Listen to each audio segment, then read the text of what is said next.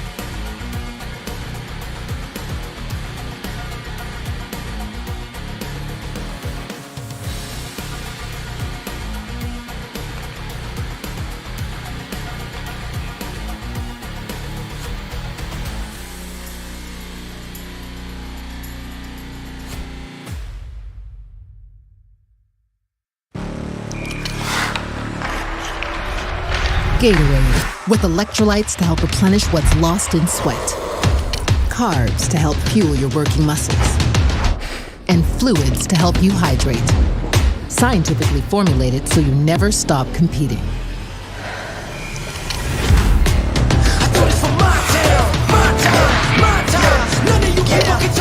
Rehydrate, replenish, refuel. Gatorade.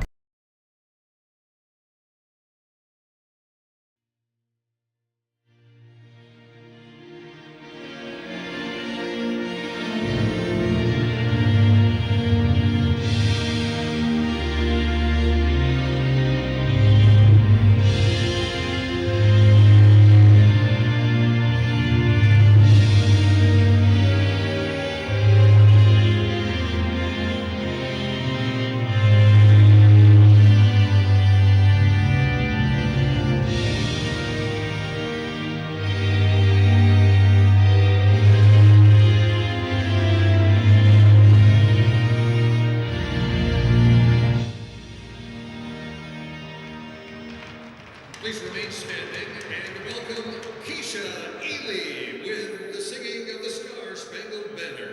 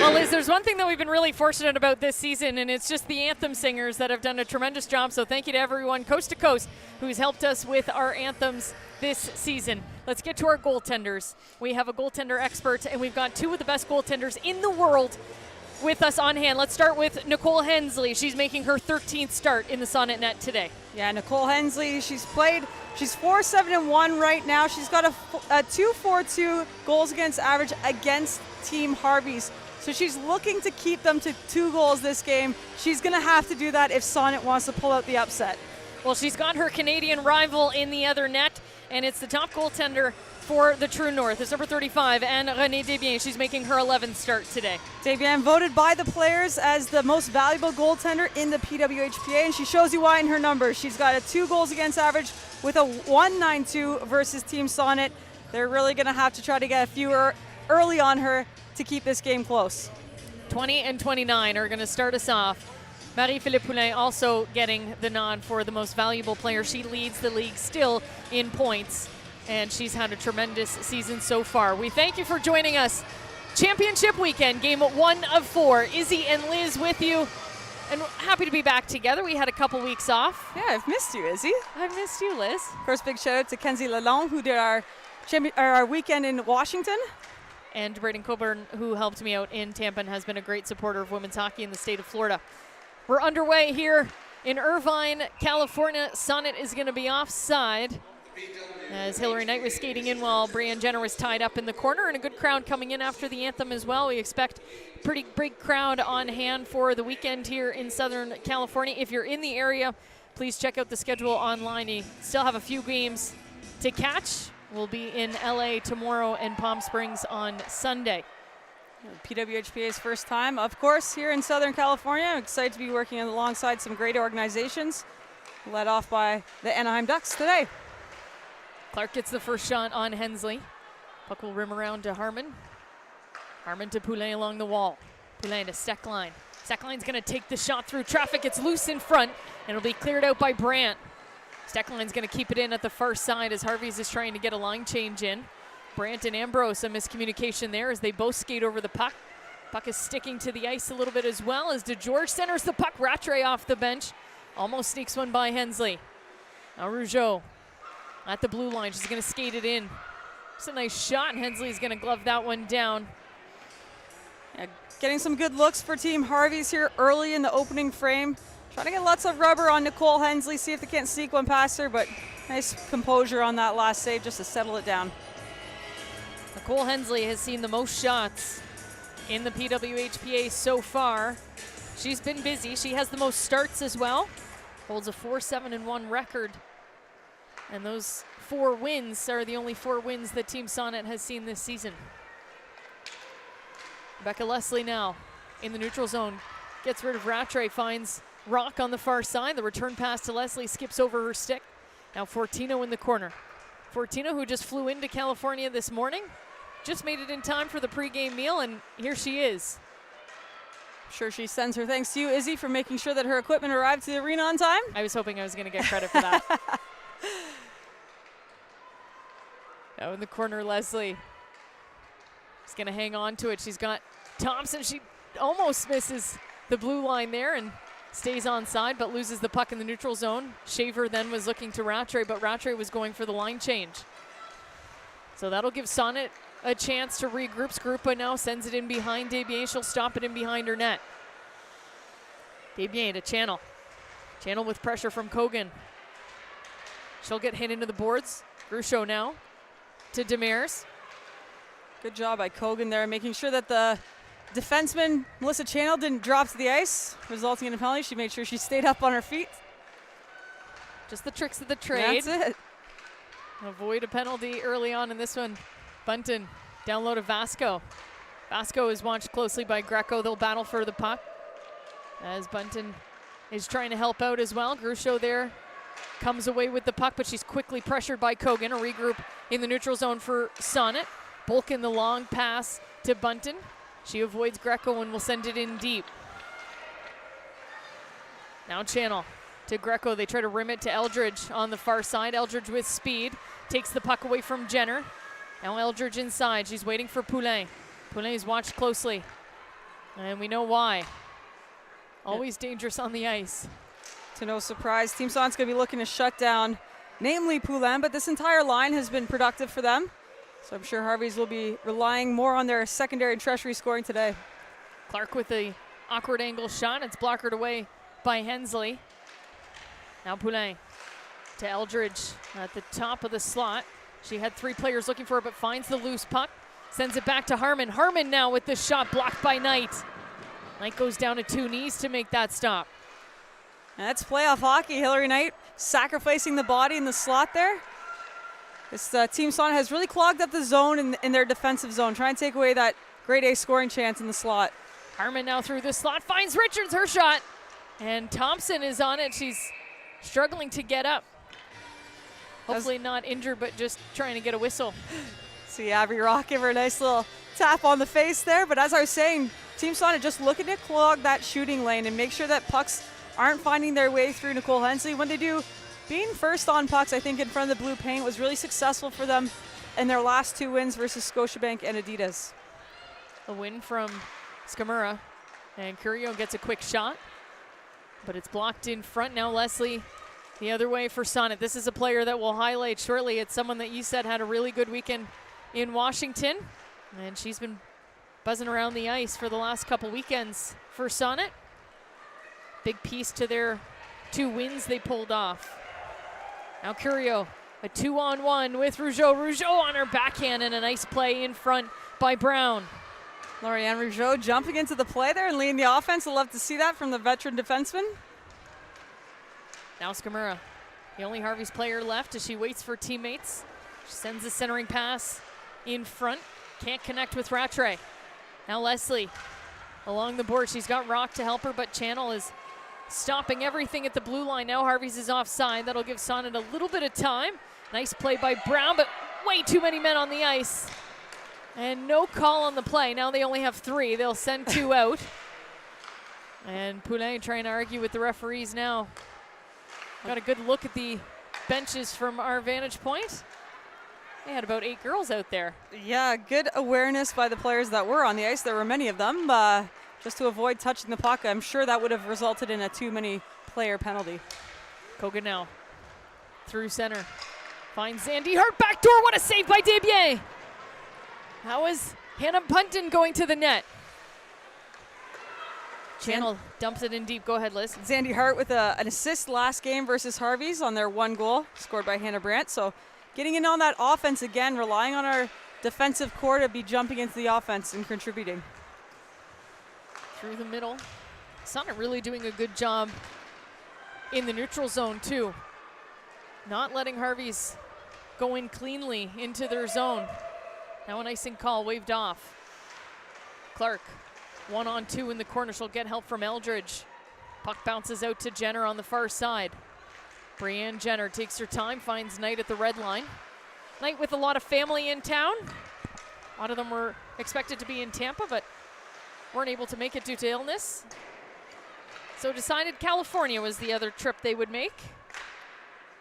What a play by Lee Steckline at the blue line there, just to corral the puck that was kind of off tape, and she just slides the puck behind her, is able to grab it and get a great shot on net.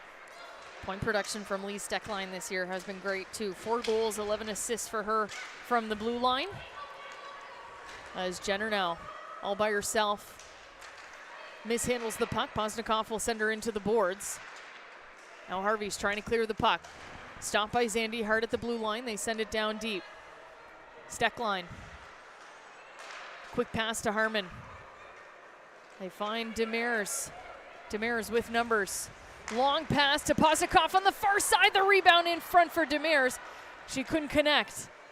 Skarupa now finds the puck in her skates. Sends it forward for Rock. Abby Rock to Thompson. Over to Zandy Hart. Zandy Hart sends it down deep for Skarupa. Skarupa's going to try and take a shot. That's blocked by Fortino. Now Posnikoff on the far side with speed. She gets put into the boards by Thompson. That will be a penalty as Thompson jumps in her lane. And an interference call coming to Claire Thompson. Yeah, great recognition there. Again, players are trying to get pucks behind defense and either get them to turn or take a penalty similar to that, leaving Claire Thompson no option but to take away the wall. So Harvey's will go to the power play here for 2 or less. So the first power play of the game for Team Harvey's. Poulin talking to Harmon. She's got Clark, Steckline, and Eldridge out with her. What a lethal lineup here for Harvey's first power play. Good win by Hannah Brandt in the circle. Harvey gets possession. Now Harmon to Poulin. She's going to take a shot. Stopped by Hensley. Poulin trying to send it back to Harmon at the point. Clark will help the puck get there. Her and Poulin now exchange passes. Harmon down low to Steckline. Steckline from an awkward angle. That just hit Ambrose's stick and wide. Now Clark. She's got room. Thinks about shooting. Tries to go back door. Again, a nice play by Erin Ambrose. She'll send it down. Erin Ambrose back in the lineup. She was out last weekend nursing some, I'll call them tweaks. But happy to see her back added to that blue line for Team Sonnet. And her team, your team as well, the University of Toronto Varsity Blues, will play tomorrow in the OUA Championship against Nipissing. So good luck to them. Missing 2 of their coaches, but they've got a pretty good one. The Coach of the Year of the OUA and Vicky Sanahara. Yeah, Vicky Sanahara leading that team. It's the 3rd year in a row she's actually won OUA Coach of the Year, and good friend of the PWHPA here. Still on the power play for 48 seconds. Skamura now over the blue line, but they're offside as she was just trying to decide if she wanted to head in. Get the face-off in front of the Sonnet bench. Some good action for Team Sonnet. You know, an early kill. Got 41 left in that penalty, as you mentioned, but good to get the legs going. They're really relying on this first line, Team Sonnet, Jenner, Brandt, and Knight. The hometown favorites, I'm sure. And the American heroes of Hillary Knight and Hannah Brandt. A lot of Team USA jerseys in the crowd. As Clark now has the puck on the near side. Clark sends it down low to Eldridge. Eldridge with space. She's going to take a shot. Stopped by Hensley. Knight picks it up in the slot. And she'll clear that down the ice. Gets it in behind Steckline. It's picked up by Harmon inside the Harvey zone. Poulin now trying to pick up speed. She'll find Harmon on the far side. A pass is just a little too far ahead, and Hillary Knight takes it away. Penalty has expired. Back to 5-on-5, so Sonnet kill off the first power play of the game. And we'll try to get back on offense. Zandy Hart stops. Harvey's at the far blue line. Harmon now trying to center a pass. It's bouncing around. Makes its way back to Greco. Now Bulkin gives it away. An awkward angle there as DeGeorge trying to just send it in on Hensley. She'll cover things up, settle things down in the Sonnet zone. See a little extracurriculars happening after the whistle there for Zandy Hart. A little zesty push in front of the net, just trying to make sure that the Harvey's offense knows she's there. 5-1 the shots in favor of Team Harvey's early in this one. 10 minutes gone, still scoreless in the first period of our first semifinal.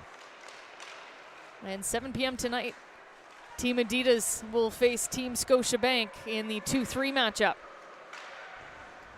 Rattray now off the boards, finds DeGeorge. She'll try to send it forward for Sophia Shaver. It's taken away by Thompson. Taken right back by Rattray. Nearly offside. Rattray still with it. Awkward angle in front to George with the rebound. It clears wide. Through the slot, Rattray. Couple times now she's headed to the bench, but the puck is right behind her. Skarupa inside the zone for Sonnet. Finds Leslie. Back to Rock. Intercepted by DeGeorge. Now Rougeau trying to punch it forward. Thompson's going to send it in deep. Leslie beats everybody to the puck. Now Skarupa. Cycles down low to Leslie. Brandt is going to try to help out. Brandt tries to send it in front of the net. And a big hit on Demers from Skarupa. No call coming. Skarupa was taken out by Demers on the close side board, and she held nothing back there. A little bit of revenge, but no harm, no foul. Jenner now trying to settle down a loose puck. She'll battle with Demers along the wall. Fortino will try to help out. Sends it down low, but Brandt is there to intercept. Now Knight behind the net, battling. Still battling. Gruchot takes it away. And Ambrose will send it back to Brandt on the near side. Brandt trying to find Knight. Knight has Jenner in the slot. Good pass, but it hits off of Demers' skate. It'll clear the zone. Harvey's desperate for the change. They'll get a couple in. And Sonnet offside again. We've seen this issue a few times, Liz, where just the offside calls get a little bit more frequent as the game goes on. Well, and I think for Team Sonnet, I mean, they're looking to get some whistles here, in fact, because they want to try to get the legs back underneath them. This is a fast-skating Harvey's team, and they'll take their time to find their legs and get a little rest here quickly. All right, we're going to take a quick break. It's scoreless with 8 minutes to go in the first period. You're watching the PWHPA Secret Dream Gap Tour, the California Showcase.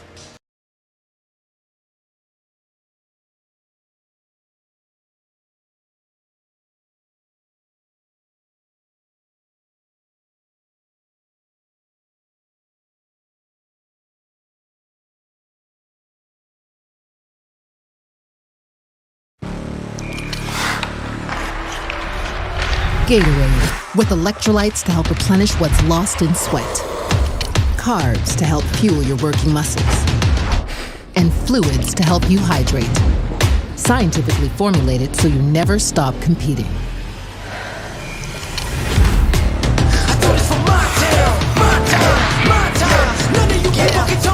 Rehydrate, replenish, refuel.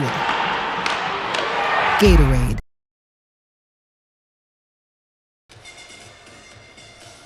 All right, welcome back inside 5 Point Arena at Great Park Ice in Irving, California. And it's the Anaheim Ducks who are hosting us, the practice facility for the Ducks, brand new facility.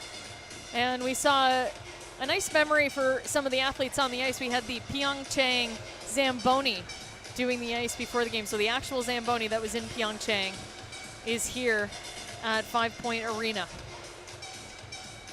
Showing that even the Zamboni can have a second career.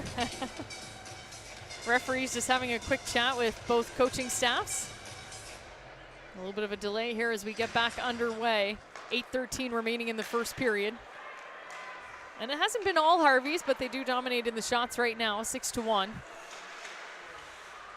And Sonnet relying heavily on the Hannah Brandt line.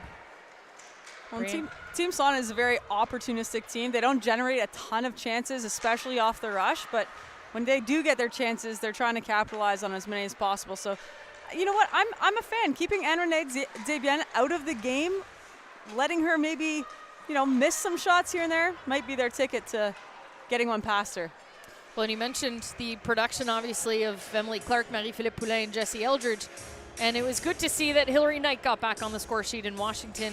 She's been wanting to contribute a little bit more in that area. Yeah, she had a pair on the Saturday, which was a huge breakout game for her and Team Sonnet as they extended their win streak to 2 games. And of course, she was absent on Sunday, so the athletes were feeling her absence, but she's back here again, looking to continue to add to that total. Eldridge makes a long pass to Clark. She's now on the outside. Ambrose watches her closely. Send it to Harmon. Harmon down low to Poulin. Marie-Philippe Poulin back to the point for Harmon. Steckline looking for the one-timer. She misses wide. Now Zandy Hart trying to clear it, stopped by Harmon. Send it down low, it's picked up by Clark. It was a little fast, she tried to help it over to the other side. Runs into the lineswoman. And now a regroup for Harvey's inside the neutral zone. Clark pops it out to Steckline. Lee Steckline, and Marie-Philippe Poulin almost offside there as she hesitated. Good reaction there as she kept 1 foot on the blue line. They'll try to regroup again as she's been double teamed all game long. I don't think it's any secret that Team Sonnet's strategy was to keep number 29 off the score sheet. Steckline now, good one-on-one with Abby Rock. Skarupa to Leslie. Leslie with the shot, it's tipped wide. Now Greco to Clark. They're both struggling to get the puck out. They'll finally pump it out. And Thompson now skating it down to George, watching her closely. Nice pass by Thompson to Leslie on the near side, just skips underneath her stick. Channel now, behind Desbiens. Long pass to Rattray. She takes it off the boards, finds to George, and now to Shaver on the far side. Shaver trying to get around Thompson, pushed into the boards. Claire Thompson now. Tried to clear it out, but Rattray will find it. Cycles down low to Shaver. Rattray's taken down.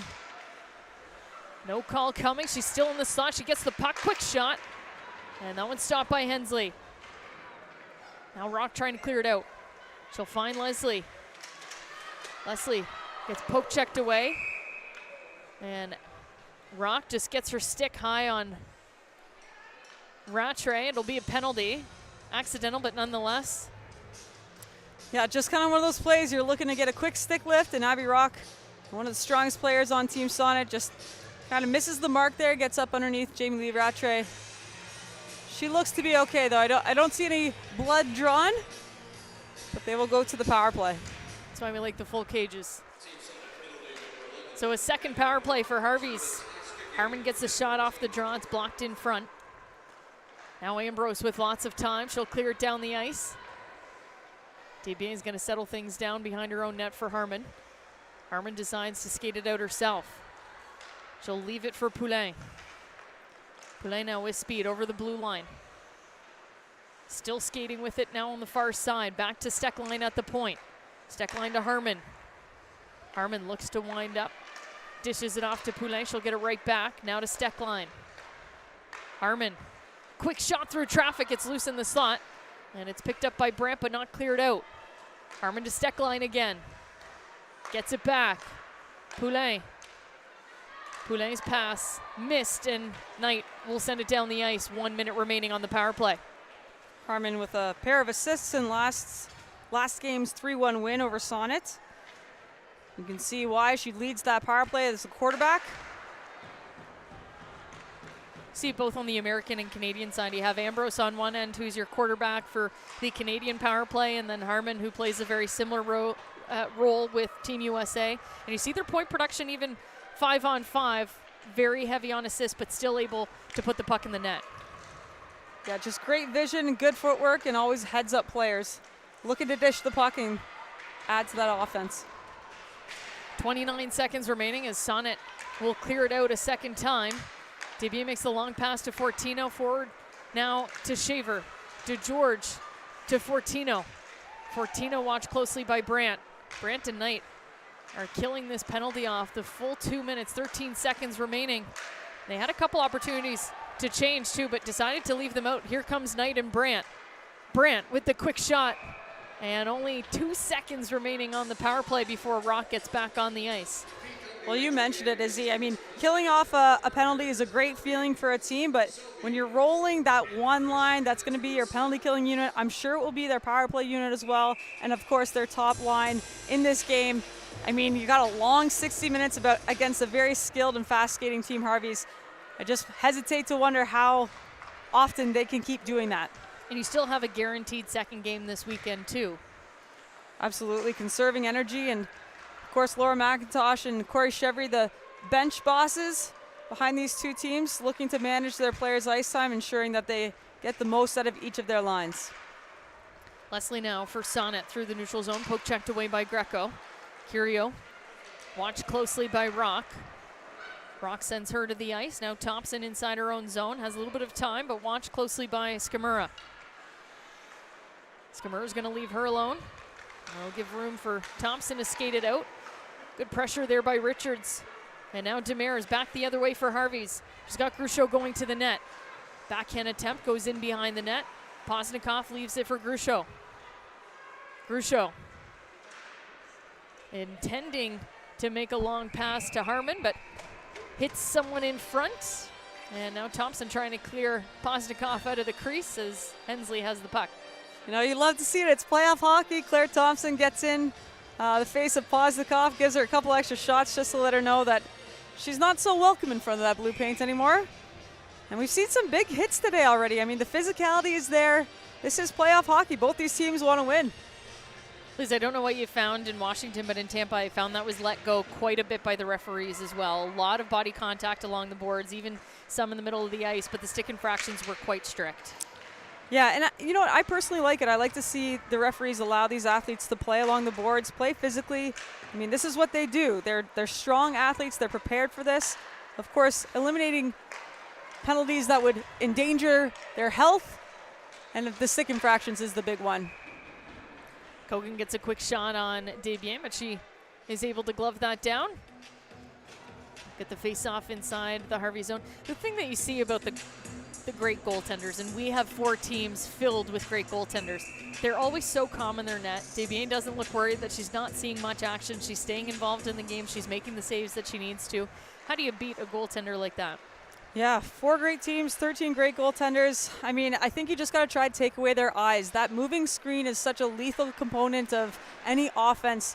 Taking that split second where the goaltender loses sight of the puck, and if it doesn't go directly in, you know, chances are there's a good chance she's going to juggle the puck a little bit.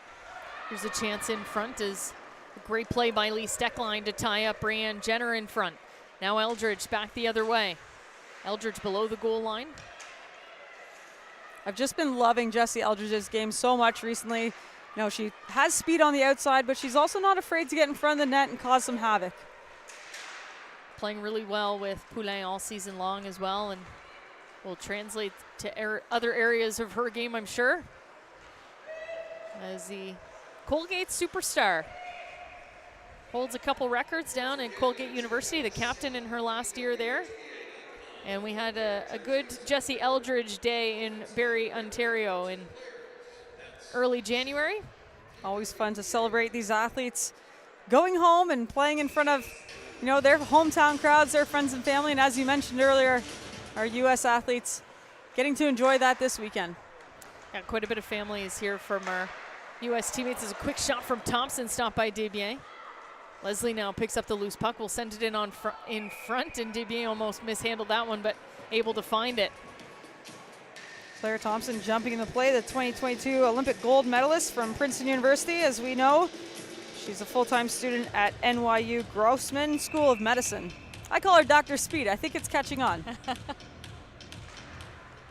Dr. Speed has 1 goal, 3 assists so far this season, and she's looking to add to that total. Also scored in the rivalry series. A battle along the boards. Leslie is looking for it, cycles it down low to Rock. Rock, though, is tied up. Tries to send it back in front of the net for Leslie. Leslie back along the wall. There seems to be a little bit of a deviation in the boards there. The puck keeps popping out right around the Zamboni doors as Leslie and Rock exchange passes at the side of the net. Stopped by Fortino. Now Rattray trying to spring Fortino. Ambrose will get to the puck first. She sends it back inside. Rock now with speed. Spinning, trying to find Leslie.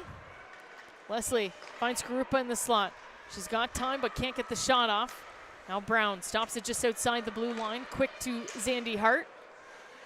Zandy Hart into the near side corner. Fortino, D-to-D pass with Rougeau. Rougeau spins, thought she had Fortino still with her, but Knight's gonna get to the puck first to Jenner. Tipped in front, and the horn just stops that play, and might have started as a Harvey's game, but Sonnet really taking over in the last 5 minutes of that period. Yeah, both teams looking to get their legs underneath them. Shots on goal are 9-7 in favor of Harvey's right now. Pretty even matchup so far, Izzy. Well, it's just beginning. It's semifinal number 1 of the PWHPA championship weekend in Southern California. It's Team Harvey 0, Team Sonnet 0. We'll take a quick break. We'll see you in the second period.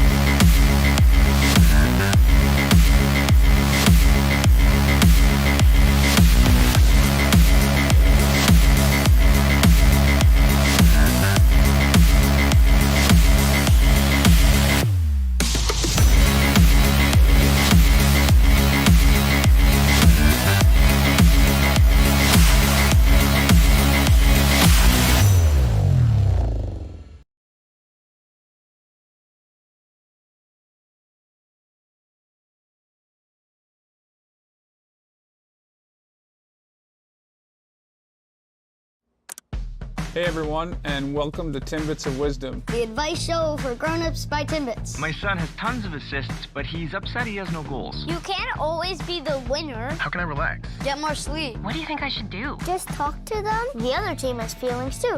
What's the meaning of life? Just have fun.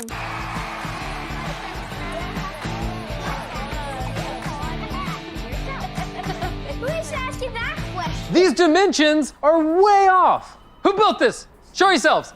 What is this? He topped his Harvey's burger just the way he wanted. Extra pickles. Now he thinks he's in charge of everything. These barbecues even work? He's the intern, right? He's gone mad with power. Am I the only one who knows how to architect? I'm the boss now. Oh, better believe. I'm the boss now. Now come on, it's a beautiful thing.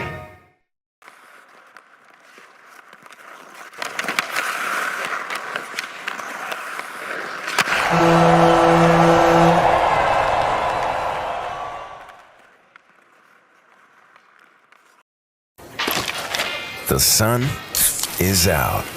The music is in your control. Your crush is here. The vibe is good. Vizzy Hard Seltzer is a vibe.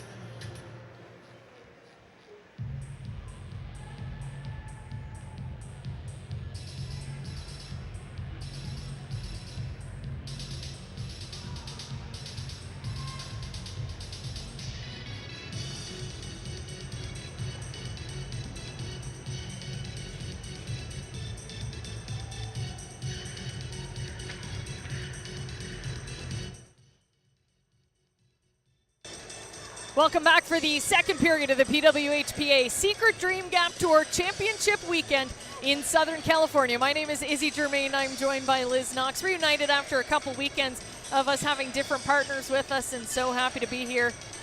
And I want to talk about some of the kids that we have in the crowd. A decent crowd here for a Friday afternoon in California, but the Lady Ducks are in town, and this is a really great organization in Southern California that's had so much success in the female game. Yeah, most recently the 14U AA Pacific Girls Hockey League champions, the 14U AAA Pacific Girls Hockey League champions, and the 14U and 16U Tier 1 teams on winning Pacific Hockey Championship. So very successful organization here, looking at some of their heroes, I'm sure, on the ice and taking in the PWHPA Championship weekend. And we have a couple other famous faces in the crowd as well, and no surprise, we're in California. But Team USA's head coach making an appearance. Yeah, John Wroblewski here in attendance, I'm sure, taking a quick look at some of these U.S. players as they prepare for the World Championship camp that's coming up in April. Team Canada's roster was just released yesterday, actually when we were all getting on the plane to head down to Southern California. 20 of the 23 players in the PWHPA cracking that roster. The 3 others, Liz, are university players, so not able to play professional hockey yet. So congratulations to everybody who made Team Canada ahead of the World Championships in Brampton, Ontario. As you mentioned, Team USA with a little bit of a different plan. They're going to go into a centralization essentially a couple weeks before they head to Brampton on April 5th. Yeah, when you look at the structure of those two teams, Team USA, some strong veteran leaders up front, and then a lot of young athletes. And I think kind of after coming out of the Olympic year in 2022, this is a 4-year cycle, so Team USA reevaluating, bringing a lot of people to camp to get a good look at all of their athletes, NCAA athletes, PWHPA athletes, and just trying to put together a good team that can grow chemistry leading into the next Olympics. Well, and they've had success in the World Championships, but it is Team Canada who went back-to-back, as well as that Olympic title in 2022 as well as 2021. As we're just waiting here to let the water freeze up a bit. It's very, very warm inside. It's not maybe a surprise to many people, but very warm inside the 5-point arena at Great Park Ice. So we're just giving the ice a little bit more time to freeze over. We had some issues with the puck, I think, in the first period, and the referees agreeing that they're going to give it a little bit more time. It's a nice change for us to be down south, enjoying the warmer weather. And these teams have faced off against each other 6 times this season. 3 of those 6 games have ended in a 3-2 score, and 2 of those have ended within 2 goals. So it's been a very tight matchup between Sonnet and Harvey's leading into this championship weekend. As we mentioned, Sonnet looking to play the Cinderella story and get the upset here against the powerhouse Team Harvey's. That was kind of the conversation in their dressing room of once you get, everybody was going to make it to championship weekend, obviously, but once you got here, it's just a tournament style game, so you just have to win the one game, and this is the team that they've taken the distance. They have 2 shootout losses or overtime losses against Team Harvey's, and arguably they're the ones who kind of had them every single game other than Team Adidas. It's been very competitive, and head coach Laura McIntosh of Team Sonnet, she wrote it on her lineup card. The time is now. They're looking to put together a great 60 minutes, take down this orange and navy. After the OHL showcase, we saw a complete revamp of their lineup, and it's shown success with Hillary Knight, Hannah Brandt, and Brianne Jenner now on the first line together, and there they are now entering the Harvey zone. Knight, one-on-one versus Harmon along the boards. Poulet's going to dig the puck away as there was a battle, but there's that ice that's causing a little bit of issue. The water, just not freezing. Telling the girls they were going to be quite tired after this one. You see Marie-Philippe Poulin just kind of give a little head nod there as she overskates the puck a couple times. It gets stuck in the water. Shaver now stops the puck at the blue line, but the attempt to clear it down deeper in the zone hits channel. Now Skarupa on her backhand, sends it in behind Desbiens. Skarupa, with a couple nice little toe drags there. She was playing her stick as a trumpet in the intro, so good to know that she's got multiple uses for that. We should mention, too, we introduced in Washington, obviously, the instant replay for goals, and this week, as DeGeorge now with Greco 2-on-1 for Harvey's, broken up by Zandy Hart. this weekend we've got GoPros in the net just to give us a better vantage point of when the puck crosses the line, and the girls, while they were waiting, were just kind of putting their faces in the camera. You could see our operations staff in the back laughing as they're managing those GoPro cameras. Yeah, our Sunday championship game will have the technology to be able to get a review from those cameras. And the 2 games today, 1 game tomorrow, we'll have the GoPro to provide that video review. Buckles falls in front as she gets tied up with Richards. The puck now on Rock's stick. She'll move it forward for Leslie. This line has been really good for Sonnet. A pass in the center for Bunton just goes off her skate. Now Hensley backhands it over to Thompson. Thompson's looking for that long pass to Kogan at the blue line. And it's broken up by Gershow. Now here comes Kristen Richards playing up on the forward side of things this weekend. Has played both forward and D for Harvey. Is a great versatile player for them. And a great testament to head coach Corey Chevry, who has done a great job getting the most out of, I would say, all of her players. I think her, as I mentioned in the first period, her absence was felt by this team the last couple of showcases, but they were led well by Danielle Sauvageau, their GM, who stepped in as head coach role for the last 2. And a big congratulations to Corey Chevry. She made history in Canada at the Canada Winter Games as Team Nova Scotia made it to the finals for the first time, earning a silver medal in women's hockey. And the head coach, Corey Chevry, a part of that success story for those girls, beat Team Ontario for the first time ever in program history in the semifinals. And a shot from Jenner in front, stopped by Desbiens. And we're seeing Alexa Vasco out on this line, just taking a little extra long shift there. Makes the most of it. A great look out in front to Hillary Knight, who's on the doorstep. Just can't get that one past Renee Desbiens, who smothers it up. I'd love to see Alexa Vasco back in her scoring touch. 4 goals to start the season. She was actually leading the league in goals after the Montreal Showcase in October, but hasn't seen a goal since. Well, Vasco, just an energy player. One of those athletes that her teammates really feed off of her positivity, and she brings energy on the ice as well. Here comes Emily Clark on a partial break. The shot stopped by Hensley. Nicole Hensley making that save look easy on a breaking Emily Clark, who we know has quite a bit of speed on the wing. That's one of the kind of key parts of her game, but Nicole Hensley able to take away enough ice, get that glove on it, and it goes out of play. Face off to her right as the puck went into the netting off of Hensley's glove. Brandt gets warned in the face-off circle. Poulet wins at the shot from Steckline, stopped again by Hensley. Now Knight the other way, over the red line, in behind Harmon. He's chasing down Steckline. Those 2 players have a lot of history with Team USA together, but the first time playing against each other. Here's Steckline now. Steps into the slot. Now the puck in behind Hensley. Eldridge trying to take it to the net. It's loose in the crease. Jenner's going to clear it out to the point. Steckline, lots of room. She's got Knight in front of her. She tries to look for the tip from Eldridge. Goes too wide. Some snazzy puck movement from this Team Harvey's offense, finding different angles on their attack. Rattray now at the blue line with space. Rattray trying to get around Ambrose. It's loose in the crease, and Hensley's just going to sit down. Didn't know where it was, but it was in her pad, so she'll get the whistle. Yeah, Jamie Lee Rattray with a hat trick this season and showing why. Just able to get pucks through defenders, and that one almost fools Hensley, but she's able to scramble and cover that puck.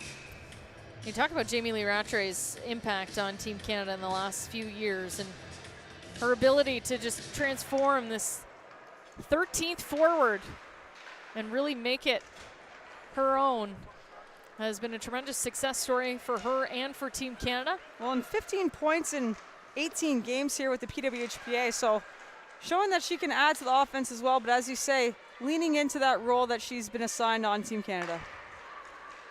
Here's Rattray now in the neutral zone. Tries to backhand it in. She was 1-on-3, so Buckles able to pick up the loose puck. But here comes Rattray again. She's got Poznikov with her. Poznikov's going to line up for the shot. That's stopped by Brown. Brown now sends Poznikov into the boards to George, trying to battle for the puck. She has it, but Rock is watching her closely. Finds Poznikov. Poznikov wraps it around and hits to George off the skate back door. Lucky for Hensley, it bounces backwards instead of forwards. Now battle along the board. Skarupa picks up the loose puck for Sonnet. Skarupa with the quick shot through Rougeau's skates. Desbiens turns that aside. Now Bolkin. A hand pass, so Sonnet regroups, lets Harvey's handle that one before they intercept it at the blue line. Kogan now below the goal line. Samantha Kogan back to the point for Bolkin. Bolkin's gonna take a shot, and that one just hits off the shin pad of Vasco. Postnikov, the long pass to Grushko on the far side, does make it. Harvey's off for a change. They take the puck away, and here comes Hannah Bunton. Bunton, one-on-one with Steckline, that long reach, able to poke check the puck away. Loose puck. And there's 6 players on the ice for Harvey's, as it took quite a bit of time. And the referee's getting a little help from Team Sonnet, good at math. Well, I think everyone was kind of looking at each other on Team Harvey's, wondering who is supposed to be off the ice right now. Nevertheless, they had 6 players. So Grushko will go to the box to serve the penalty. The RPI graduate, working towards becoming a certified food scientist. She'll have time to think about her studies in the box for 2 or less. We haven't gotten a great look at it yet, but hopefully we'll get the cameras on the Emma Buckles blown up face in the crowd. Oh, that is classic. They're just bouncing it around there now, as I think she's getting a good chuckle with her teammates on the bench, as they all notice it as well. It's always nice to head to a new city, a new state or a new province where these athletes haven't performed, and see friends, family, and fans that perhaps haven't had the opportunity to see the PWHPA play live. Here's Poulet now shorthanded. She's going to try to kill some time off. Sends the puck all the way to the far blue line for Harmon. Harmon and Steckline will hang on to it for a bit. Steckline's going to make a perfect pass to Abby Rock below the goal line. And of note, just 20 seconds on that power kill, as we call it. Team Harvey's has already changed their forwards. So keeping the shifts nice and short to preserve those legs for the full game. Now Rock, put into the boards by Harmon. Steckline's gonna find the loose puck.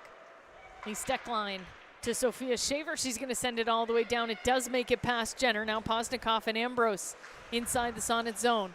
1 minute and 5 seconds remaining on the power play for Team Sonnet. Jenner through the neutral zone. She's got Knight, Brandt, and Rock with her. So the 4 forwards and 1 D, and Claire Thompson for the Sonnet power play. Here's Thompson at the point with the puck.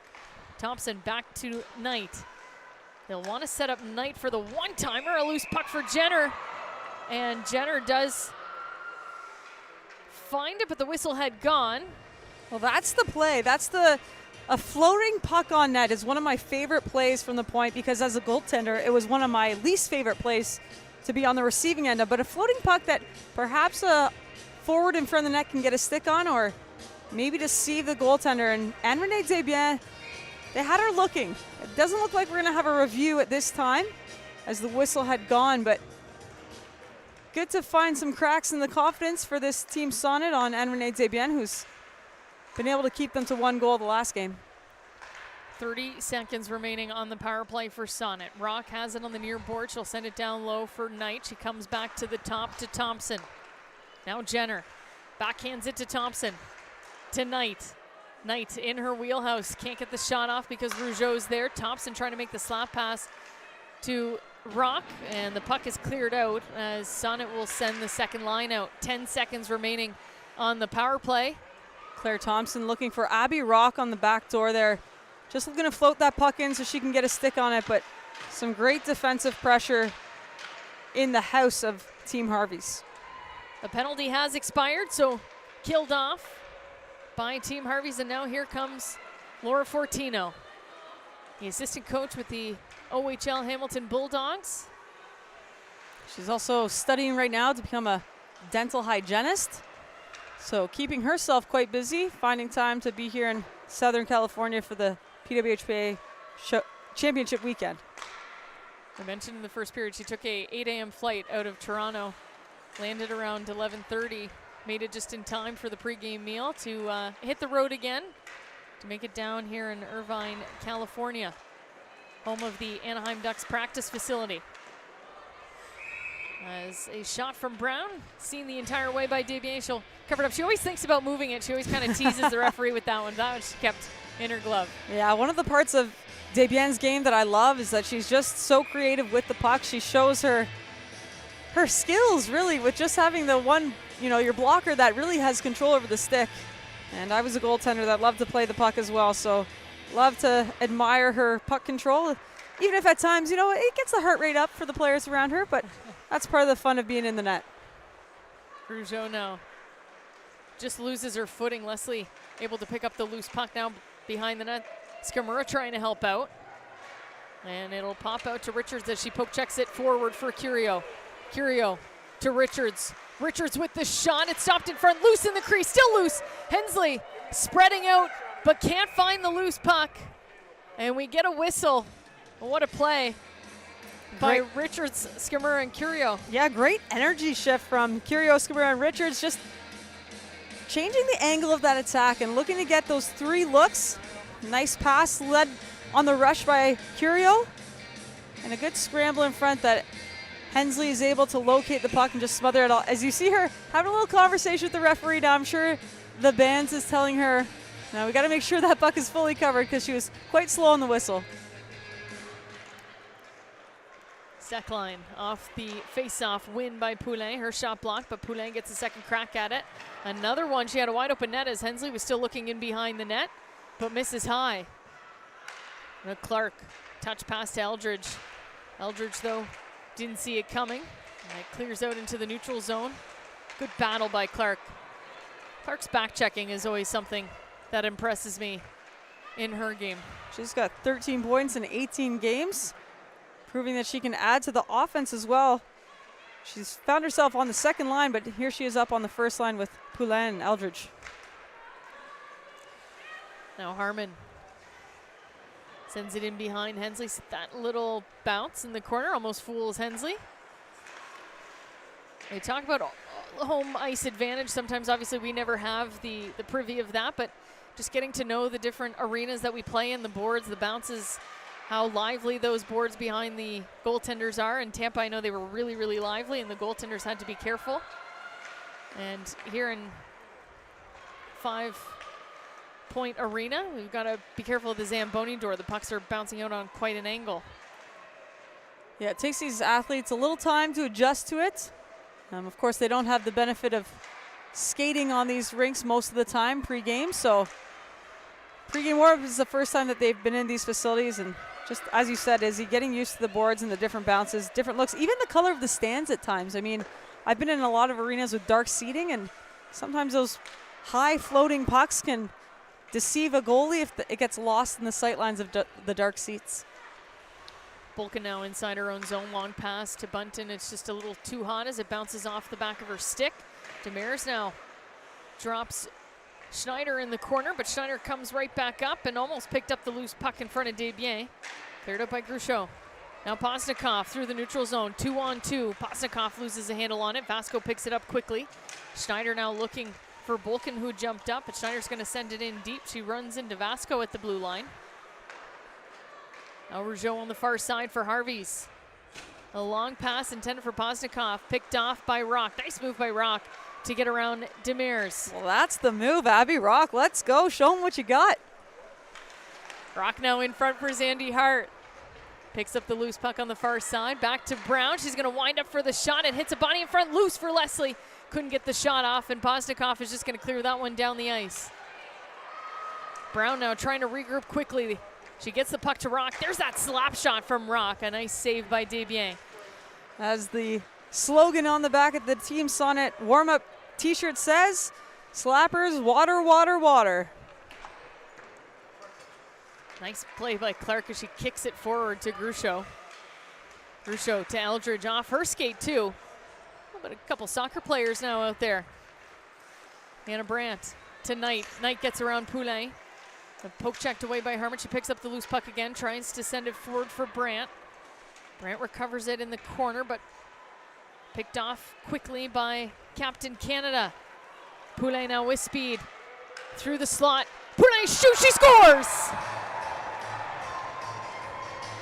Liz, I said to you in the warm-up that she was rifling shots left and right off the post. And that was the shot. I mean, I watched her warm up on Renee Desbiens. This is a risky move for a goal scorer and your starting goalie to be ripping pucks over that left shoulder of the goaltender, but she proves that practice makes perfect, making no mistake on that feed from Emily Clark, just finding shelf on Nicole Hensley. Well, it's Marie-Philippe Poulin from Emily Clark to get us started in semifinal number 1. It took half the game to get the first goal in this one. And it's a 1-0 lead for Team Harvey's. The winner will head right to Palm Springs for Championship Sunday. The loser will head to LA tomorrow for the consolation final. Buckles now inside the zone. Shaver bats that out of the air, trying to spring Rattray. Now Rattray at the side of the net to Shaver in the middle. That one's tipped a couple times and it steers clear. So Clark and Eldridge getting the assists on the Poulin goal. Well, that line has just been so dominant for Team Harvey's leading into this weekend and proving that the chemistry is there for these three. You know, you mentioned Team USA coach in attendance, obviously trying to get a better feel for some of these players that are close to cracking the lineup, some of his veteran players. Team Canada in the same position of using the PWHPA as a training tool for their players when they train in their regions, Montreal, Toronto, Minnesota. But the play that we've seen and the different combinations of people is something of interest, I know, for the coaches. Absolutely. Even comparing styles of players. I mean, you may have an American and a Canadian on a line together like Brianne Jenner and Hillary Knight, but maybe you're looking to pair Hillary Knight with somebody who complements the game of Brianne Jenner and looking for that chemistry as well. And I have to apologize, actually. I believe I said earlier that Clark was on the second line. And of course, she's been a staple on that first line with Poulin and Eldridge. So just wanted to make sure I corrected myself there. I mean, we're all human, right, Izzy? We make mistakes. I'm sure Clark didn't mind. She's generally one of the nicer ones. She wouldn't be trying to find you at the hotel later. Well, we've been having an incredible time in Southern California. We want to thank our hosts once again, the Anaheim Ducks. Home also of Disneyland. We have a lot of players who came in early to go to Disneyland. One thing, I've been to Disneyland before. Liz, I don't know if you've been there, but they have something that I've never seen before, and it's pickle in a bag. Pickle in a bag. That's the thing at Disneyland. So if you want to stick around afterwards, I think you are staying afterwards, a little vacation, head down to get the pickle in a bag at Disneyland. That's all the rave. I can't wait to try it. Lee Steckline. As we get the thumbs up here from our producer saying, oh yeah, you got to get that. Oh yeah, I know my way around California. I know what's good here. Hannah Brandt now inside. Jenner grabs it out of the air, settles it down. Scott Harmon watching her closely. Finds Brown, who's down low. Jenner now a lot of time at the side of the net, backhands it. But Desbiens, calm as ever as she makes that save. Jenner almost looked surprised that she had so much space. She didn't know why she was all alone in front of the net. And Lee Steckline picking up the garbage in front. This is one thing. I mean, Team Harvey's has relied on Renee Desbiens to make that first save, sometimes the second save, but often by the third chance, it's either covered or pushed away by this defensive core on Team Harvey's. We've mentioned this before, but Harmon and Steckline have some of the highest minutes on average on ice in the entire association. They average 24 minutes apiece. They've just been such a staple. Both of them nominated for Defender of the Year this year at the first ever PWHPA All-Star Banquet. And of course, Lee Steckline taking home that honor as voted by her peers in the PWHPA. So no coaches vote for this one. This is purely your competition and teammates vouching for the talent and commitment that you have on the ice. Well, she not only has some of the highest points for defenders in the league, well, she is the highest for defenders in the league, but also in the top of the scoring leaders in general. So when you have a defender who's putting up those kinds of numbers, it's pretty good to give her the award at the end of the year. As the puck now in the neutral zone, Leslie waits for her teammates to get onside. Enters the zone with Skrupa, the back pass and the shot on Desbiens. Stopped and put in the corner, 3:10 remaining. Now, Rattray. Waiting, finds DeGeorge, she sends it in on front. Shaver was there for the tip, but it's cleared into the corner. Now Rock, with speed, gets around Rattray. Picking up lots of speed in the neutral zone. She tried to pass it over to Leslie, but it's stopped by Harmon. And now back the other way again, Rattray. Has DeGeorge with her and Shaver going back door. They regroup a little bit. Shaver now in front, that pass. Couldn't connect, good back check by Skarupa. Thompson. Long pass to Skarupa. And the icing will be waved off, so there's Desbiens. She'll come out of her net and try to play that puck down to Harmon. They'll avoid the icing call on the other side. As Brown picks it up in her own zone, leaves it for Ambrose. Erin Ambrose, long pass to Brianne Jenner. Jenner now to Brandt. Brandt fakes the shot, there's the wrist shot over the glove of Desbiens. Ambrose now, the stop shot from the point. There's an upper body injury for Erin Ambrose, looking good for her now. She's taking a couple good shots from the point. That pass just missed Bolkin at the blue line, but Bolkin able to keep it in. Richards, though, on the second attempt, does clear it out. Battle along the boards, a minute 50 remaining in the second period. Hannah Brandt loses her glove and stick on that play, but she's right by the door. Managed by Ashley Gunner to let her off the ice, get a fresh set of legs out for Team Sonnet. Eldridge now inside the zone, in the slot, backhands it on Hensley, and a quick stop, but some nice moves by Jesse Eldridge.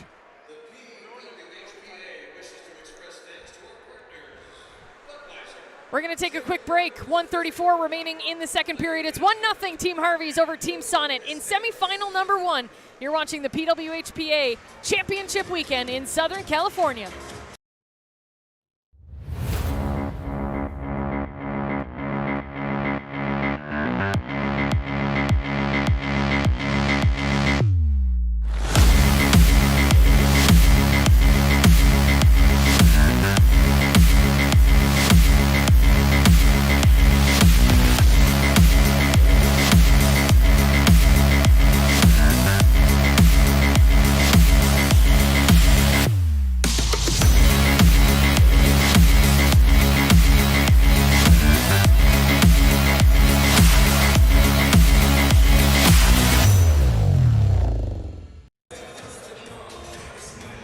We got to give a shout out to DJ Jojo in the house, the Anaheim Ducks.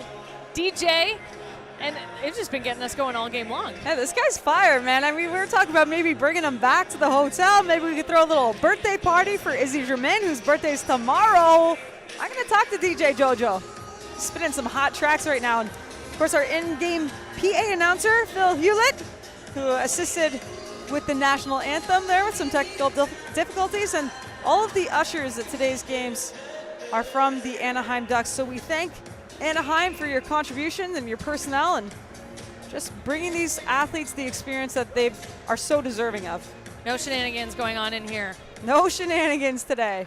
We've got good music, we've got amazing staff, and we've got some incredible fans as well enjoying the music and enjoying the hockey they're seeing on the ice. Of course, to my left, Heather Pollock, who's been the PWHPA's go-to photographer for the entire Secret Dream Gap Tour. She's been with us since the beginning, and we want to thank her for her contributions. The athletes love the walk-in videos, and they love the action shots, so keep your eyes peeled for some more of Heather's work. Harvey's still inside the zone. Fortino with a good shot, stopped by Hensley. Just selflessness there from Marie-Philippe Poulin, who dishes out to Laura Fortino, who's able to get that great shot on net. Thompson finds Rock on the near side, trying to get around Steckline. Been a problem all game long, that longer reach of Steckline. Rattray now on the far side. She's just gonna scoop it into the corner.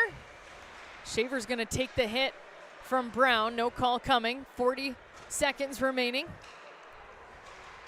Now Knight battling for the puck, she gets it over to Brandt. What a diving play by Brandt to find Skarupa inside the zone. Maybe one last chance here for Sonnet as they get the shot, but Desbiens is going to cover things up. 21 seconds remaining.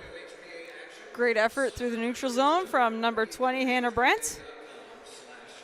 Had to a goal in the last time these teams faced each other in the 3-1 Harvey's win. That was in Washington, of course, last Sunday. One of the best at taking face-offs as she wins another one. She has been critical in the face-off dot.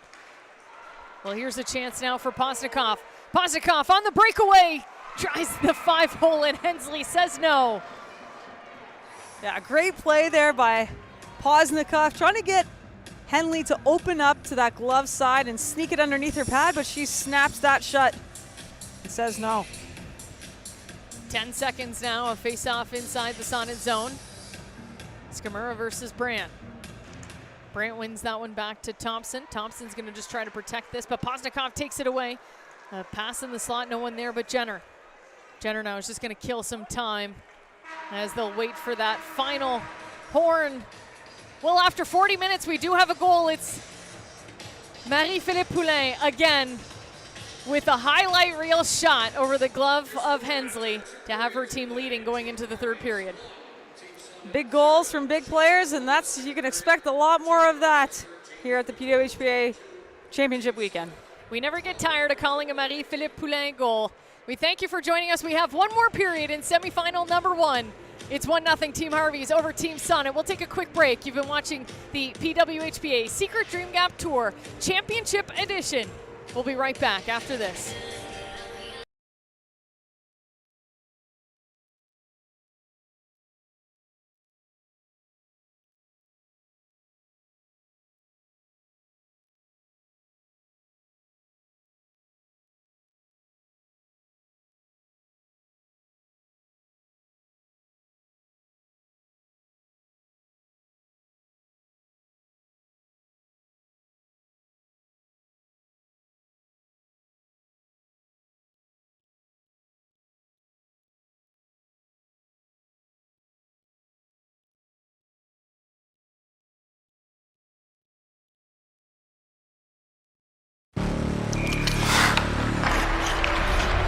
Gatorade, with electrolytes to help replenish what's lost in sweat.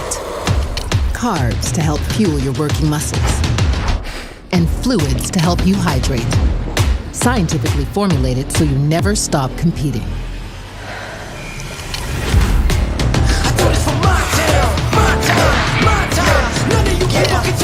Rehydrate, replenish, refuel.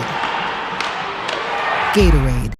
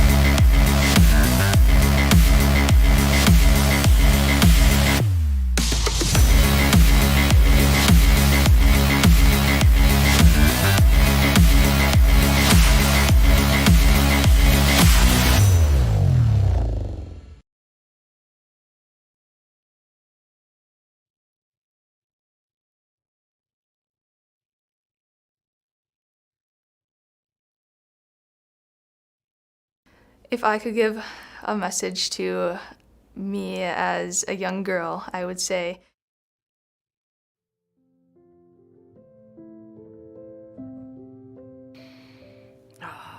I love this question because I think I go in so many different directions every time I answer it. I would tell the younger me or any other young girl who's starting hockey or interested is just do it, right? Try it, put yourself out there, be okay failing. To enjoy every moment and believe in yourself. I would tell them that the game of hockey offers them so much beyond the wins, the losses, the medals. Buckle up for the journey. You know, hockey has given me some of my greatest memories, my greatest friendships. I say enjoy every moment. Hockey's been one of the most fun things in my life, but it's also been one of the hardest things in my life. Something that I've always really stuck by is being confident and believing in yourself and knowing that you can do it. Dreaming big is very important, but just consistently showing up every day is also as important as those dreams. Sometimes at 28 years old, I have to remind myself, like, be that 7-year-old kid who's just as happy as can be to go out there on the ice and enjoy being around their friends and goofing around. And some of my best memories of hockey is growing up and going to out-of-town tournaments with my friends and having fun, you know, even off the ice too. Love what you do, be passionate about it, because I think that's how you get the most out of yourself, and anything that you do is you have to love it. And I've loved this game more than anything, and it's allowed me to accomplish what I've accomplished. I have a choice to play hockey, and I have the honor to play hockey, and I have a heck of a lot of fun doing it. So I think the biggest thing is, yeah, there'll be days where you might be the only girl at the rink or the only girl on a team, but you're not the only girl playing.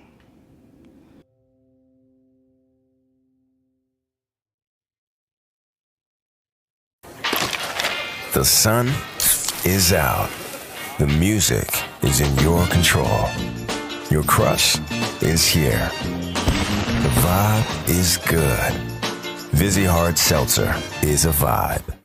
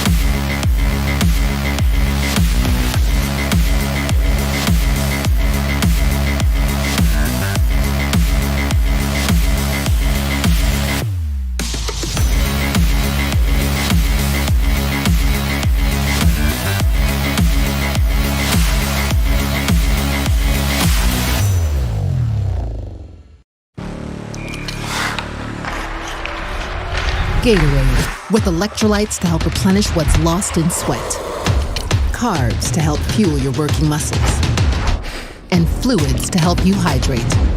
Scientifically formulated so you never stop competing.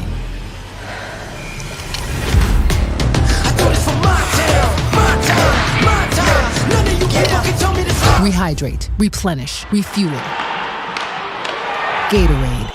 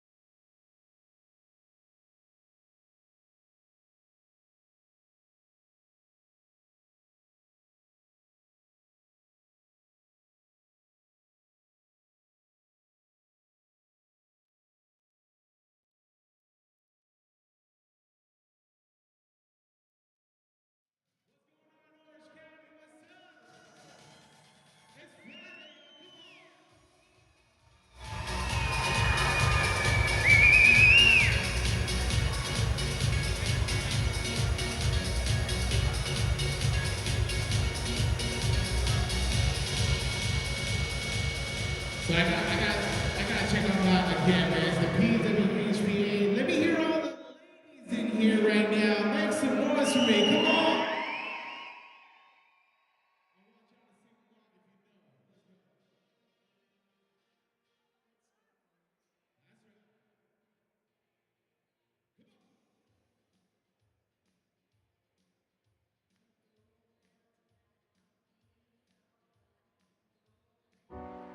I'm Erin Ambrose. I'm a defenseman playing for Team Sonnet in the PWHPA. I also play defense for the National Women's Hockey Team. For me, the evolution of women's hockey is exponential.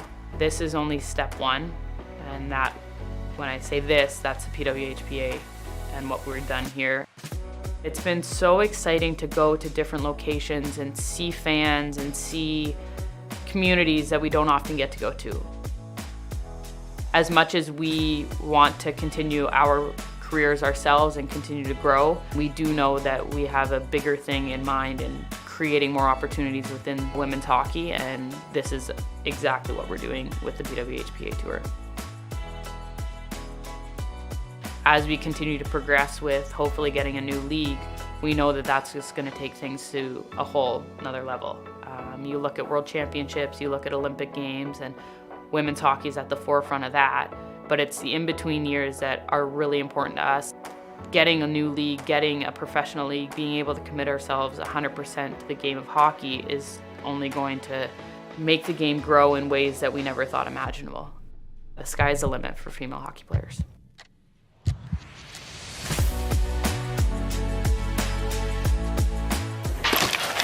The sun is out. The music is in your control. Your crush is here. The vibe is good. Vizzy Hard Seltzer is a vibe.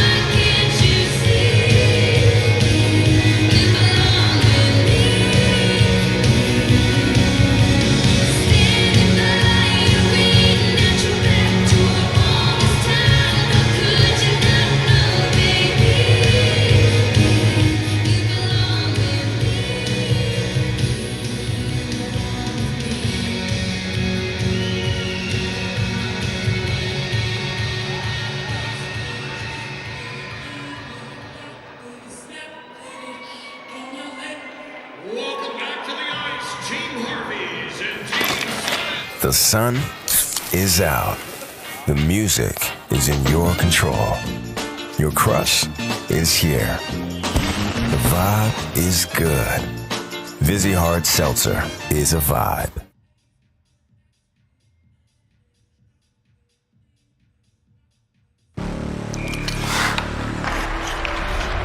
Gatorade, with electrolytes to help replenish what's lost in sweat. Carbs to help fuel your working muscles. And fluids to help you hydrate. Scientifically formulated so you never stop competing.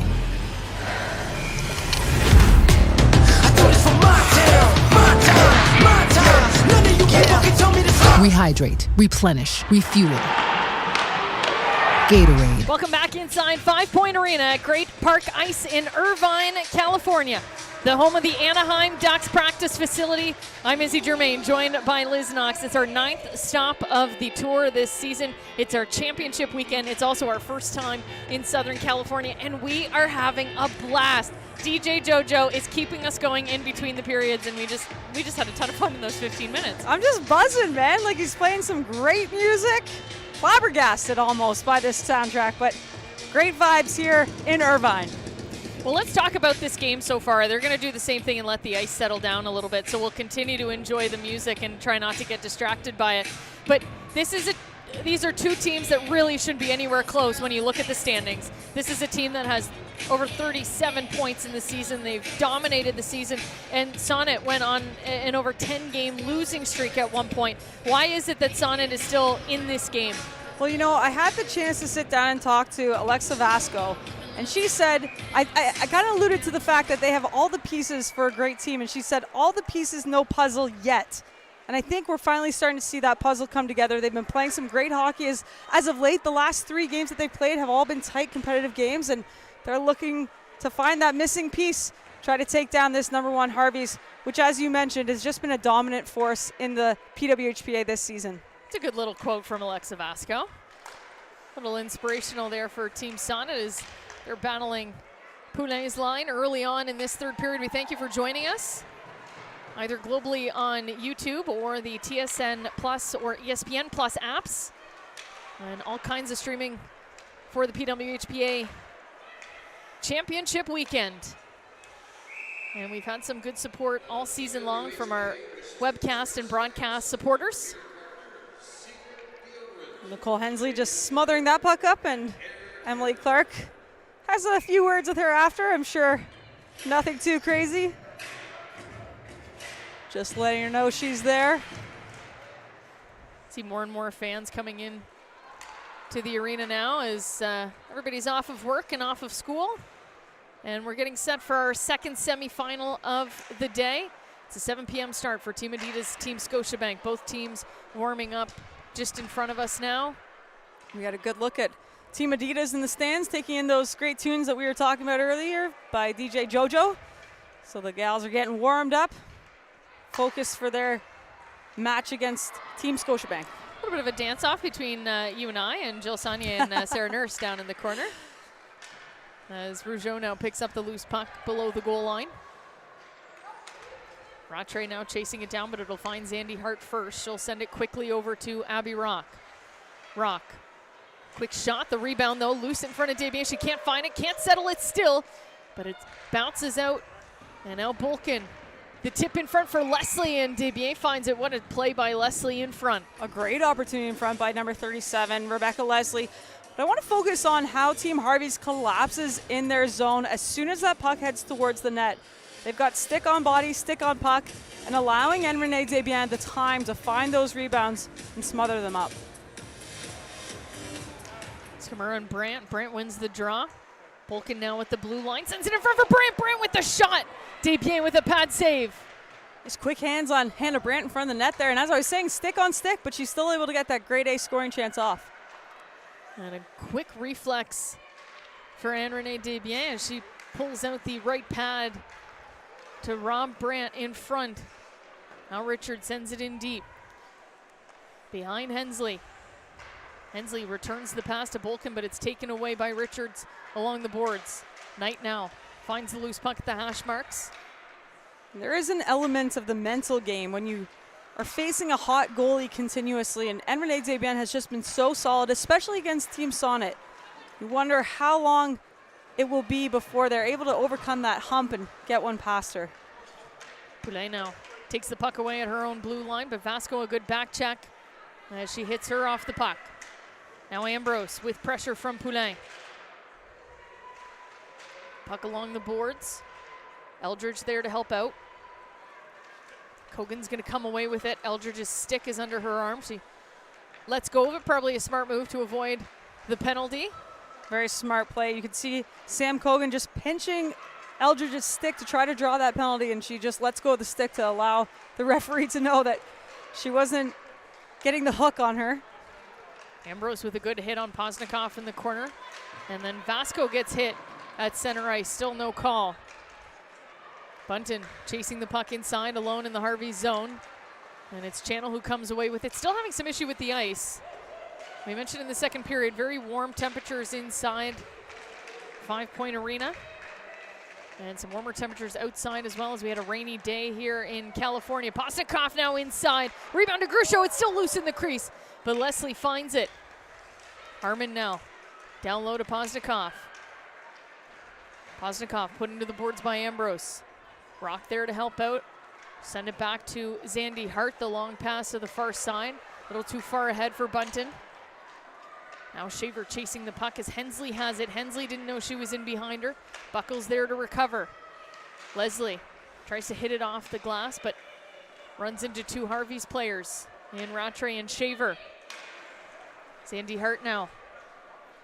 Try a second attempt. She connects with Rock, and now Knight on the far side. Knight sends it back to Leslie. Leslie's going to send it in front, can't connect with anybody else. The lineswoman now picks up the loose stick of Jesse Eldridge that's still out on the ice, and they'll finally take that away, as that could be dangerous if a player trips over it. Now Rougeau moves the puck forward, intended for Rattray. It skips over her stick. Sonnet's going to clear it out. Long pass to Brandt and Jenner. Jenner now through the slot. Poke checked away by Eldridge. Jenner with the shot from distance, and Desbiens picks it up.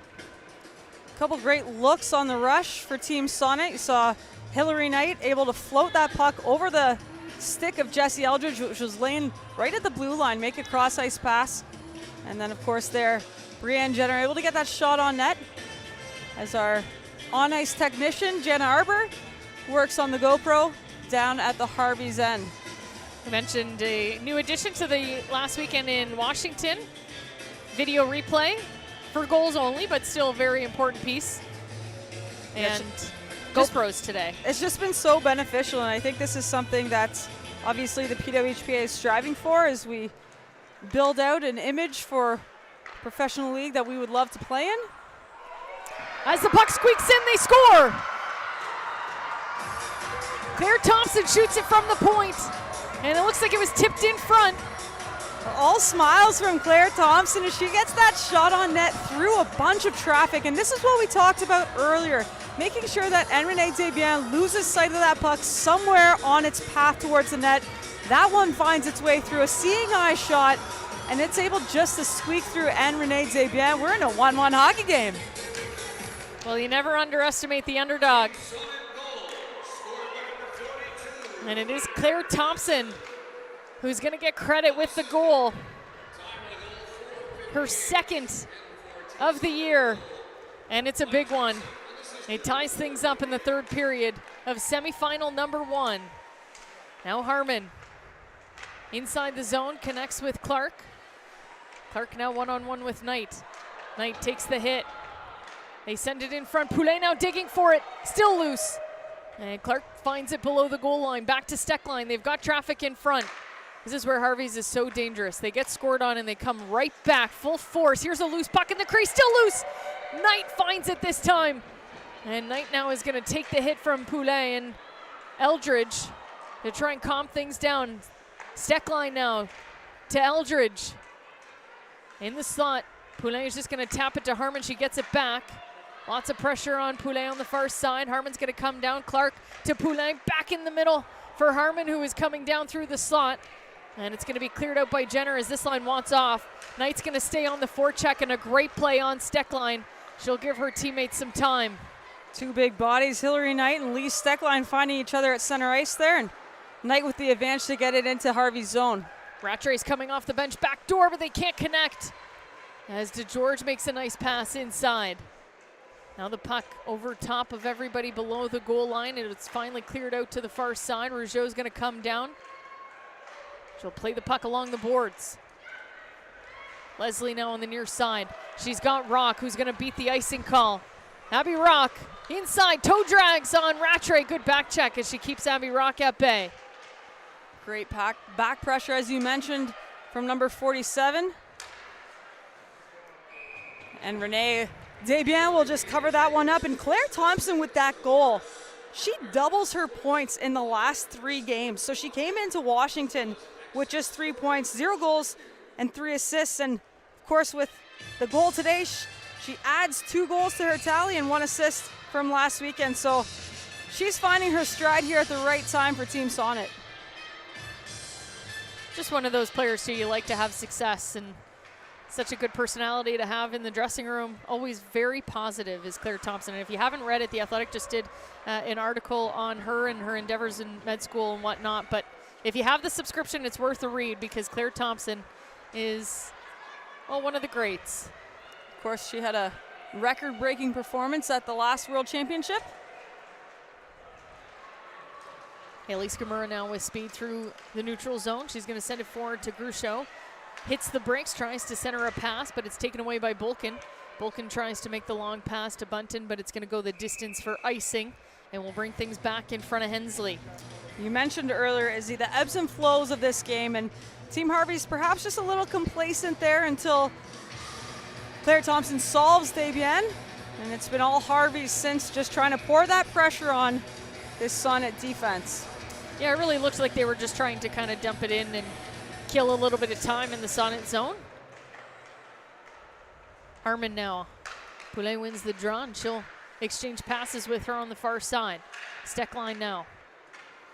Tries to send it in behind Hensley. It's picked up by Sonnet.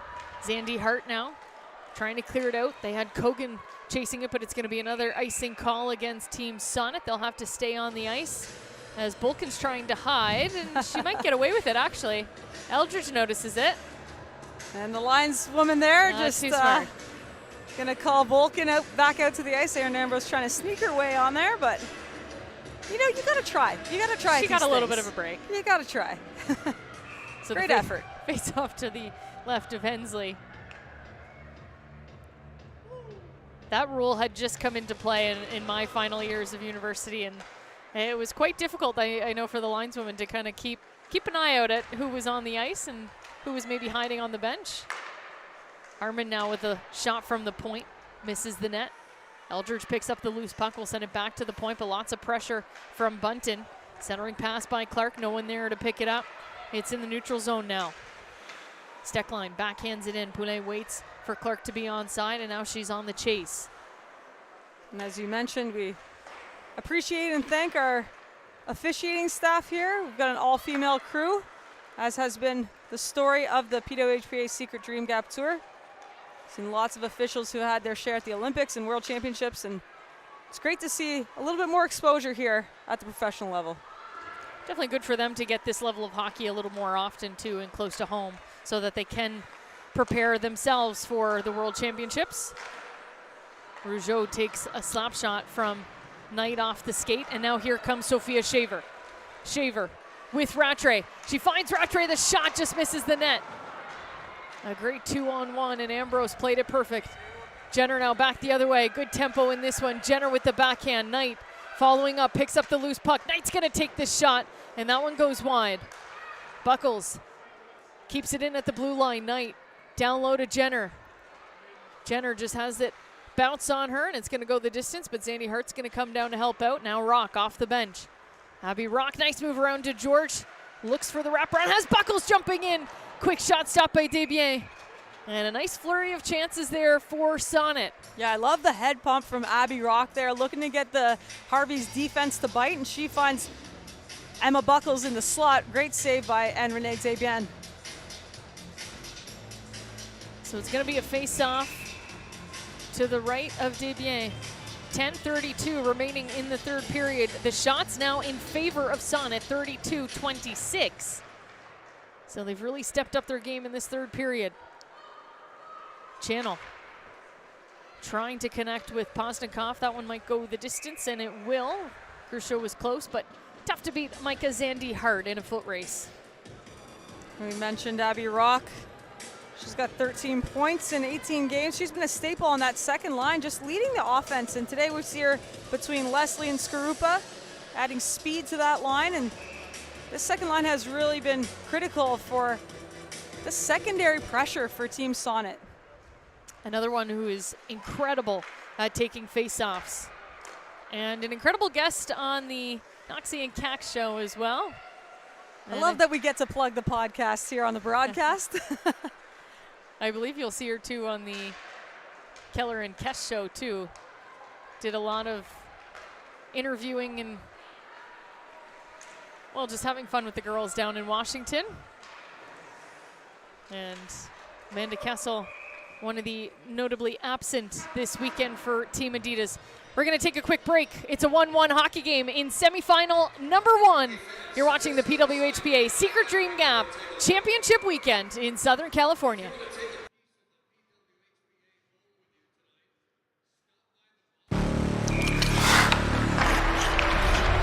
Gatorade, with electrolytes to help replenish what's lost in sweat. Carbs to help fuel your working muscles. And fluids to help you hydrate. Scientifically formulated so you never stop competing.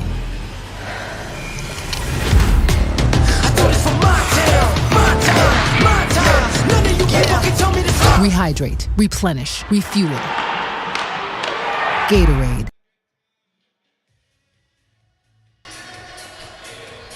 Welcome back inside Five Point Arena at Great Park Ice in Irvine, California. Izzy Germain and Liz Knox with you this weekend. And we're happy to be in Southern California. Normally a beautifully sunny state. Very rainy today, though. So hopefully we'll get some sun later on in the weekend. But I want to go back to Washington. I unfortunately wasn't able to make it as I was working with Corey Chevry at the Canada Games in PEI. But a lot of good stuff for International Women's Day on display in Washington. Yeah, we are lucky to see the exhibit, I guess, painted by Kim Sass, who's a board member with the PWHPA, and she worked in partnership with the Washington Capitals to put together a warm-up jersey that they will wear in honor of International Women's Day and Title IX. I believe they're wearing those jerseys for the warm-up on March 23rd. And this design kind of incorporates different architecture from around DC and from different perspectives and angles. Of course, her background in engineering. So we get a little wink there from Alexa Mask. A couple winks. Okay, girl. We see you. But just an incredible piece of art that I know Kim Sass is extremely proud of. And we're proud to see her art on display. I mean, she's been working on a lot of really cool projects since her retirement. And we want to congratulate her and thank Hannah Bunton with a chance in front of the shot. Sorry, I lost my breath there for a second. Well, you thought Hannah Bunton was going to score and take the lead for Sonnet. Here's Claire Thompson again, and it's what happens when you get a goal scored by someone of Claire Thompson's talent. You see Dee being a little hesitant there that she even made the save. Yeah, and I think it was a stick that made a clink sound on the post behind her, had her second guessing. She's able to smother that one up, though.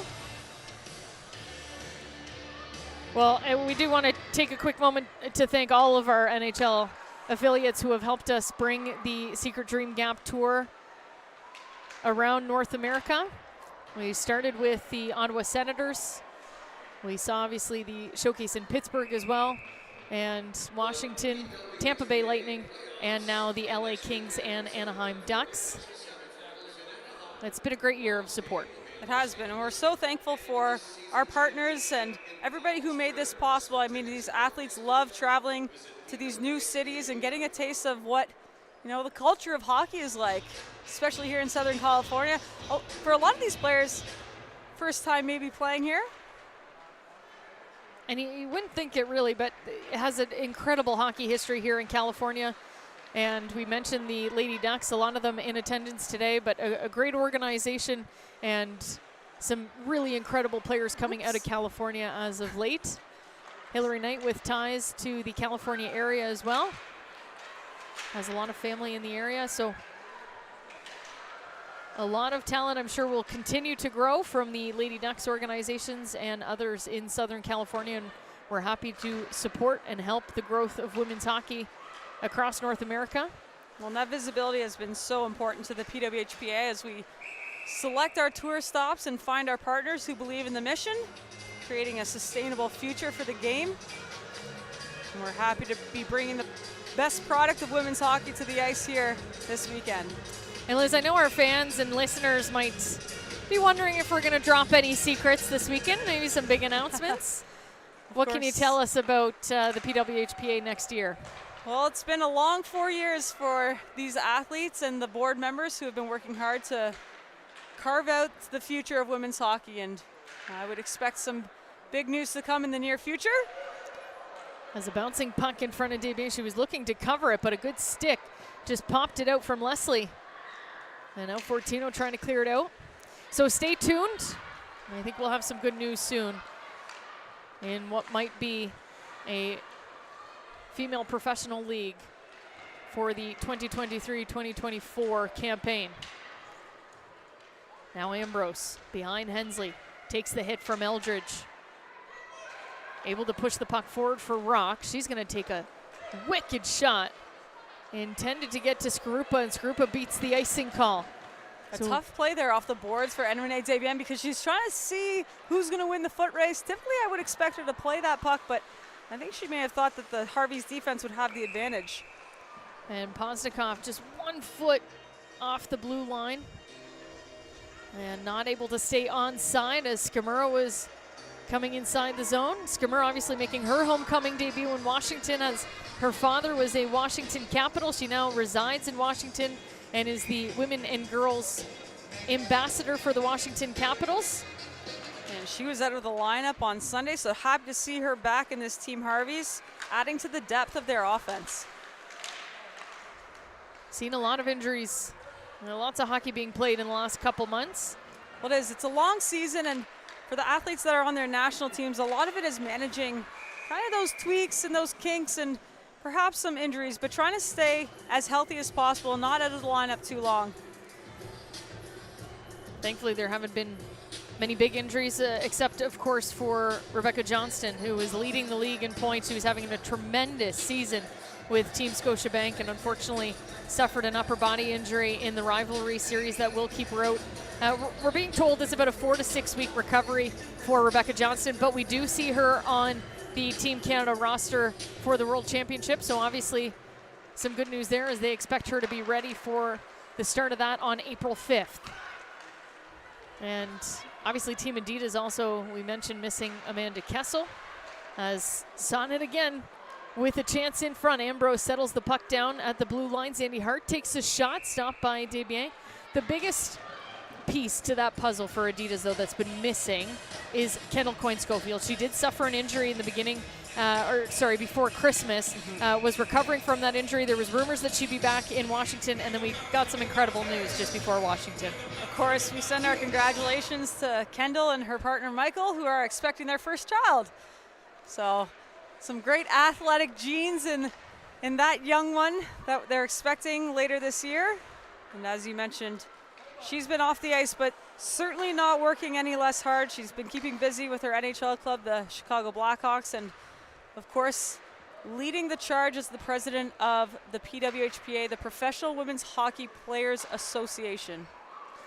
Chance from a shot at the blue line from Jenner. And it goes through a couple screens in front, but did being able to get a pad on it. Eldridge is dumped at the blue line by Brandt. No call coming as they'll send the puck forward for Leslie. Knight and Leslie inside the zone by themselves. They'll circle back. The shot from Thompson, and she's still trying to get her second. She thinks she's figured out a weak spot in Desbiens. Here's Rock now. It's going to skate the distance. Goes all the way around. The shot stopped by DeGeorge. Now Clark. She's got to get around Skarupa. That she does. Over the blue line, DeGeorge just can't handle it. And she goes offside. I'm just watching to see if there's a line change here. This seemed like a long shift for Team Harvey's. I don't know what was happening in zone, but they look fatigued. We get Jamie Lee Rattray out for Emily Clark. So to George and Rock. Rock will win that. Brown now tries to send it behind Fortino. They'll make it behind Fortino. Rock is chasing it. A reverse pass to Rougeau. Good to see Rougeau back on the ice. I wouldn't want to take a Hillary Knight slap shot off the foot, personally. And here's a nice play by Jamie Lee Rattray as she jumps over to George. Rat-a-tat-tat. Look how she just did there, eh? Great hands, nice athleticism. Love to see that out of Jamie Lee Rattray. Oh, Liz, you were probably one of the best at coming up with these sayings. Couldn't help but laugh at that one. All right, Rougeau inside the zone. 4:55 remaining. As Brandt, the long pass to Jenner. It jumps over her stick, but she's going to try and beat the icing. She does as she splits Posnikov and Fortino to make it. What an effort by Brianne Jenner. Now the pass to Zandy Hart at the point. A diving play by Gershaw will keep Zandy Hart with the puck at the blue line. D-to-D pass with Ambrose. Ambrose to Knight. This is Knight's wheelhouse. A quick shot stopped by Desbiens. Great awareness there from Alexa Grusha, who's able to get out. She's one knee down and a stick in the lane on Zandy Hart to make sure that that puck doesn't go through on a scrambling D zone for Team Harvey's. And Harvey's is going to use home ice advantage. They're the home team today as finishing first in the standings. They'll send their top line out to match Brandt, Knight, and Jenner. They win the draw. Ambrose is going to take a shot through traffic. It's loose in front. And Desbiens finds it before Jenner. I don't know if those watching at home can truly appreciate how difficult that is to get your glove down when you're in the butterfly and you've got pucks bouncing around in your feet. And Renee Desbiens just showing how quick her hands are to scramble up those loose pucks. You wouldn't know anything about scrambling for pucks. That's all I did my entire career, Izzy. You got to give yourself a little bit more credit. One of the best goaltenders in the OUA in our time. I won't tell them when that time was. I was going to say, I'll stop there. It was many, many moons ago. Inside the zone, Knight forechecking hard against Harmon. Steckline trying to just clear it out. 3:53 remaining. And it would only be fitting that these two teams go the distance, as they've pretty much done all season long.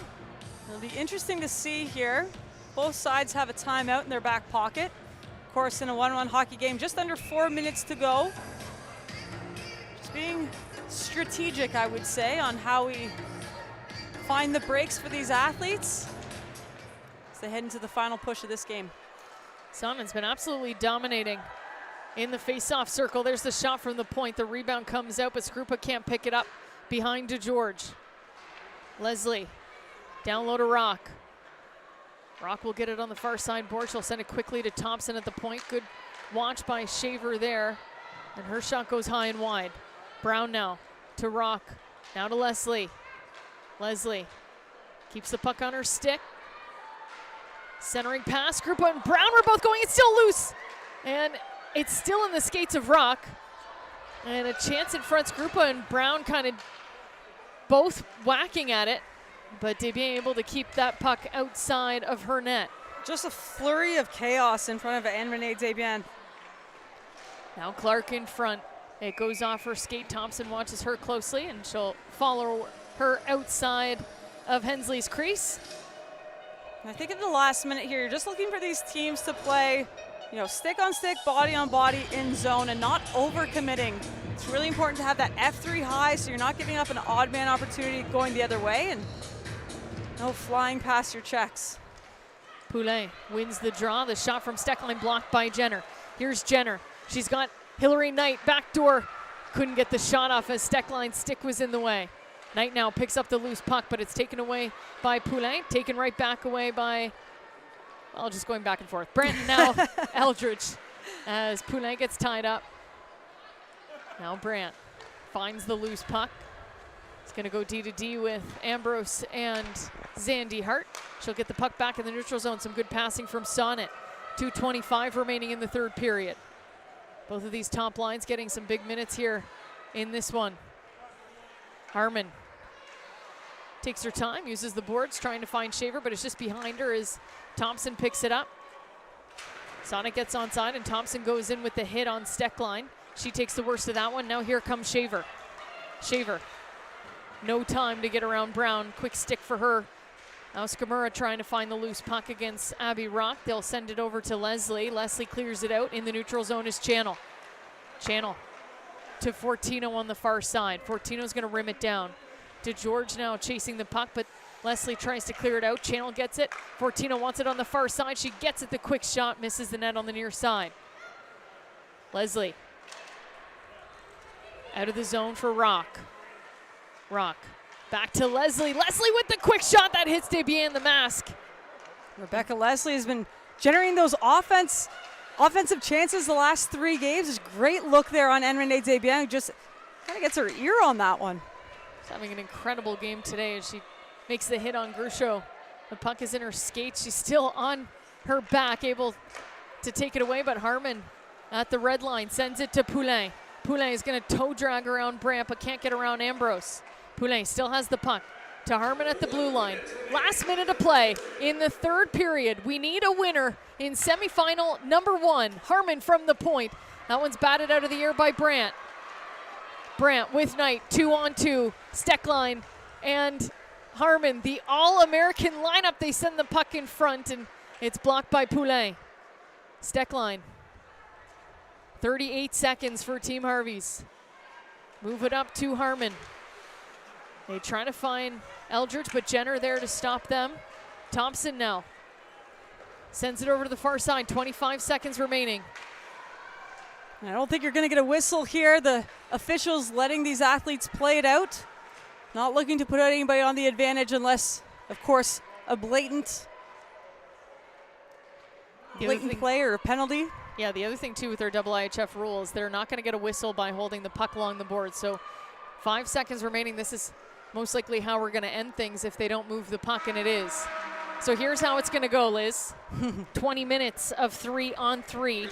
If we still don't have a winner, we'll go to a 3-person shootout, and then you can go through your lineup, but you can't repeat until that entire lineup has shot.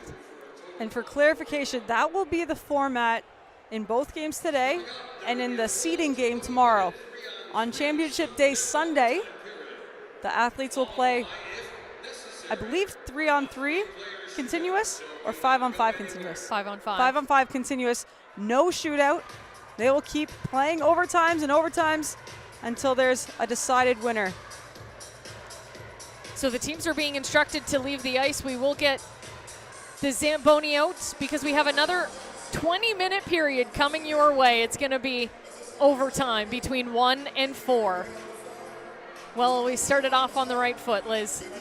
It's semifinal number 1, and we're going into a 4th period of hockey. Free hockey coming up next. It's 1-1 after 60 minutes. You're watching the PWHPA Secret Dream Gap Tour Championship Edition in Southern California.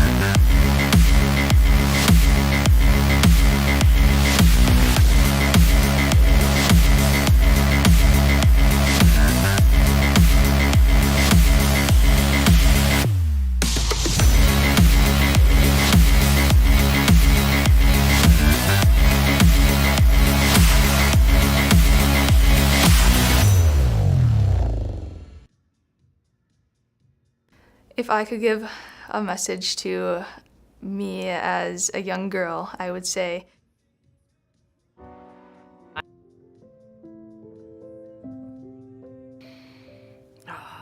I love this question because I think I go in so many different directions every time I answer it. I would tell the younger me or any other young girl who's starting hockey or interested is just do it, right? Try it, put yourself out there, be okay failing. To enjoy every moment and believe in yourself. I would tell them that the game of hockey offers them so much beyond the wins, the losses, the medals. Buckle up for the journey. You know, hockey has given me some of my greatest memories, my greatest friendships. I say enjoy every moment. Hockey's been one of the most fun things in my life, but it's also been one of the hardest things in my life.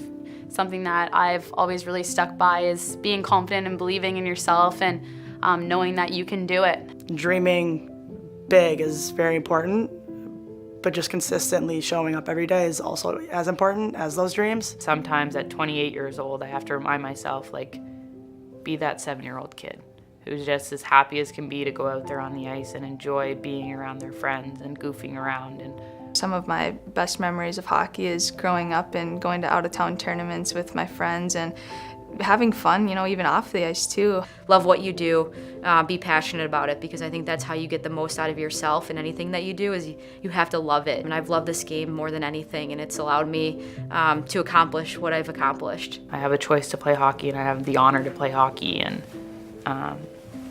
I have a heck of a lot of fun doing it. So I think the biggest thing is, there'll be days where you might be the only girl at the rink or the only girl on a team, but you're not the only girl playing.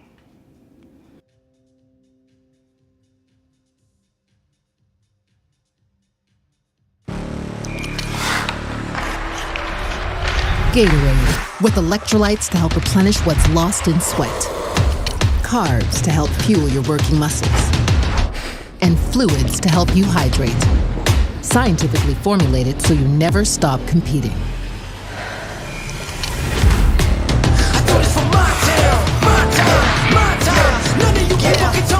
Rehydrate, replenish, refuel. Gatorade.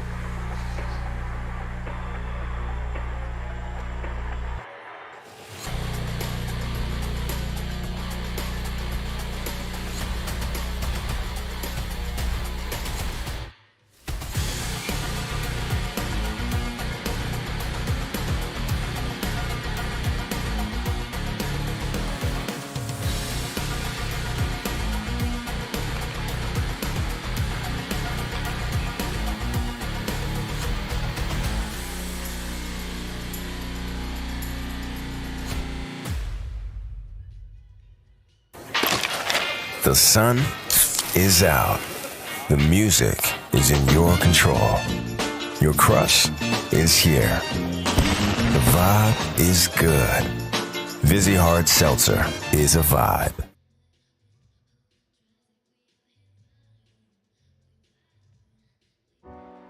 I'm Erin Ambrose. I'm a defenseman playing for Team Sonnet in the PWHPA. I also play defense for the National Women's Hockey Team. For me, the evolution of women's hockey is exponential. This is only step one, and that, when I say this, that's the PWHPA and what we've done here. It's been so exciting to go to different locations and see fans and see communities that we don't often get to go to. As much as we want to continue our careers ourselves and continue to grow, we do know that we have a bigger thing in mind in creating more opportunities within women's hockey, and this is exactly what we're doing with the PWHPA Tour.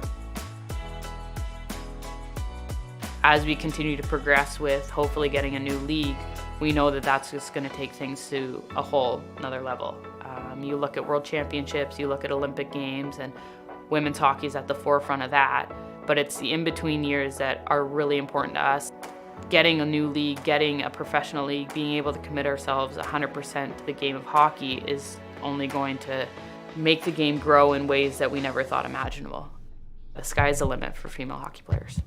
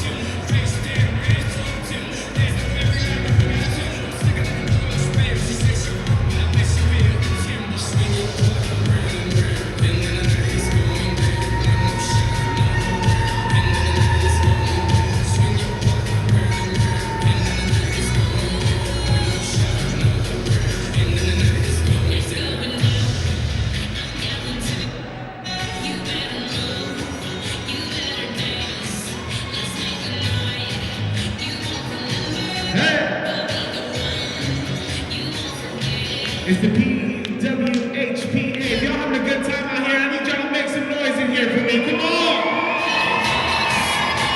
Yeah! Let's go! 3-on-3 hockey coming up next.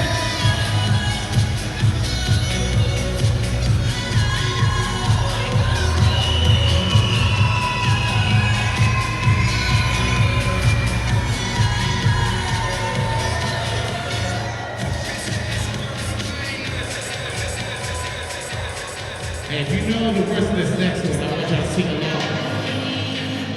Who knows it?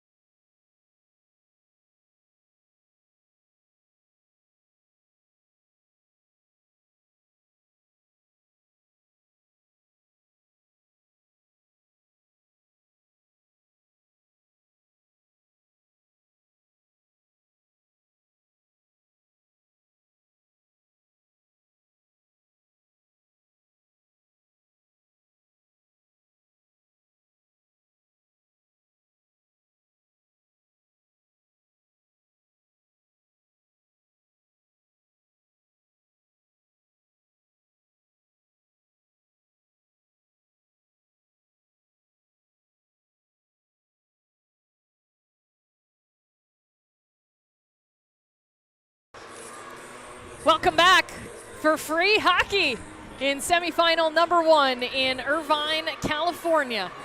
It was supposed to be a blowout when you look at the standings.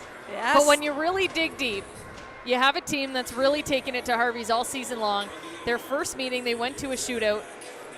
So do we have the same fate today?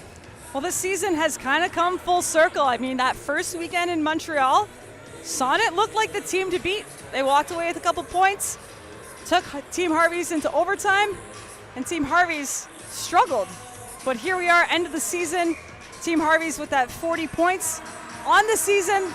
Definitely the Goliath in this matchup, but David isn't out yet. So a little bit of housekeeping. We do apologize for the delay. We had a peg stuck in the ice, so it kind of extended our intermission quite a bit.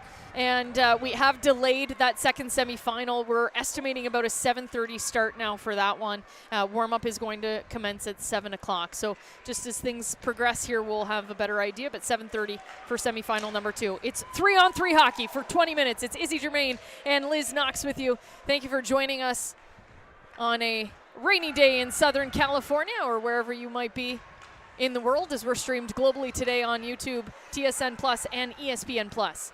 Eldridge inside the zone for Marie-Philippe Poulin. She whacks at it, but stopped by Hensley. Poulin now is going to kick it over to the far side. Harmon is chasing it down with Knight, who gets there first. Knight to Zandy Hart. She's going to take her time and wait for Rock. See the Team Scotiabank players looking on from the corner, hoping to potentially take the winner of this matchup, should they take down Team Adidas, sitting in the number 2 seed going into this weekend. I remember those fun days where you're fully dressed waiting for the game and the tournament before you. And Harmon now with a quick shot over top of the net. It's going to clear the zone as Shaver heads down as we get some cheers from the crowd. There's just so much ice in this 3-on-3 overtime format, and as in the NHL, you're just looking for one mistake and it tends to trickle down, a domino effect of chances back and forth. Here's Emily Clark now with speed. She's trying to get around Thompson. She does. Emily Clark with the shot, rebound, she scores! Emily Clark ends it in overtime for Team Harvey's. We'll see you in Palm Springs.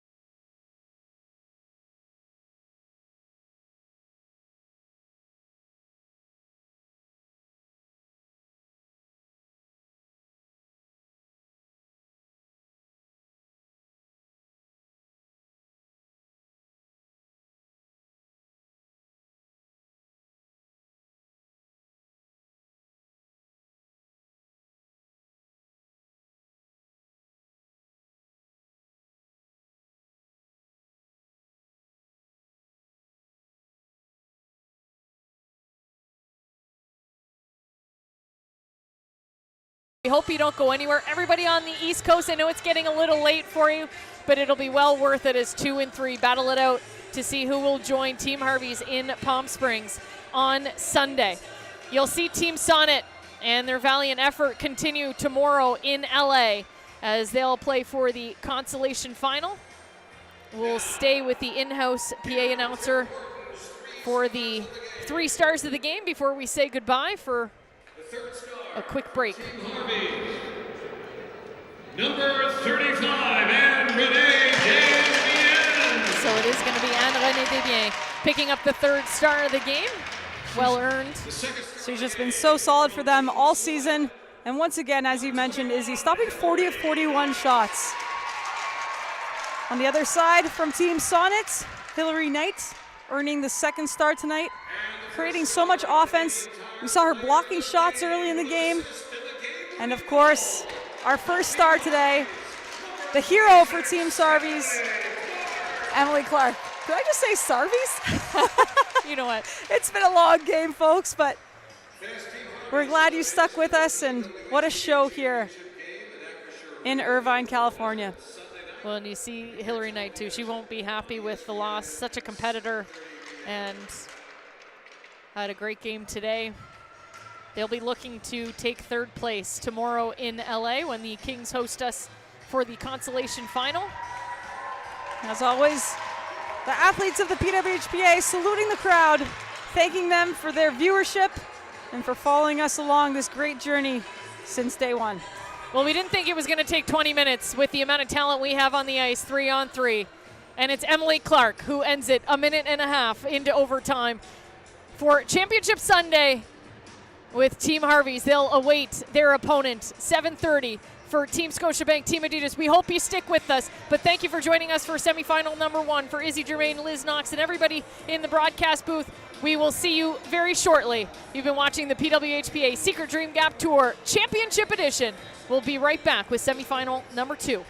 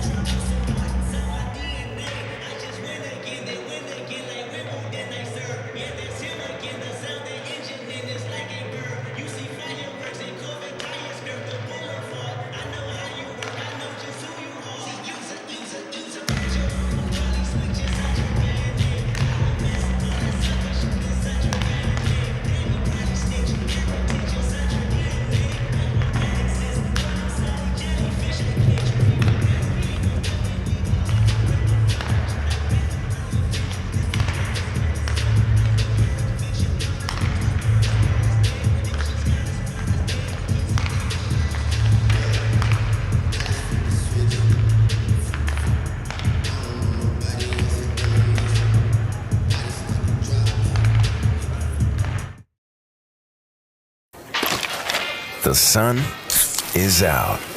The music is in your control. Your crush is here. The vibe is good. Vizzy Hard Seltzer is a vibe.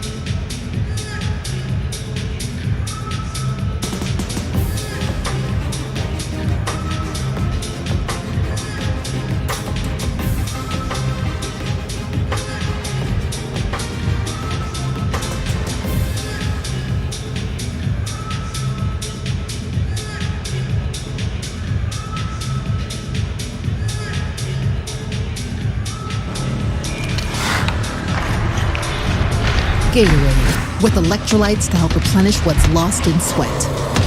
Carbs to help fuel your working muscles. And fluids to help you hydrate. Scientifically formulated so you never stop competing.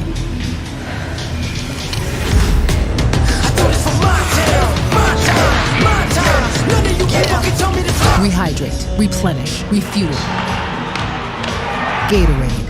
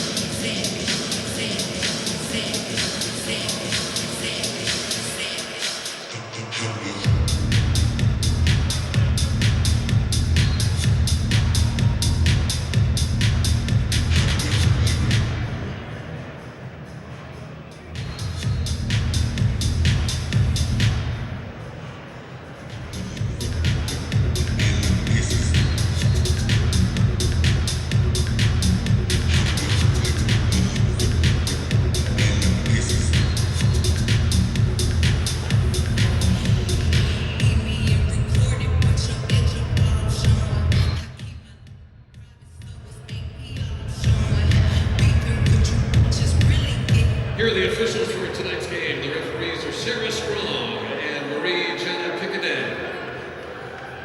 The linesmen, Erica Greenan and Jackie Swisher.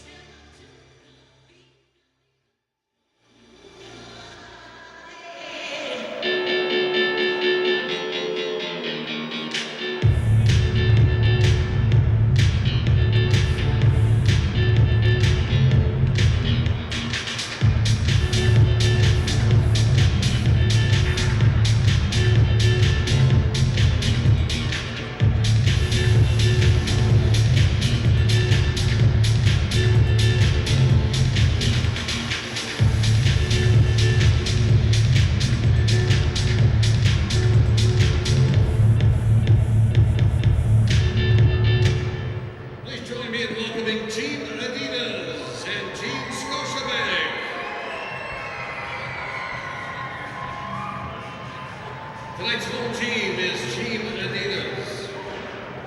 Assistant coaches, Carolina Urban and Mira Miloshua. The head coach is Matt Blackner.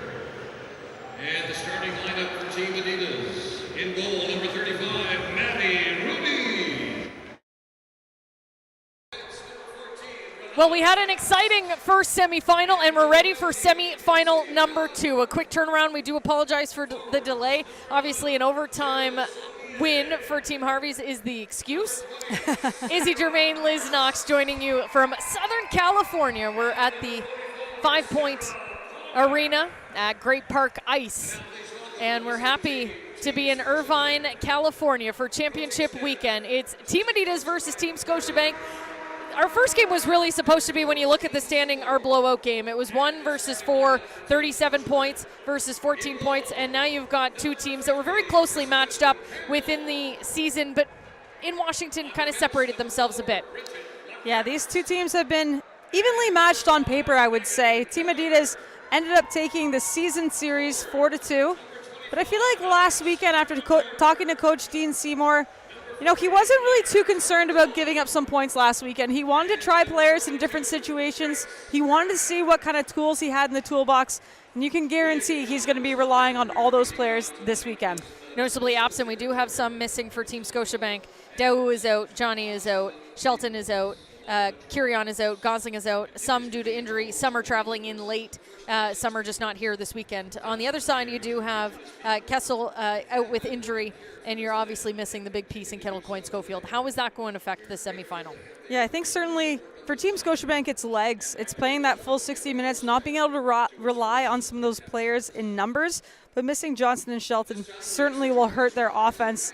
And on the other side, as you mentioned, Kessel out with injury, and Kettle Coyne Schofield still hasn't returned since her injury. Of course, we know that she's pregnant now, so we wish her congratulations, but again, Team Adidas offense looking to pick up where they left off. We'll take a quick break. Puck drop after this.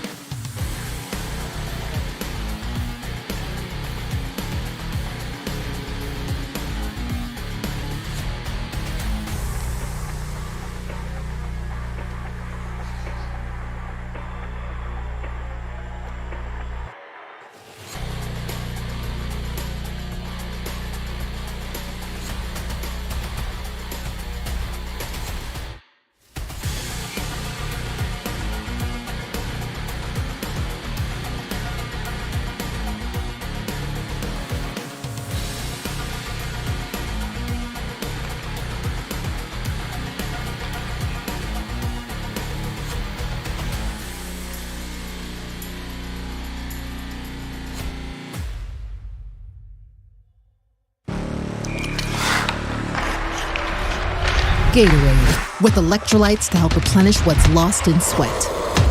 Carbs to help fuel your working muscles. And fluids to help you hydrate. Scientifically formulated so you never stop competing. I do this for my team. Rehydrate, replenish, refuel. Gatorade. Welcome back inside 5 Point Arena at Great Park Ice. Izzy Germain joined by Liz Knox. Semifinal number 2. We thank those joining us from the East Coast. I know it's quite late for you there. And anybody on the Atlantic Coast, good on you. We're running on fumes, a long travel day yesterday, and still dealing with the time zone change for both of us. But with DJ JoJo, he can get you through anything. Incredible party here inside 5 Point Arena. And we got a good one on tap. It's 2 versus 3. They're looking to join Team Harvey's in Palm Springs on Sunday for Championship Sunday and be crowned the 2022-2023 PWHPA champions, and maybe the last time that we will be saying that. We hope to have some good news about a professional women's league for you soon. We start things off with Sarah Nurse in the face-off circle. Adidas trying to get it in deep. Keller takes it out of the air. Now fast finds Dunn. They'll exchange passes in front of Maddie Rooney. We'll get to the goaltenders. Maddie Rooney making her 9th start for Team Adidas, and Kristen Campbell making her 11th start as Potomac takes a shot blocked by Keller. Both goaltenders seeing the team on the other side 3 times this season. And Kristen Campbell leading slightly in points, but this has been a pretty even matchup. Campbell with a 1.51 goals against average, 2.46 expected saved, goals saved above expected, which is quite an impressive stat. On the other side, Maddie Rooney with a 1.68 goals against average and a 0.95 goals saved above expected. So a battle of the goaltenders as always here at the PWHPA. Well, and it is, again, Canada versus U.S. in net. Maddie Rooney, one of the top U.S. goaltenders, and she gets her first look at the puck. A tough one in tight by Victoria Bach. And we'll get her first face-off inside the Adidas zone. Rooney, of course, earned the 2nd star the last time these teams faced each other back on March 5th. She had an outstanding performance, and as you said, Izzy, has been really the backbone to the success of Team Adidas. And she's supporting the CCM hockey gear. And we've talked about our amazing sponsors all season long, but CCM stepping up big for the goaltenders especially and getting them equipment. Got that nice gear helping her make 34 saves on 35 shots last game. And we'll see what Maddie Rooney has on tap today. Sonnet trying to tap it back to Nurse. She does. Her stick goes flying. Nurse now can't get around Costa. Costa's going to send it in behind DiGirolamo and chase it down. Krzyzaniak there to stop Costa. Costa's going to wait for some help, but she's tied up along the boards. And Costa with the lone goal for Team Scotiabank last game. Nicole Costa to Field. Field now inside the zone. Shot. Rooney sends that into the corner. Potomac to Nurse. Sarah Nurse seeing many different line mates this year. She's struggled to keep her line intact as they've gone off with injury or work commitments. Amanda Kessel obviously working with the Pittsburgh Penguins. They've kept her quite busy and then out with injury this week. Jill Sonnet missed some time with illness a few weeks back. So she's just kind of had and then she started the year with Kendall Coyne-Schofield too. So she's just had a rotation of wingers, and that's something that she said is quite difficult to switch up every single weekend. Well, it's such a shame to see Kessel out of the lineup today because, as you mentioned, the duo of Sarah Nurse and Amanda Kessel is the pairing that we didn't know we needed. They've just got such incredible vision for each other on the ice, and they're fun to watch. And in speaking with both of them, they've just expressed such pleasure in finding each other on the ice, enjoying playing the great game, and putting up some good hockey for us to watch. Been one of the joys this season, seeing the Americans and the Canadians and how much chemistry they have. Obviously, Brianne Jenner playing really well with Hannah Brandt as Donovan takes a big hit from Turnbull, and there's going to be a penalty at center ice.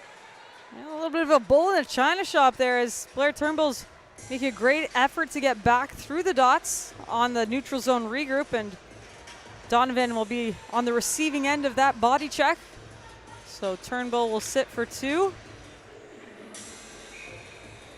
Blair Turnbull, no stranger to some body contact. This time, though, she'll be penalized. So the first power play going to Adidas. It'll be O'Neill, Stacey Vespa, LaRocque and Mickelson on the power play for Adidas. We're 16:48 left in the first period. LaRocque now at the top of the formation to Stacey, quick to O'Neill in the slot. Kristen O'Neill, a breakout star this year in the PWHPA. She's just continued to elevate her game. Found herself at the top of the leaderboard temporarily and a couple weekends ago after a hat trick herself. Yeah, she's been playing some great hockey, and this Team Adidas offense has just been buzzing the last couple of games. They've really kind of found their stride through the first, second, and third lines. Here's O'Neill now, a quick shot, blocked by Desrochers. Stacey battling for the puck below the goal line, and O'Neill's going to help out. She sends it in on Kristen Campbell, the rebound below the goal line again. So Stacey and Desrochers battling. Now it pops out to Panic. Panic's going to clear it down the ice. 1:05 remaining on the Turnbull penalty. The long pass intended for LaRocque is picked off by Keller.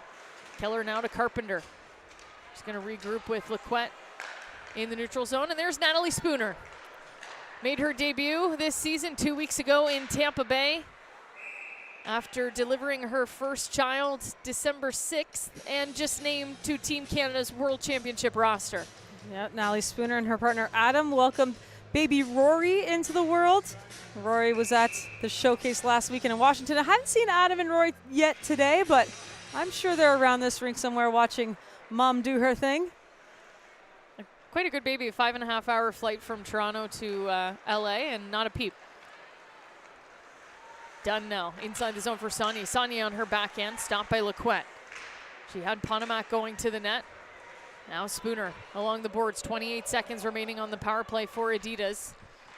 Laquette now battling as well with Sonnet, Spooner, and Ponomac. They're all digging for the puck. They won't get a whistle, so they'll have to move it along. And it does pop out. Ponomac sends it to Fast at the point. Renata Fast with the shot blocked by Keller in front. Now Sonnet battling for it. Sonnet leaves it for Ponomac. Ponomac trying to go to Dunn. 4 seconds before Blair Turnbull steps back on the ice. And there she is, as you can hear the bench screaming even. And the puck bounces out to Sonnet. She can't find the shot. And now Turnbull back the other way.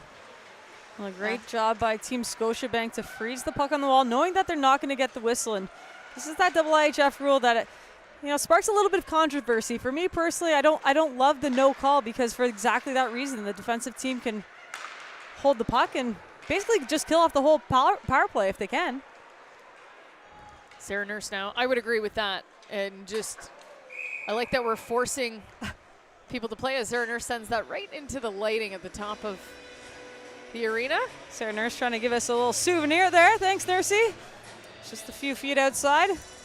It'll bring the face-off back inside the Adidas zone. But to your point, it used to be that in interpretation of the referee, if they wanted to let it play out, they could let it play out, or they could blow it down if they thought it was intentional. Obviously, the intentional freezing was just, people were trying to get a break maybe after a long change. So maybe an argument both ways, but we do see a lot of time wasted with those plays along the boards. Yeah, the discretion of the referee is the key part of that one, because absolutely keep them moving if the defense are tired, trying to optimize scoring opportunities. Lange now with a shot at the point. Panic finds the loose puck and it's in. Scotiabank strikes first. Well, it's Kelly Panic on the flank position, finding that puck through traffic as Lange attempts that shot on net. And I believe it took a bounce in front, landed right on Panic's stick, and Maddie Rooney, in an attempt to slide across, just opened up. Panic doesn't even get all of it, but she just gets a quick shot on net, and sometimes that's a ticket. So Team Scotiabank up 1-0 here early, and a little bit of a surprise.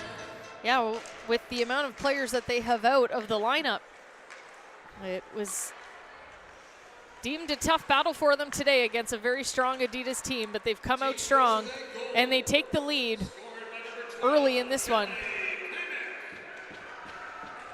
Now, Gribbins moves the puck forward for Willoughby. She's stopped by Keller at the blue line. They stay onside. Gribbins, her shot, fans on it. Keller picks it up, but Mickelson jumps up in the play to help out.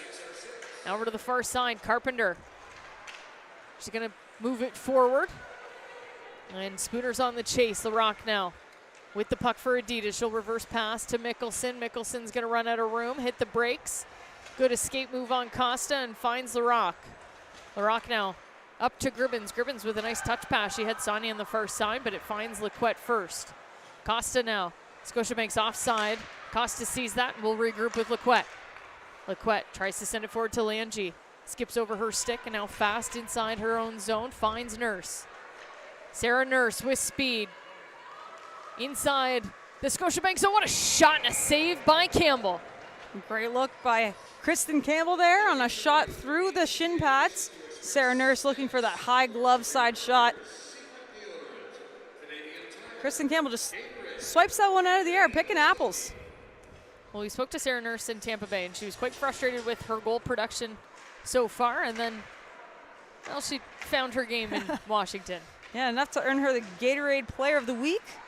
She had 1 goal and 2 assists in the last game, earning the first star of that 4-1 win over Scotiabank. And Sarah Nurse, 6 goals, 5 assists this year, averaging 23 minutes of ice time a game, as we get a hand pass inside the Scotiabank zone from Team Adidas. And Sonia is going to ask for a change. She went hard into the board, so they're going to send Laura Stacey out with that top line. We'll have to keep an eye on Sonia. Bourbonnais finds Bach, trying to find Skaggs in behind Fast, but Fast sends them offside. We'll get the face-off back in the neutral zone. Some interpretive dancing from our linesperson there as she tries to avoid the collision at the blue line. Able to make the right call. So no trainer talking with Sonia. Maybe just need to shake that one off. As Vespa now goes into the boards, Bourbonnais trying to make the pass to Bach a second time around. Bounces off her shoulder, but they will bulldoze their way into the neutral zone. It's taken away by Stacey. Now Dunn to O'Neill. O'Neill with the shot from an awkward angle. Campbell puts that into the corner. O'Neill still battling, and now Panic has it on the far side. She connects with Bach. A nice toe drag from Bach. 2 toe drags from Bach. Victoria Bach in the slot. Her shot stopped by Rooney. What a couple moves from Victoria Bach. Keller to Spooner in the slot. It's bouncing up, and Spooner's going to go into Rooney as Rooney came way out of her net to play that one. And now Turnbull and Stacey exchanging a few shoves. And in the category of things you love to see, Blair Turnbull and Laura Stacey are used to seeing each other on the national team, but in different jerseys. I mean, there's something that happens to these athletes. It speaks to the elite level of competition that they're used to. Giving each other a little bit of a jersey rub there. I'm a little surprised, honestly, to see no goaltender interference on that call, but Matt Leitner agrees with me, and he'd like to have a word with the official. And do you think it's just because she came so far out of her net, they kind of deemed her a playable person on the ice? I suppose so, or maybe they thought that the defenseman, Jocelyn LaRock, helped her into the net. Either way, we remain 5-on-5. The puck was taken out of the Adidas zone, the face-off in the neutral zone, and now inside the Scotiabank zone. Keller to Lequette. They find Spooner, strong pass to Carpenter in the neutral zone. Carpenter with a quick shot, stopped by Rooney. Great look there from Alex Carpenter, shooting through the screen again. We saw it at the other end of the ice. These players trying to use the defenseman as a moving screen to hopefully take away the sight lines of their goaltenders. Gribbins now in behind Lange, who's stopped by Spooner. Spooner is all over the ice to start this one. Hard to believe that this is only her 3rd showcase. Lange trying to move the puck through the neutral zone, and it's going to find its way into the Adidas bench, so we'll get a face-off in the neutral zone again. Maybe a little caught off guard as Team Adidas from the speed, and just a great start from Team Scotiabank. These are two teams that just love going north-south, and we saw a battle of the two last weekend. They're both looking to take away those options off the rushes, and I think the name of this game is possessing the puck in the offensive zone and creating off the cycle, off that puck movement, and this is a style of game that neither of these teams are really used to playing. Looked a little offside on the far end there as Sonia was inside the zone before Sarah Nurse brought the puck in, but The lineswoman didn't see it through the amount of traffic. DiGirolamo now off the blue line is going to help out the offense. She's at the hash marks now with Sonnet. Keller's going to take it away. Quick pass up to Field. Field through the middle intended for Costa. It's broken up by Nurse. Now DiGirolamo inside her own zone. She's going to try to skate it through the neutral zone, and she does. She's lost help from her teammates as they're off for a change, but O'Neill comes just in time. Now Vespa to O'Neill, quick shot stop by Campbell. And Kristen Campbell is just textbook on that post position for the young goaltenders out there, goalie coaches.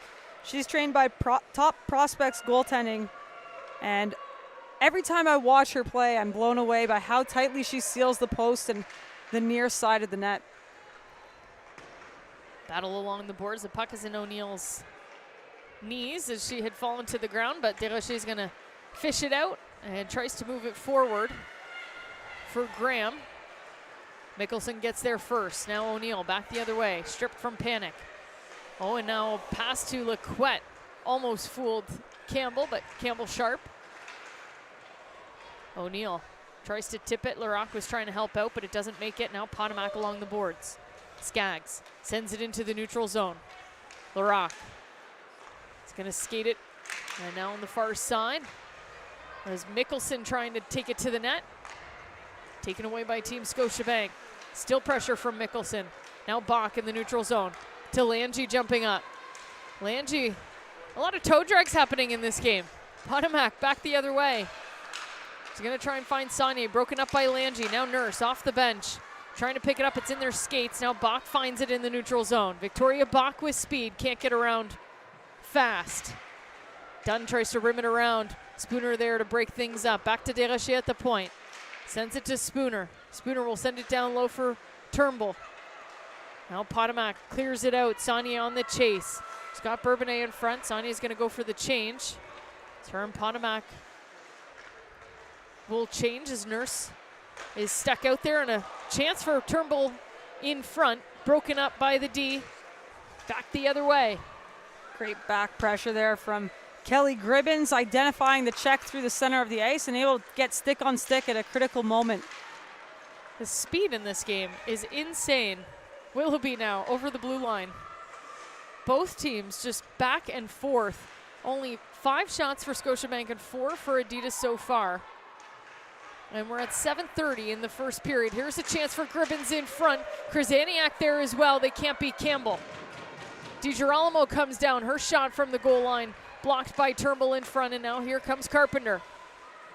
Carpenter delays as she's waiting for Costa. Costa in the slot. DiGirolamo breaks that up. Keller's jumping up. Keller hangs onto it, tries to center the pass. It's picked off. Now Vespa. She's got Stacy on the far side, trying to spring Stacy the pass a little too far ahead. Stacy does catch up to it below the goal line, but pushed off the puck by Lequette. Her and Lequette now at the hash marks battle. Puck pops out to Keller.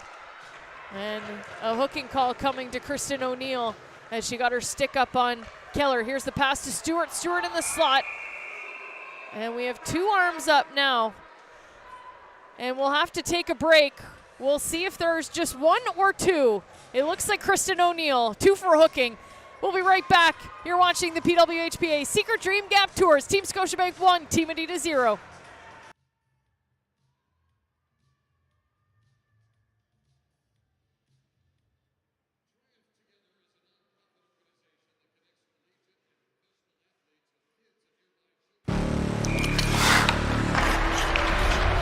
Gatorade, with electrolytes to help replenish what's lost in sweat.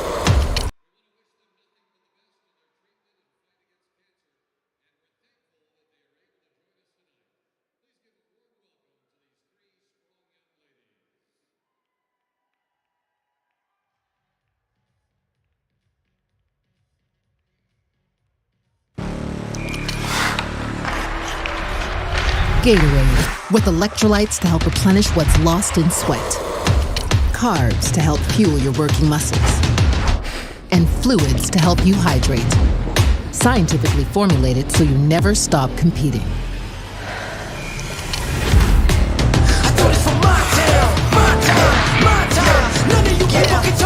Rehydrate, replenish, refuel. Gatorade.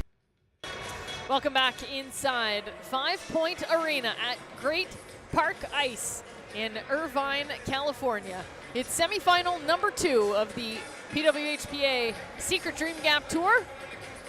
Championship weekend in Southern California, Liz, and we had a really good first semifinal, and we've got a really good second semifinal on hand. And we're going to see Scotiabank on the power play now as Kristen O'Neill sits 2 for hooking. Now Turnbull on the far side. Back to Keller. Keller to Carpenter. In the middle for Turnbull. Looked like she had a good lane, but couldn't get the shot off as Nurse fights her way off the puck, and we'll send it down the ice. Sonnet stays as the forechecker. Keller is going to skate it out for Team Scotiabank. Moves it to Carpenter on the far side. Can't get around Fast. Good stick by Fast as she keeps Carpenter to the outside. It's rimmed around, and it's going to make its way to the Scotiabank zone. 1:20 remaining on the power play. Now Keller skating through the neutral zone again. Trying to connect with Spooner at the far blue line. They do get inside the zone. But the puck on the stick of Renata Fast, and now to Laura Stacy. Stacy shorthanded, hits Bourbonnais on the shot. Now Turnbull. See Jamie Bourbonnais just walking that one off almost literally as she took that hard Laura Stacy shot right in the tongue of her skates. Potomac, 45 seconds to kill on the power play for Scotiabank. Skaggs now. Down low to Costa. Costa's watched closely by Fast. Just been incredibly impressed with Renata Fast's game in the last 3 showcases. Just dominates defensively for Adidas, and there she is again, finds Potomac and sends it down the ice. A good confident play there to put the puck in the center of the house in the D zone. Of course, Sarah Potomac ready for that pass, able to send it the length of the ice.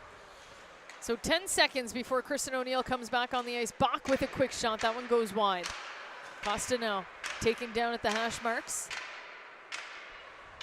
O'Neill back on the ice. So 5-on-5 hockey as Mickelson pins Skaggs to the wall. Now back to the point. Desrochers looking for the shot. Sends it in front. It bounces around. Rooney trying to find it. And a chance in front for Costa. She sends it high and wide. Saunier clears it out of the zone. It's batted out of the air by Lange. That's going to be a high sticking call. And we're going to send the puck all the way down to the Scotiabank zone. And once again, Team Scotiabank not afraid to be driving the net hard. Saw Tatum Skaggs going to the net for that rebound, and Maddie Rooney had to be at the top of the blue paint to control that rebound. So they're going to decide.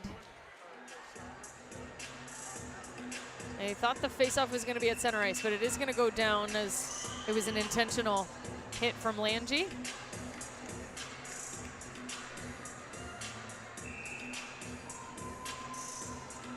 Well, Sarah Nurse in the faceoff dot here against Blair Turnbull. Now Vespa to Dunn. Nurse at the goal line to Saunier in front. She hits the post. And the referee there to see it and waves it off. A great chance for the top line of Adidas. Taking a shift with Kayla Vespa. Well, just a game of inches, and you see Jill Saunier finding that sweet spot in the honey hole. Sarah Nurse able to get a hold of that puck. Nice flat pass out in front, and Jill Saunier finds iron on the far side. Dunn now. Trying to send it over to the far side for Saunier. It's broken up by Carpenter. Scotiabank back inside the zone. Fast, battling Carpenter along the wall. Nurse is going to pick up the loose puck. She's going to skate it out herself and find Vespa. Vespa with speed. Spooner back checking hard. Watches her and puts her into the wall. Turnbull now battling with Saunier. She gets the pass over to Keller. Keller clears the zone, but DiGirolamo at the red line is going to go D to D with Krzaniak. Krzaniak sends it into the near side corner. She's got numbers as Stacy and Potomac are chasing, so it looks like Potomac and Vespa just switch spots between that first and second line. Again, we mentioned Sarah Nurse looking for teammates as a shot from the point. They score! Just DiGirolamo with the shot. And you switch up the lineups, and that's what happens. Potomac gets the first goal for Adidas. Well, great adjustment by Matt Leitner on triple stripe, as they call themselves. Moving Sarah Potomac to that line with Stacy and O'Neill. And as you mentioned, Jess DiGirolamo with a great look from the point. Bouncing puck out in front, and Potomac just buries it. Top knuckle, left side. Top knuckle. Liz with the one-liners in California, I tell ya. Well, they're right back in it. It's a 1-1 hockey game. 3 minutes and 11 seconds left in the first period. And it's Sarah Potomac from Jess DiGirolamo. That'll bring Potomac up to 9 points in 15 games. And another one who's just had a great year so far for so much depth on Team Scotiabank. Well, it's interesting. I was just about to say that Kayla Vespa in some ways has been outplaying her role.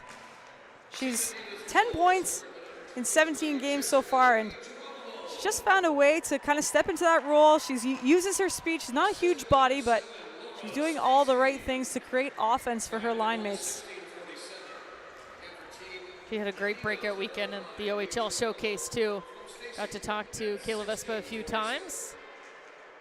She was named player of the game and had scored some big goals in our OHL weekend. Now 2:26. As we got some bodies flying inside the Adidas zone. No arms raised from the referees. Larocque now gonna send it over to Mickelson on the other side. She's had enough. Now Donovan through the neutral zone. She'll just dump that in deep.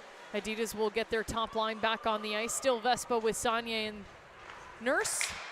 Nurse has F1. A great breakout for Scotiabank as Panic takes the shot through the slot. That hits Dunn. Now Skaggs along the wall. Trying to battle for the puck. Dunn takes it away. Nurse is going to help out. She sends it around the boards, but it finds Keller. Now Bach. Spins. Looks like she has Skaggs, but Vespa takes it away, and now Nurse moves it forward. Sonnet is going to pressure Keller. Sonnet, good forecheck on Keller, giving her a hard time. She'll try to find Panic. Panic loses the puck. Sonnet again in the corner battling. She gets taken down. Adidas wants a call on that. Panic now picks up the loose puck as Sonnet had fallen to the ground. Looks like she slipped on a banana peel or something back there. Oh, Jill Sonnet, she's looking at her skates. Might need some repairs in between the periods. As Fast now over the blue line, trying to connect with Stacy, but Stacy was put into the boards. Last minute of play in the first period. Carpenter, she's got options. Sends it to Laquette. Fast is watching her as she was back checking in the process. Stacy now to Krasaniak. Krasaniak over the red line and in deep on Kristen Campbell. A bouncing puck. How much do you hate that, Liz? Oh gosh, I hate it all the time. But Kristen Campbell, private goalie coach of KC Elite Goaltending. I'm sure she's had her fair share of bouncing pucks in front of the net. She's able to slow that one down. You never know when that's going to take an awkward bounce, especially we mentioned in the first game, it's quite warm here in the arena. I know the girls losing a little bit more water weight than they normally would in those freezing cold arenas that we've seen all season long. But the ice just a little bit more soft too, so could get those awkward bounces. We've got 30 seconds left in this first period.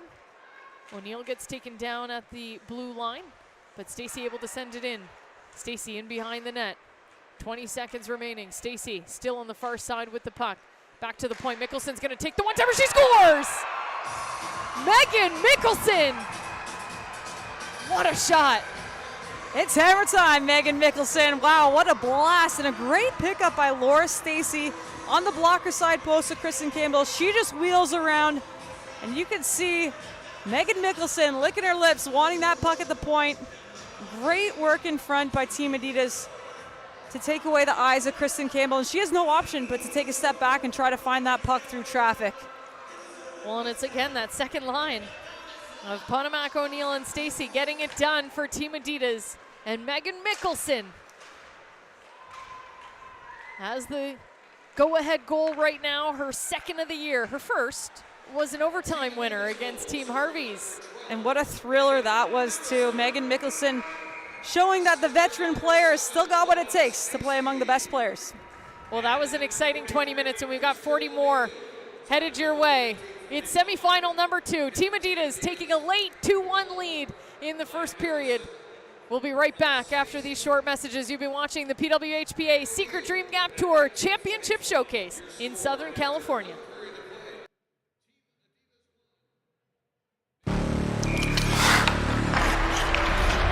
Gatorade, with electrolytes to help replenish what's lost in sweat. Carbs to help fuel your working muscles. And fluids to help you hydrate. Scientifically formulated so you never stop competing.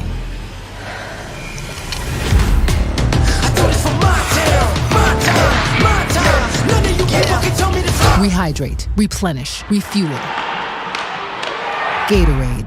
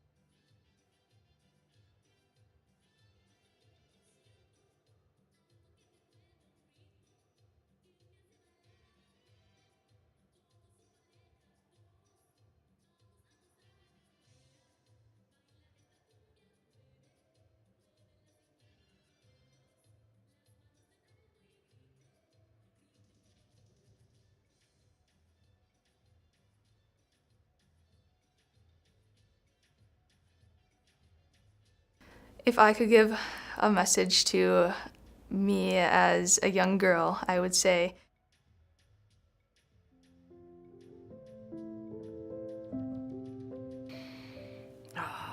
I love this question because I think I go in so many different directions every time I answer it. I would tell the younger me or any other young girl who's starting hockey or interested is just do it, right? Try it, put yourself out there, be okay failing. To enjoy every moment and believe in yourself.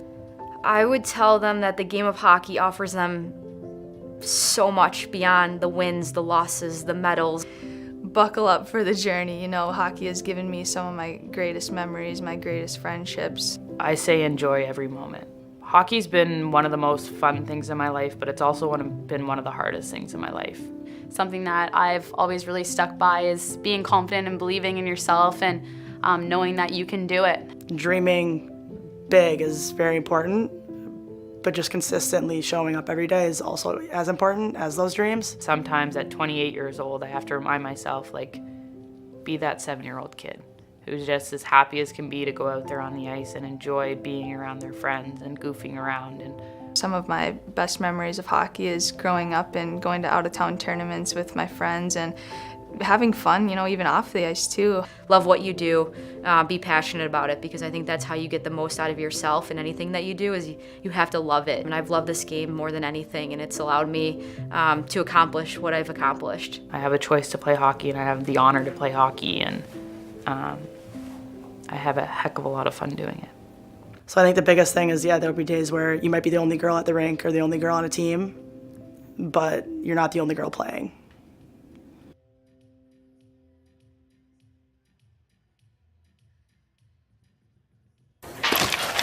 The sun is out.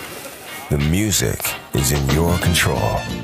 Your crush is here. The vibe is good. Vizzy Hard Seltzer is a vibe.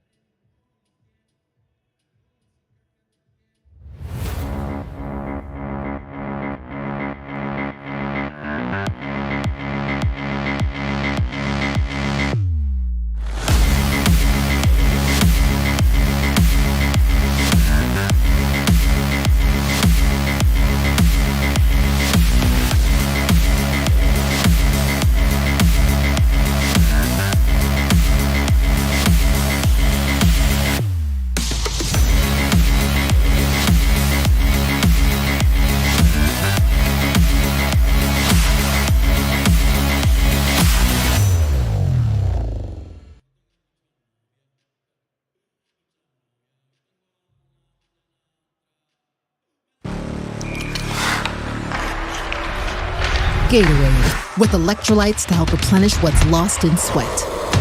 Carbs to help fuel your working muscles. And fluids to help you hydrate. Scientifically formulated so you never stop competing.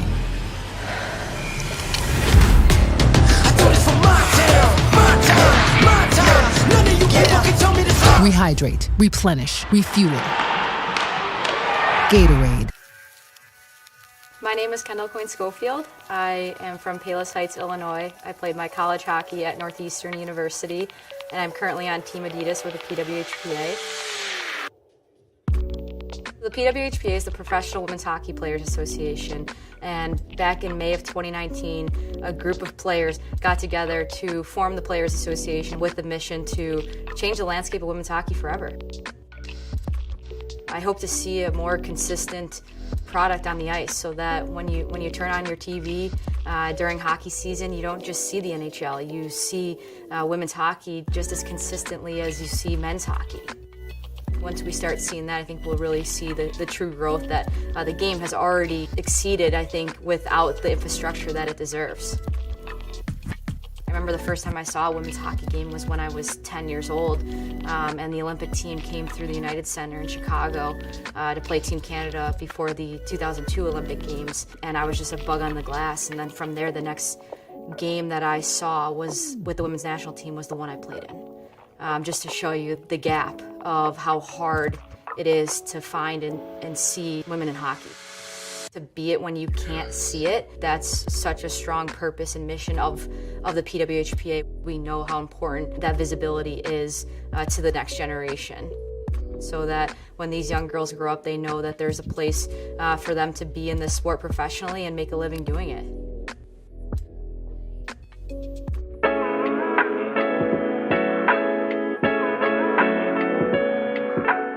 I'm Maddie Rooney. I play for Team Adidas here with the PWHPA. I went to school at the University of Minnesota Duluth, and I'm a goalie. The challenges that I faced being a female pro hockey player, ice time isn't necessarily a priority for us, so you'll see us practicing late at night or really early in the morning, and just the challenges of being treated as an equal to the men, whether it's, like I said, visibility with the nationally televised broadcast platforms, and we're definitely fighting for it, and it's definitely, like I said, trending in the right direction, but we still have a long ways to go. When a young girl is asked where she wants to play when she grows up or where she wants to play professionally, she'll always have that one answer of the one league. And also when a woman is playing professionally, she isn't asked, what else do you do for a job, or what else do you do besides play hockey, and just playing professionally is her one job.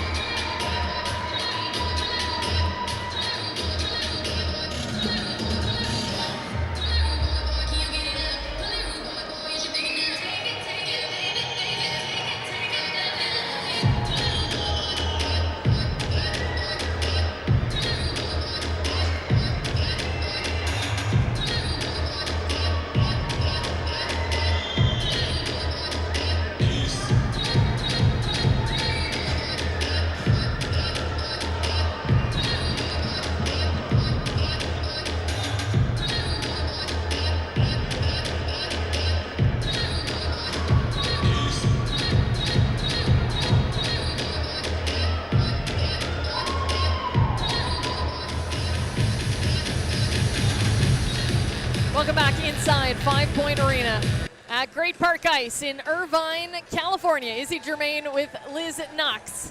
this weekend. It's championship weekend in Southern California. We couldn't have asked for better. And we've got a really good second semifinal. We already know Harvey's is into Championship Sunday in Palm Springs. But we want to talk about Scotiabank, and they've obviously had some trouble keeping their team complete throughout the season. A huge loss when they lost Rebecca Johnston. Yeah, since Rebecca Johnston was out of the lineup, Scotiabank has been 1-4 in those 5 games. Expected goals has actually gone up, as have shots on net, but goals have gone down, so they've been struggling to find the offense to fill the void of Rebecca Johnston out due to injury. Obviously, the storyline yesterday was the announcement of Team Canada's World Championship roster. Rebecca Johnston on that roster, so that's good news for Team Canada. We've got Blair Turnbull in the faceoff dot. She's been kept off the score sheet for the last 4 games. A little snake bit, but it's nothing she can't handle. Diamonds are made under pressure, and we know she's looking to get on the board, get that monkey off her back. She's been trying to get under the Adidas skin a little bit, too. She came just before we got our puck drop in the second period there. She was chatting with Adidas in front of their bench, maybe causing some trouble. And here's Sarah Nurse now. Back for Vespa. Vespa with the shot. She scores! What a shot by Kayla Vespa! Goes barred down on Kristen Campbell to extend the Adidas lead. Kayla Vespa, baby! What an absolute rocket as she finds Knuckle on the blocker side of Kristen Campbell. A great heads-up play by Sarah Nurse, who with speed pushes that defense back on Scotiabank, opening up the lane for Vespa. She's got time. She looks up, makes no mistake. Wow. I wish we had instant replay for that to see what that looks like on the GoPro. I'm not even sure you'd catch it because that hit the topmost part of the net on Kristen Campbell. Just an absolute rocket. Well, that's the only way you're going to beat Kristen Campbell.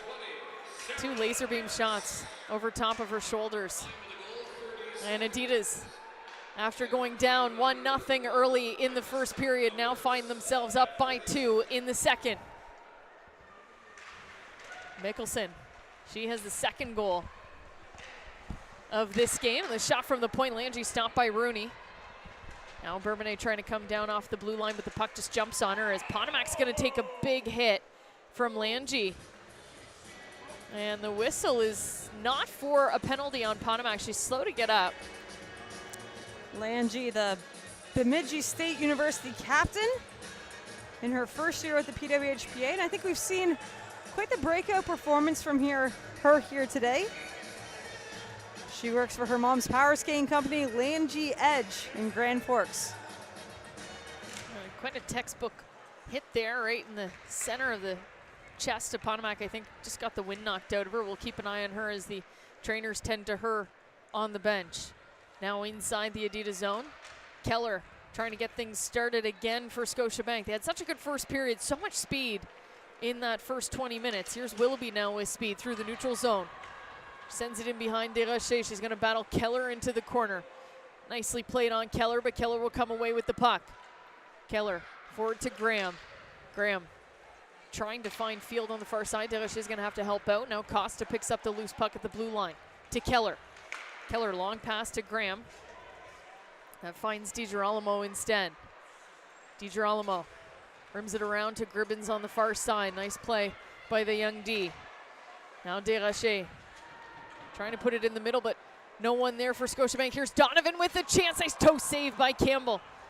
And she had Willoughby in front, but she was nicely watched by Desrochers. A great save by Kristen Campbell, who had to play a little deeper on that option with obviously the opposite side crashing the net. She's able to get a toe on that one, and Scotiabank, good job clearing the pucks in front of the net right now for Kristen Campbell. Now a battle along the boards. Nurse trying to get around Lequette. Lange picks up the loose puck. Lange is going to clear it over Nurse's head, but it won't go by fast. She settles it down, and now the loose puck sent over the near side board. It'll be Lequette who picks it up inside the Scotiabank zone to Carpenter. Nice pass to Turnbull.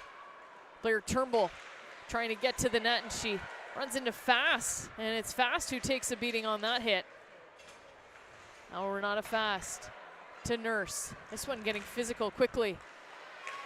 And this has been the way that these two teams have played against each other. Last game, Team Adidas actually took 4 penalties to Team Scotiabank's 2.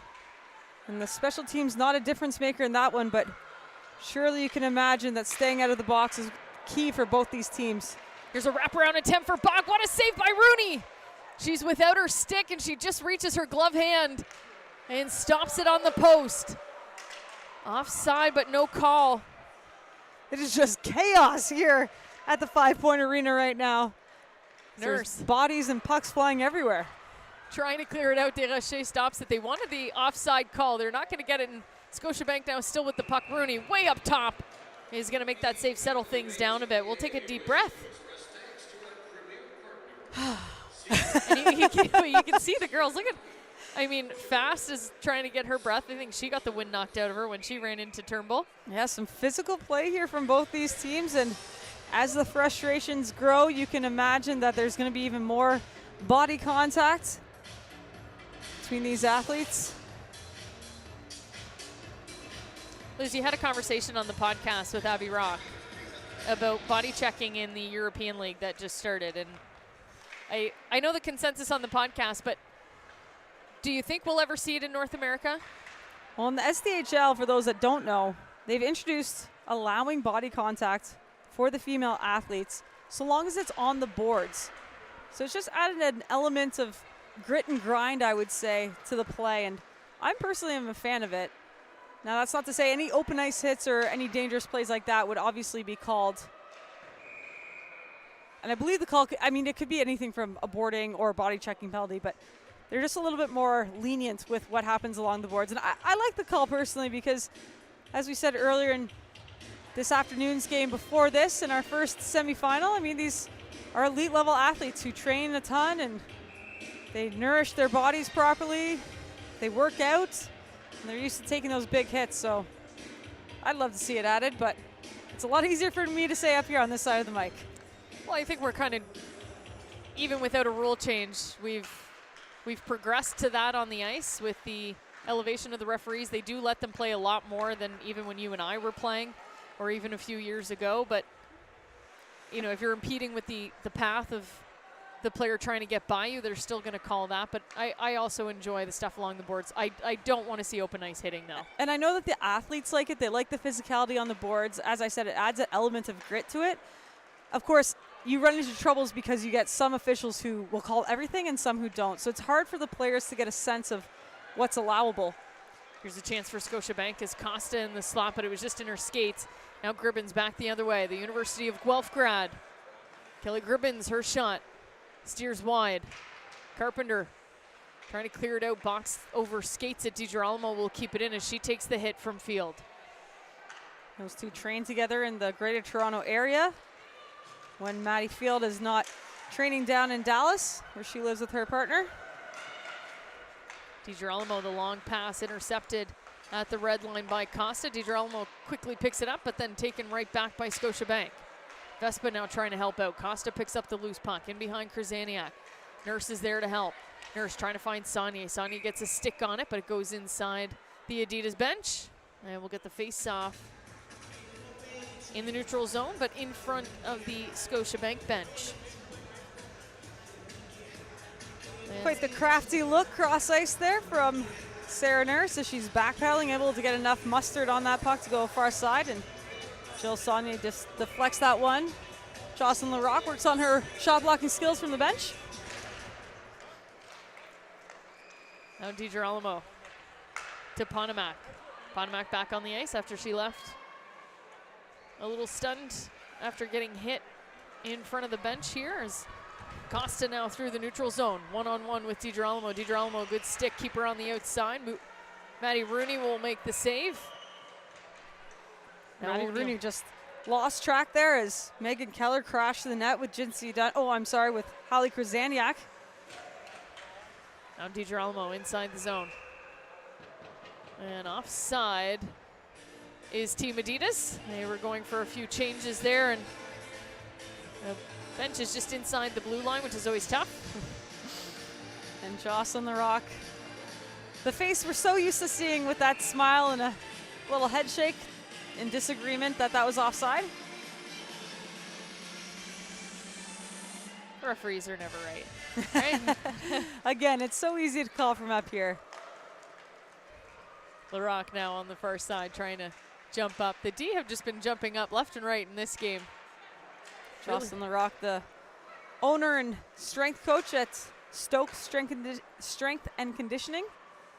And they provide athletes with CrossFit-style workouts and hockey workouts. They've actually provided programs to the PWHPA players in the Toronto region. Sarah Nurse now cycles down low. Vespa picks up the puck in behind Campbell. They find Sonnet. Sonnet is going to try and center that pass. It finds LaRock coming down off the blue line. An awkward angle shot steered away from Campbell, and now Turnbull. She's got Carpenter and Spooner with her. She's going to send it down, rim it around the ice. LaRock gets there first. Forward for Laura Stacy. Stacy all by herself, 1-on-5 as her teammates are changing. Panic's going to take the puck away. Panic through the neutral zone to Victoria Bach. Bach now, her shot goes wide. Now Potomac tries to find O'Neill on the backhand, but just in behind her. Desrochers able to cover that up and send it forward for Panic. Now below the goal line, fast. Off the boards to Dunn. Now Stacy, watched closely by Desrochers, but they'll find O'Neill. O'Neill's pass to Potomac. It does find her on the far side as it came down from a tip. Now Bourbonnais.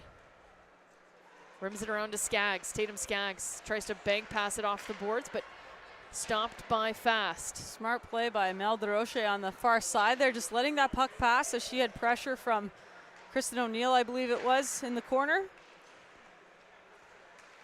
Now Skaggs battling along the boards. Donovan and Gribbins trying to find the puck for Adidas.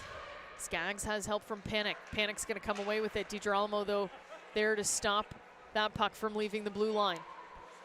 Now down low, Gribbins to Willoughby. Willoughby trying to find Krasaniak, who is sneaking in. And Kristen Campbell's going to cover that up. A great heads-up play there by Kelly Panic, who just softly floats the puck back to Kristen Campbell for the whistle. And we'll have a face-off to the left of Campbell. 11:26 remaining in the second period. It's calmed down a little bit. We had an exciting first period and a first few minutes of this second period as well. But both teams starting to settle in now, is still both very physical. 10-13, the shots in favor of Adidas. We're seeing a lot of bench and line management from both teams, trying to generate that offense. In particular, Dean Seymour moving some familiar names around between their first, second, and third lines on Team Scotiabank. Well, you saw Carpenter with Turnbull and Spooner. It's quite a physical line. And you got to be impressed with Natalie Spooner and the time frame that she's had to return to hockey, and the level of hockey that she's displaying is incredible. I love that confidence from Maddie Rooney on the back end for Team Adidas. The triple stripe as she just picks that one out of the air, almost nonchalantly.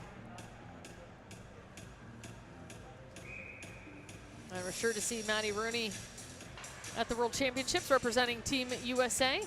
Team USA deciding not to announce their roster until they do a mini camp before the World Championships in Brampton. So they'll get together the last couple weeks of March for their selection process. As DiGirolamo comes up, and her and Stacy now inside the Scotiabank zone. Potomac picks up the puck on the far side. DiGirolamo will head back to the blue line as LaRock sends her back to her corner. Now Keller coming through the neutral zone with speed, one-on-one with LaRock. Keller to Field. Now LaRock picks up the loose puck as there's a few battles going on in behind Maddie Rooney. O'Neill loves this move. Just sails it into the sky and gives everybody time to catch up. Here's Turnbull now at the far blue line, connects from the pass from Bourbonnais. Turnbull into the boards with LaRock. Carpenter picks up the loose puck. She's watched closely by Potomac. Potomac takes it away. Now to Sonnet on the near side board. Sonnet, puck is rolling on her. Spooner is going to take it away and send it in deep. Mickelson now gets help from Sarah Nurse. Nurse to Potomac, back to Nurse. She's got Sonnet going to the far blue line. She sends it in. Sonnet now tries to send it in deep, stopped by Bourbonnais.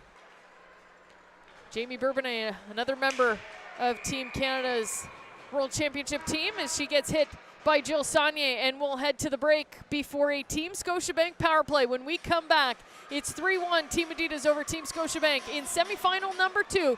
Don't go anywhere. You're watching the PWHPA Secret Dream Gap Tour Championship Showcase.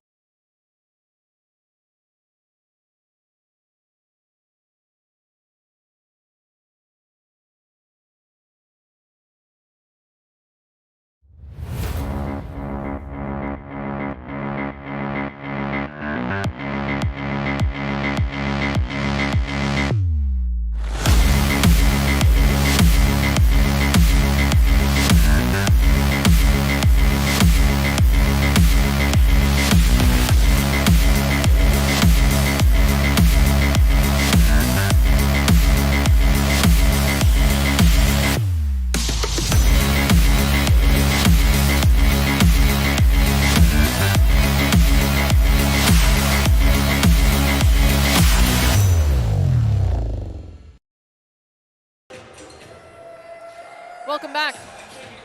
3-1 Team Adidas are going to be shorthanded though as Jill Sonnet sits for 2. Well, Izzy, you mentioned it before the break, talking about Maddie Rooney as the backstop to the U.S. national team, and her goalie partner on Team Adidas, Erin Frankel. The 2 American goalies backstopping the triple stripe, and down at the other end, Kristen Campbell, backed up today by Emirates Mashmar. These are 4 names that those of you who are familiar with the great rivalry are no stranger to. The depth in the goaler position in the PWHPA is just incredible. I like that, goaler. Goaler, it's a French term. First save on the power play for Maddie Rooney. And Adidas will be able to clear it out. 1:30 remaining on the power play. If you're just joining us, Team Harvey has already punched their ticket to Palm Spring Championship Sunday with an overtime win over Team Sonnet. So we're looking for who's going to join them. Sonnet will play in the consolation final tomorrow in LA. If you're in the area, we encourage you to come out and watch it in person. If not, we still will be with you globally on YouTube and the TSN app and ESPN Plus app as well. Moving the puck well with Keller, Carpenter, and Panic up top, the All-American trio. Panic now with pressure from Potomac. She'll get help from Spooner. The shot from the point tipped in front by Turnbull. And now a hit from Mickelson. No call on the play. You see Kelly Panic get up looking towards the orange bands, and no call. I'm sure there's some frustration in that. Well, Panic finds Turnbull in the slot. She comes over to the near side board. Back to Panic. Now to Keller at the point. Carpenter in the slot for Turnbull, and that hits the referee right in the face. You can see her shaking that off. Now Keller in front. Spooner was losing her stick as that puck came through, and now Nurse looking at the clock. She's got 10 seconds, so she sends it down. A smart play by the veteran. I just wanted to avoid the icing call. You see the official give a little head nod to her lines person, indicating that she's all right. Taking that shot high in the ear area, and she's going to take her helmet off here just to ensure that the helmet is okay. Scary moment there for our officials. It's not a shot I'd like to receive in that area, but she looks to be okay. She puts her helmet back on. And officials is gamers too, as they do. So the penalty has expired. They kill it off. Still 3-1, 7:13 remaining in the second period as Scotiabank is offside. Shots are starting to even themselves out. Scotiabank still with 14 over Adidas 13. And Scotiabank is used to kind of playing those 3 lanes of hockey, getting the blue line, and then finding creativity in the depth of their attack. And Team Adidas has just done a great job identifying checks on their back check and taking away those passing lanes, which has so far inhibited Team Scotiabank. Nicole Costa with a shot that squeaks by Maddie Rooney, but doesn't find the back of the net. Now Desrochers at the blue line to Costa. Costa just had a breakout game today. Played really well in Washington as well. Costa, the lone goal scorer for Team Scotiabank. Last time these two teams faced off, the chiropractor in Scarborough, Ontario. Graduated the Canadian Memorial Chiropractic College with honors.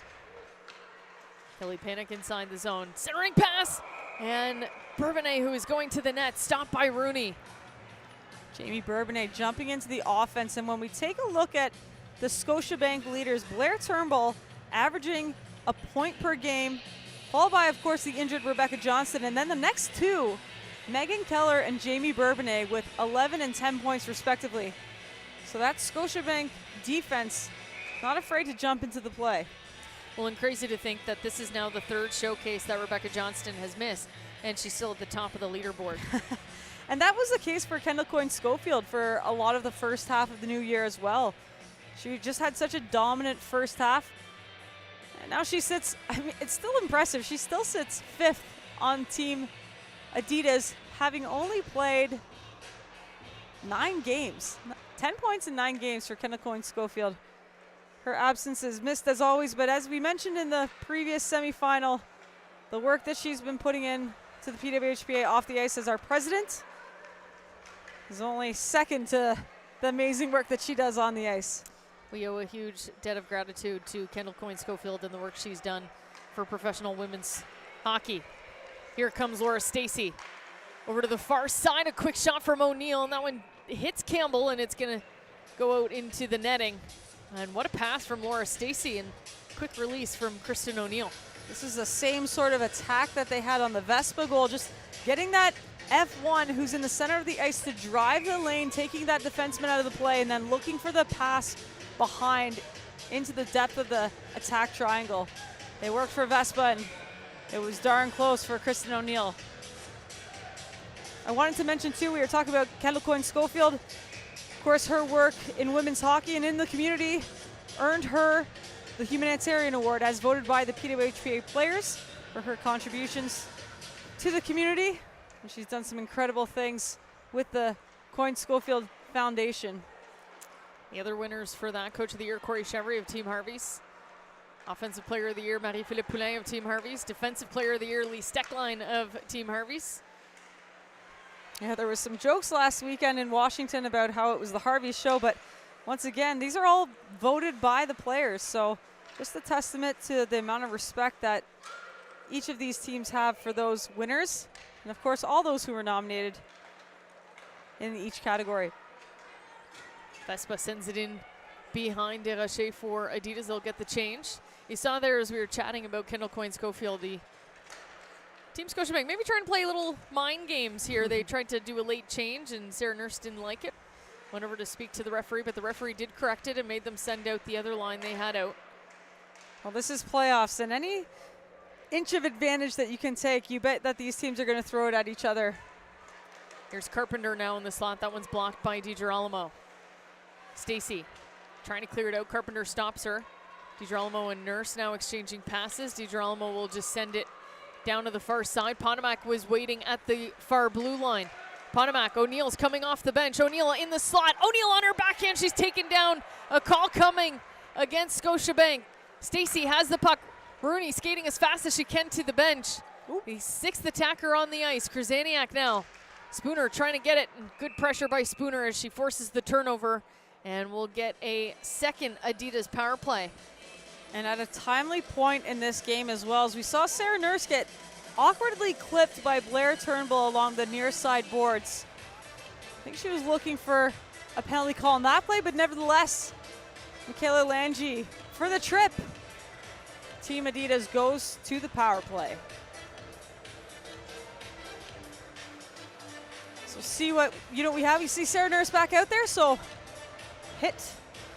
I guess not enough to put her out of the play. Alongside Vespa and Saulnier. Jinsey Dunn and Renata Fast at the point. Well, when you're hot. Keep riding them. And that's what Matt Leitner is doing with Sarah Nurse. Here's the shot, and it hits Campbell. Couldn't find it, but it was up in the rafters almost, but does settle down. Now Dunn. Back to Fast. Over to Sarah Nurse. Fast to Dunn. Through the crease, can't connect with Sonnet. And Nurse does a good job trying to keep it in, but good pressure by Panic as they do clear the zone. Dunn now inside her own zone. Make the pass to Vespa. Vespa on the near side for Stacy, who just jumped on the ice. Stacy now at the blue line, gets around Laquette. They'll complete the line change. Not much of a power play really for Adidas, just running their first and second lines. Well, as you said, if it's not broke, don't fix it. These two lines have had incredible chemistry the last handful of games, as Adidas is on a 2-game winning streak. And obviously the players are regionalized, so they're practicing with those that are in their region and not necessarily those that are on their team. So sometimes special teams just, there's no time to really practice. Might not be worth putting different players, just the lines that work, put them out for the power play. You're absolutely right. These teams rely heavily on the video coaching that they receive from their head coaches to understand the opposition's strategies. And I mean, they're elite level athletes, so they can watch the film and kind of get a good concept of what the coach wants them to run. 20 seconds left before Lange steps back on the ice. Not much has happened on this power play, as haven't been able to get full possession of the puck yet, as Scotiabank does a really good job with an aggressive PK. Donovan to the point for Larocque. Sonny looking for the one-timer. She gets it. That's stopped by Campbell. And now coming out of the box is Lange as Turnbull. Jamie Bourbonnais with the toey out of the corner there. Beat, they're offside. Love to see that. A defense showing off the hands. As we mentioned, her contributions on the offensive side, but hey, gets the job done getting the puck out of her zone as well. So the face-off in front of the Scotiabank zone, 2:14 remaining in the second period. 16-16 the shots in semifinal number 2. And we are at the home of the Anaheim Ducks practice facility. Some great hosts all day long. I was going to comment, it's hard to tell from our camera angle here, but the configuration of the boards, of the doors, on the benches is such that it actually puts the players coming out of the gate in the neutral zone versus sometimes they're kind of coming on into zone. So we saw last game Team Sonnet utilize that configuration to send a player when they were a little behind on the back check, and we'll see if we get some more of that from either Scotiabank or Adidas. Can you tell we're a little jet lagged? Sonnet Bank. Wow. Just started a new brand. You guys can thank me later. I'll patent that. We're running a little bit on fumes here as we, I mean, it's past midnight for me in my hometown. It'll be 11 o'clock for you in the Toronto region. And this is just what we need. We need a stoppage of play. Let DJ Jojo get us going again. Been feeling the vibes all night.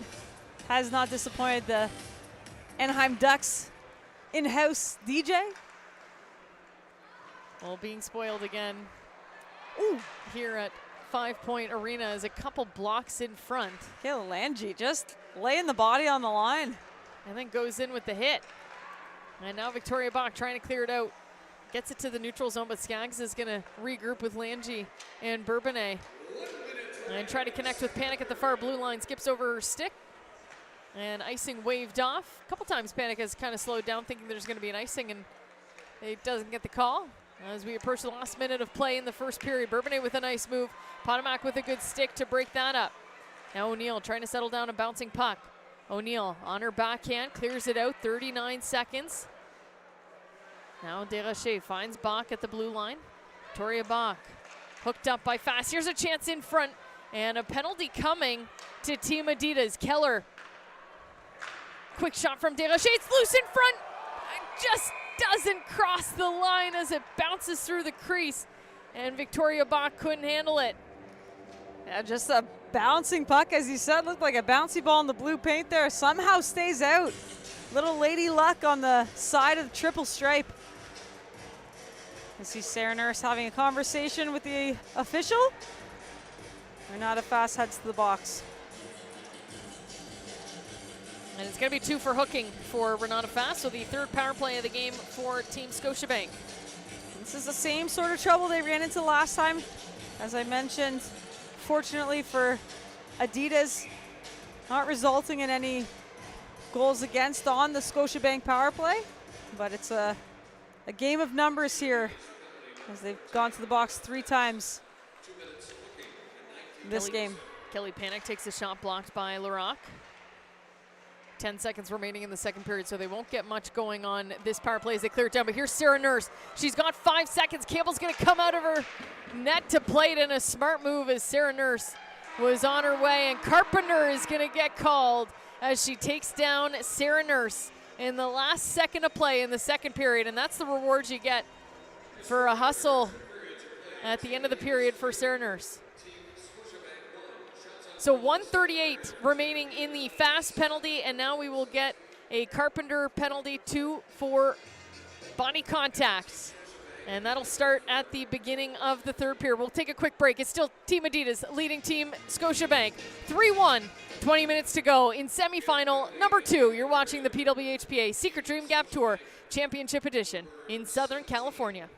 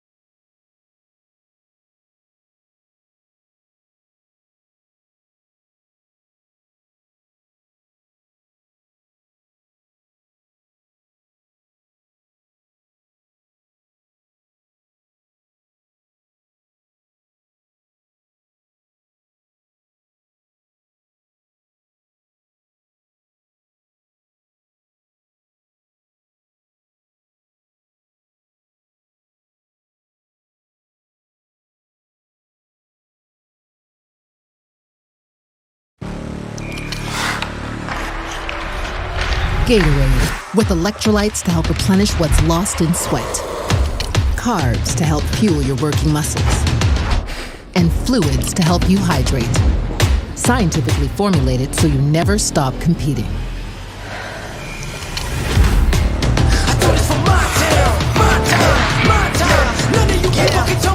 Rehydrate, replenish, refuel.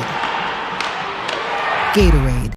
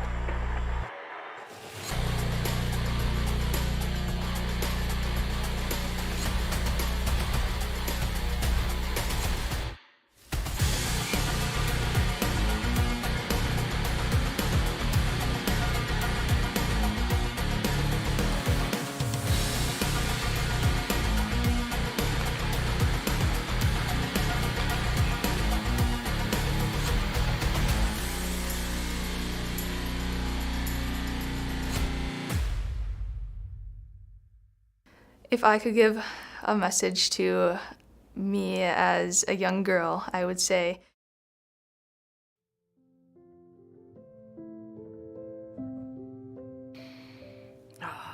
I love this question because I think I go in so many different directions every time I answer it.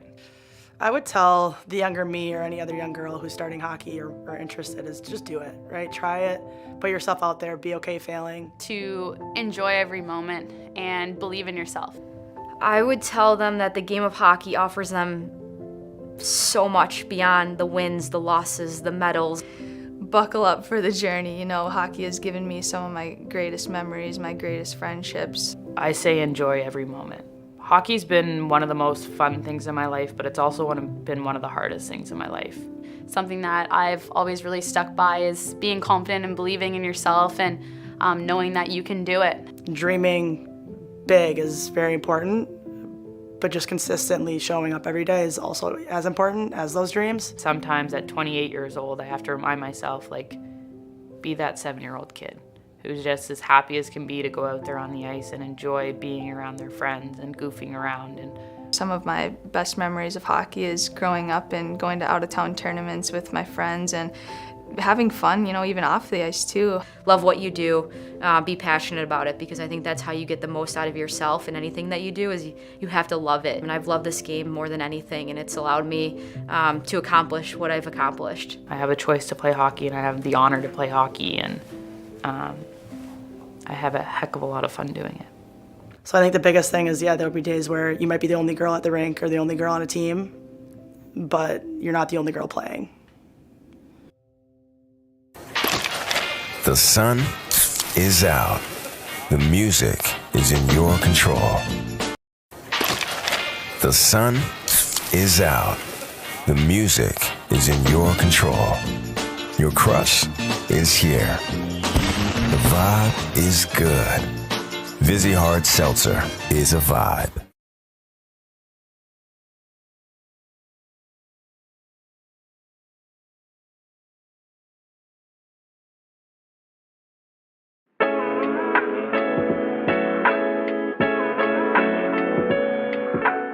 I'm Maddie Rooney. I play for Team Adidas here with the PWHPA. I went to school at the University of Minnesota Duluth, and I'm a goalie.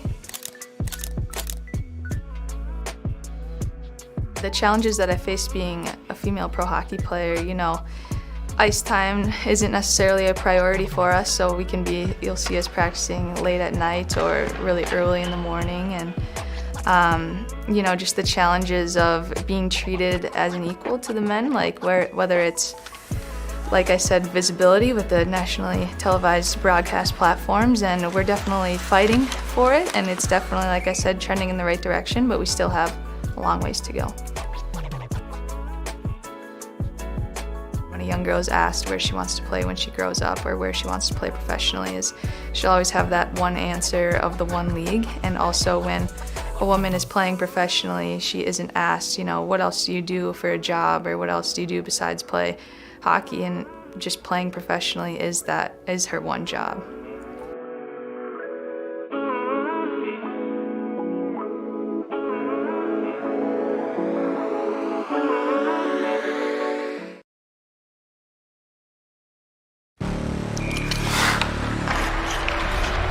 Gatorade, with electrolytes to help replenish what's lost in sweat, carbs to help fuel your working muscles, and fluids to help you hydrate.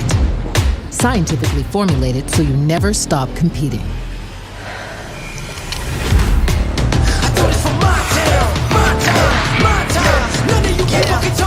Rehydrate, replenish, refuel. Gatorade. My name is Kendall Coyne Schofield. I am from Palos Heights, Illinois. I played my college hockey at Northeastern University, and I'm currently on Team Adidas with the PWHPA. The PWHPA is the Professional Women's Hockey Players Association, and back in May of 2019, a group of players got together to form the Players Association with the mission to change the landscape of women's hockey forever. I hope to see a more consistent product on the ice, so that when you turn on your TV during hockey season, you don't just see the NHL, you see women's hockey just as consistently as you see men's hockey. Once we start seeing that, I think we'll really see the true growth that the game has already exceeded, I think, without the infrastructure that it deserves. I remember the first time I saw a women's hockey game was when I was 10 years old, and the Olympic team came through the United Center in Chicago to play Team Canada before the 2002 Olympic Games, and I was just a bug on the glass. And then from there, the next game that I saw was with the women's national team was the one I played in, just to show you the gap of how hard it is to find and see women in hockey. To be it when you can't see it, that's such a strong purpose and mission of the PWHPA. We know how important that visibility is to the next generation, so that when these young girls grow up, they know that there's a place for them to be in this sport professionally and make a living doing it. I'm Erin Ambrose. I'm a defenseman playing for Team Sonnet in the PWHPA. I also play defense for the National Women's Hockey Team. For me, the evolution of women's hockey is exponential. This is only step one, and that, when I say this, that's the PWHPA and what we've done here. It's been so exciting to go to different locations and see fans and see communities that we don't often get to go to. As much as we want to continue our careers ourselves and continue to grow, we do know that we have a bigger thing in mind in creating more opportunities within women's hockey, and this is exactly what we're doing with the PWHPA Tour. As we continue to progress with hopefully getting a new league, we know that that's just going to take things to a whole another level. You look at World Championships, you look at Olympic Games, and women's hockey is at the forefront of that. But it's the in-between years that are really important to us. Getting a new league, getting a professional league, being able to commit ourselves 100% to the game of hockey is only going to make the game grow in ways that we never thought imaginable. The sky's the limit for female hockey players.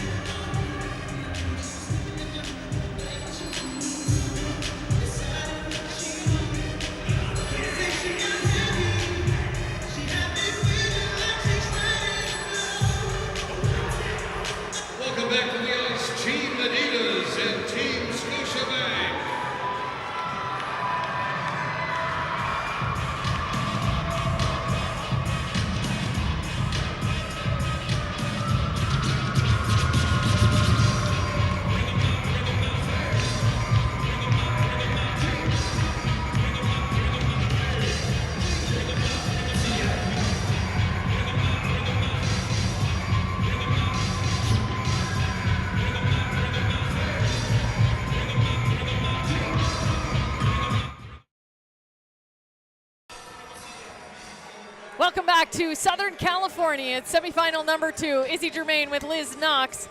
And we have reached the third period. And it's going to be 4-on-4 hockey to start this 20 minutes.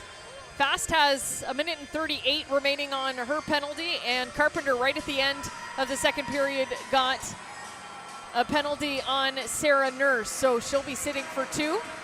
We saw game 1 end in 3-on-3 versus Team Harvey's versus Team Sonnet. We've seen plenty of 5-on-5, and now we're getting our taste of some 4-on-4 action.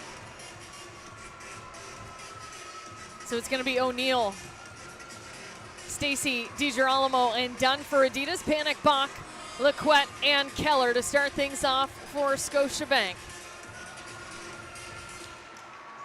As DJ JoJo keeping everybody on their feet during the intermission. Keeping the vibes good, DJ. And Adidas trying to enter the zone quickly. It's stopped at the blue line. Bach now for Scotiabank. Over to Lequette. Lequette having an issue with her skates. That's the second time she's fallen now. Stacy picks up the loose puck. Stacy with 3 players on her. Come out to Dunn in the neutral zone. Stacy to O'Neill.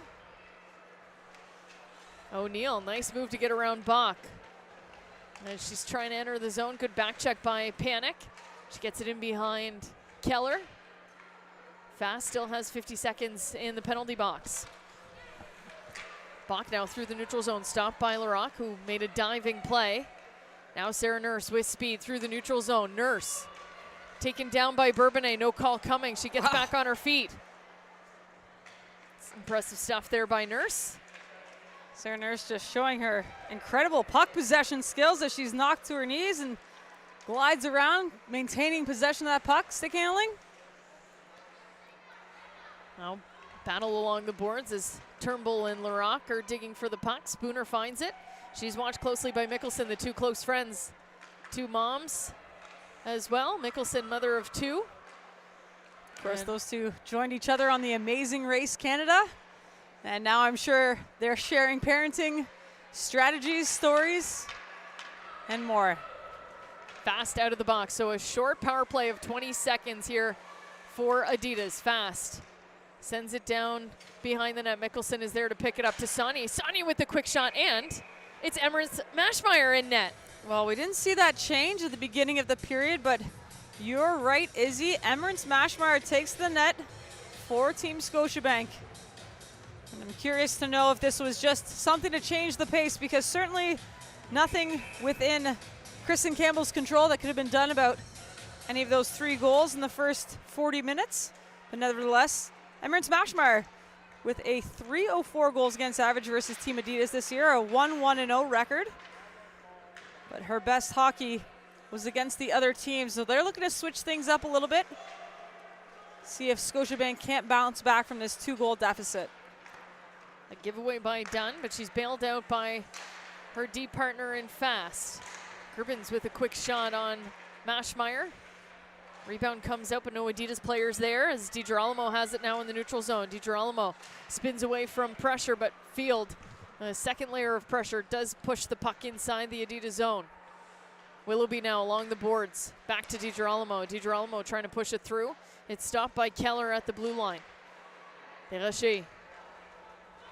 Good pressure by Gribbins as it's just down to the blue line, so they'll have to regroup in the neutral zone. Costa now. Stopped at the blue line by DiGirolamo. Potomac trying to go the other way. She's stopped by Skaggs. O'Neill picks up a loose puck through the legs of Graham. Both teams just struggling right now to find that composure in their possession of the puck. It seems to just be bouncing around, getting some odd sticks. So we see another look there, just a mishandle on the far side almost results in a Laura Stacy opportunity up front. Nurse trying to take the puck away from Skaggs. She has help from Potomac. It's going to be sent in. Now Keller to Lequette. Lequette looking to the far side for Bach. Now Bach with speed. Dangerous through the neutral zone. She gets in behind Larocque. Now Vespa Takes it away for Adidas. Sonnet trying to be crafty with it. Her and Vespa now outside of the zone. Almost throws them offside, but look, Rock now joins the play, sends it in on net, hits the side of the net, and in behind the goal line. Victoria Bach, second attempt to get him behind Mikkelsen this time. Good battle as Bach tries to jump around Mikkelsen, but she fights her way to the puck. Now Sonnet again at the blue line. Sonnet, couple moves, finds Donovan. Donovan with a move around Turnbull, but Spooner there to take it away. Spooner now with speed, 1-on-3 Adidas players. It's punched away. And now Willoughby chasing it down on Desrochers. Desrochers sends it over to Turnbull on the far side. Rooney leaves it for Dunn. It's taken away by Bourbonnais. Here's Carpenter in front, loose puck. And batting away at it is Spooner and Carpenter, but Fast is there to block the puck. Great retrieval there by Team Adidas in their own zone. Team Scotiabank doing a good job of putting those pucks towards the net and letting fate kind of take care of itself. This puck has been bouncing around all game. Here's a chance in front, a nice pass by Dunn, backdoor on O'Neill. And Maschmeyer makes her first big save of the game. She's looking solid early here. Early for her, but late in the game, making a nice play across the net. Scotiabank sends it inside the Adidas zone, but they quickly regroup with Laura Stacey on the far side. Stacey is going to rim it around to the far side. Ponomac is there to put pressure on Lequette, but she touches the puck up to Costa. Costa battling with Krasaniak, Field battling with Krasaniak. Adidas trying to come away with the puck. It's still bouncing in between the two teams in the neutral zone. Both teams go to the bench frustrated, but DiGirolamo sends it in behind Maschmeyer.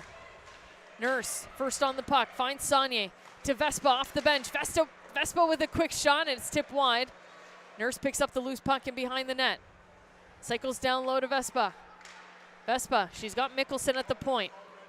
Mikkelsen with pressure from Costa, and it makes its way outside of the zone. Here's Graham now to Skaggs. Skaggs panics under pressure with Larocque and gives up the puck. Larocque now with help from Vespa. They try to rim it around. Lange from the blue line shoots it wide. Now with speed, Sonnet watched closely by the other number 11 in Tatum Skaggs. She pushes her off the puck. A lot of back and forth in this third period again, similar to what we saw in the first period. Both teams looking to gain that clean zone entry, and it's been a battle of the neutral zone here in the third period.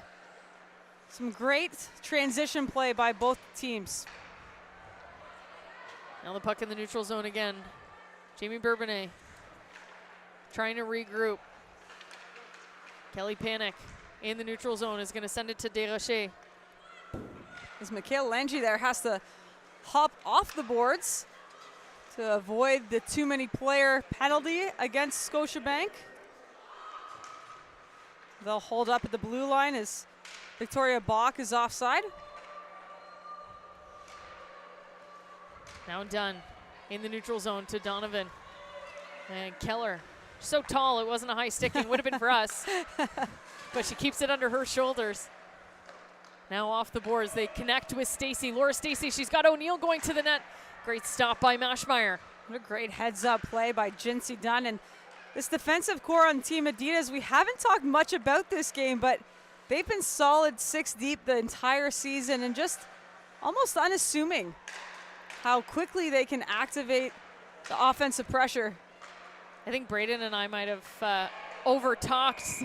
Well, you can never over-talk the D, as Turnbull makes a play on Stacey, and she's going to get called. She's not happy with it. And I'm sure she thinks that Stacey just kind of made a move on her and got the worst of that. But Braden Coburn, a huge fan of Renata Fast and this Adidas core. And obviously the storyline in Tampa was that there was only 4 of them. And they were riddled with injury that weekend. They didn't start with Sarah Nurse or Jocelyn Larocque. They were missing some key players, obviously, in Kendall Coyne Schofield not coming. And then it just kind of kept trickling down. They got Nurse back, they got Larocque back, but then they lost Curlette. They had Willoughby playing on D. It was just a crazy weekend for them, but generally speaking, just the 4 of them rotating on D, it was a complete demonstration of endurance. And a veteran mindset of those 6, just understanding how to manage their ice time and how to keep their legs, as you said, when there's players coming in and out of the lineup. And you mentioned Curlett, who took a last-minute flight here when word that Amanda Kessel would not be able to participate in championship weekend. Sarah Nurse now inside the zone, threatening. But yes, just arrived, had no idea, just arrived. Well, she showed up to breakfast this morning. We all had no idea she was here.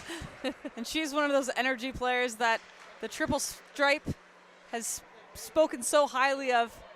She was walking around last weekend in Washington in a walking cast. But the trainers here at the PWHPA taking good care of her. Nice tight tape job, and she was on the ice. Not playing in today's game, but is here in case needed for Team Adidas. Now Nurse with a chance in front. She connects with Laura Stacy. Now Nurse back to Stacy in the slot. Opts not to shoot. She'll send it back to Fast. Gets it back. Her and Fast are going to exchange passes. 56 seconds before Turnbull is back on the ice. Stacy to Mickelson looking for her second stop by Mashmeyer.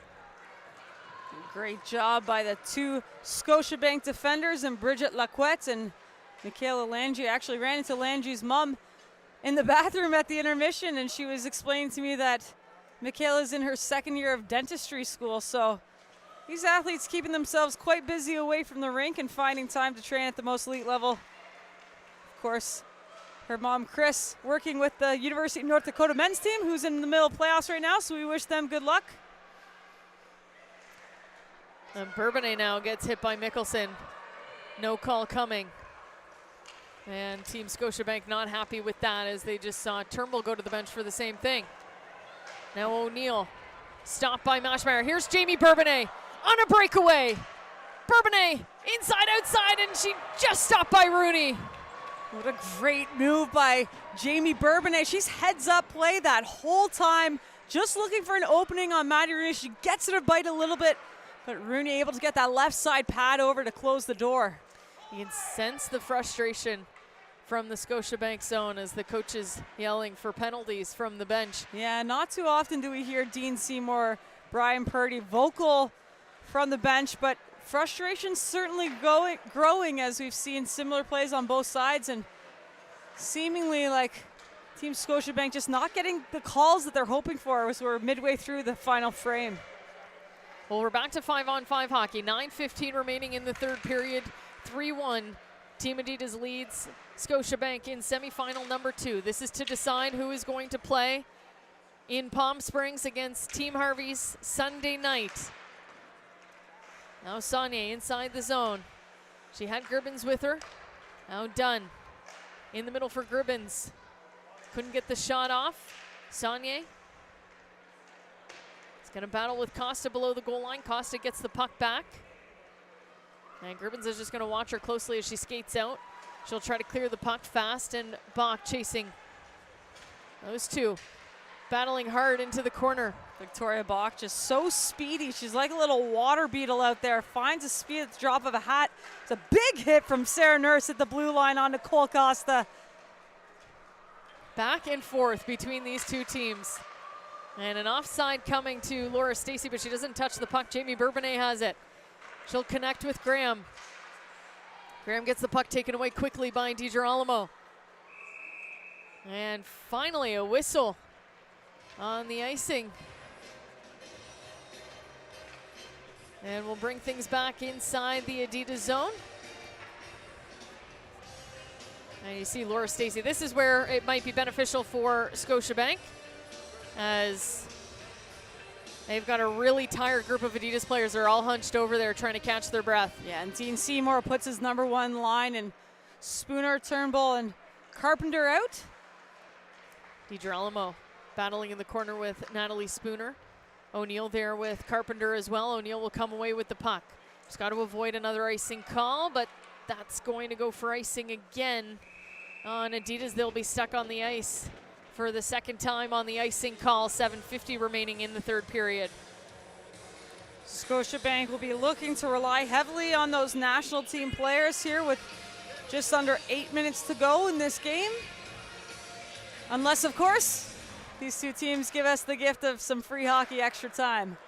Stacy takes the shot off the arm from Laquette. Oh, that's gonna sting. Yeah, she's not enjoying that discomfort as she's hunched over. And Adidas again still trying to clear the puck. Turnbull with pressure from O'Neill. They will clear it. Here's Laura Stacy after taking that shot. Laura Stacy on a breakaway, quick shot, stopped by Emmeryn Smashmeyer. Flash the leather, Emmeryn Smashmeyer, what a save. Well, and credit to Laura Stacy too. They get stuck out there and on a breakaway finds a second gear. We're gonna take a quick break. We all deserve it. It's 3-1 Team Adidas over Team Scotiabank. You're watching the PWHPA Secret Dream Gap California Showcase.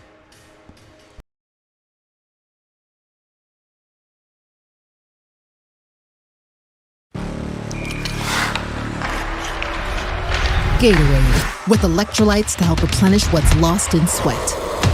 Carbs to help fuel your working muscles. And fluids to help you hydrate. Scientifically formulated so you never stop competing.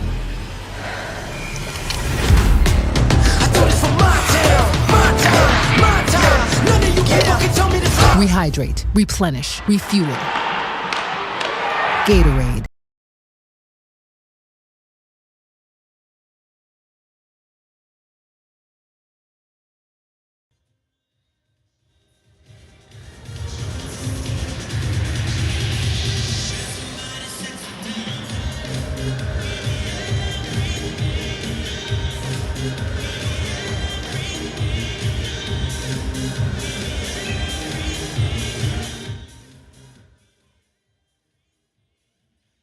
Welcome back inside 5 Point Arena at Great Park Ice.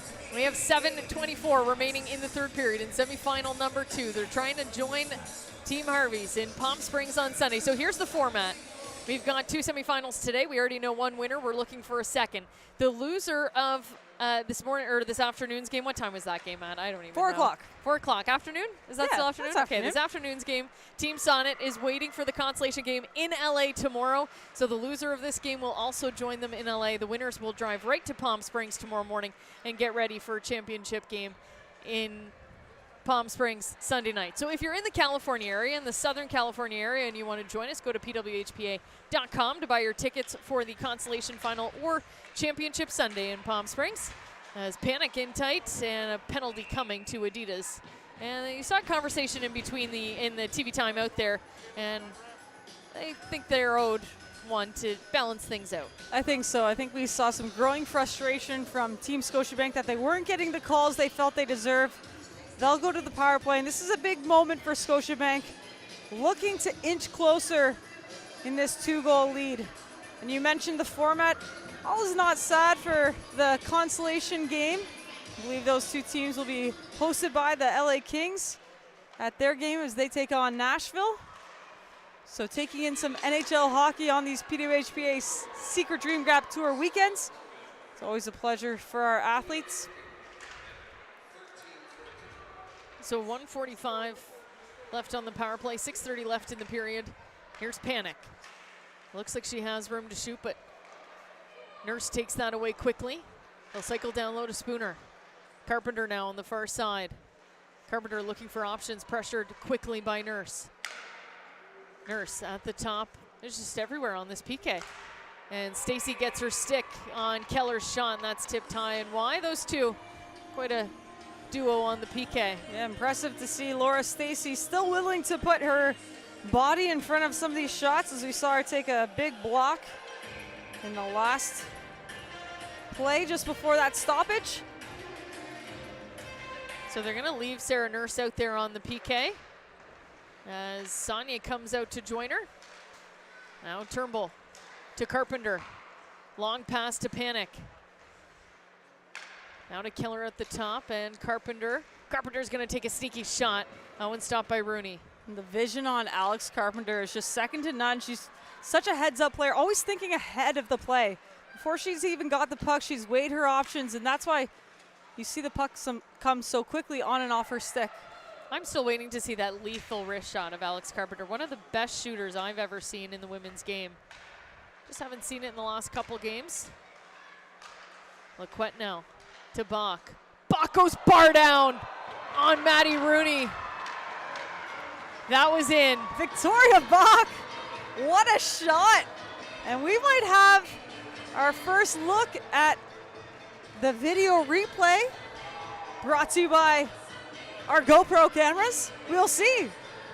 But what an incredible shot by Victoria Bach, and the officials in a great position to make that call. You see Potomac go back to the box, so they're going to discuss this. And I believe we'd have to have an official challenge, although it looks like the on-ice officials are the ones who are potentially going to use our video replay today.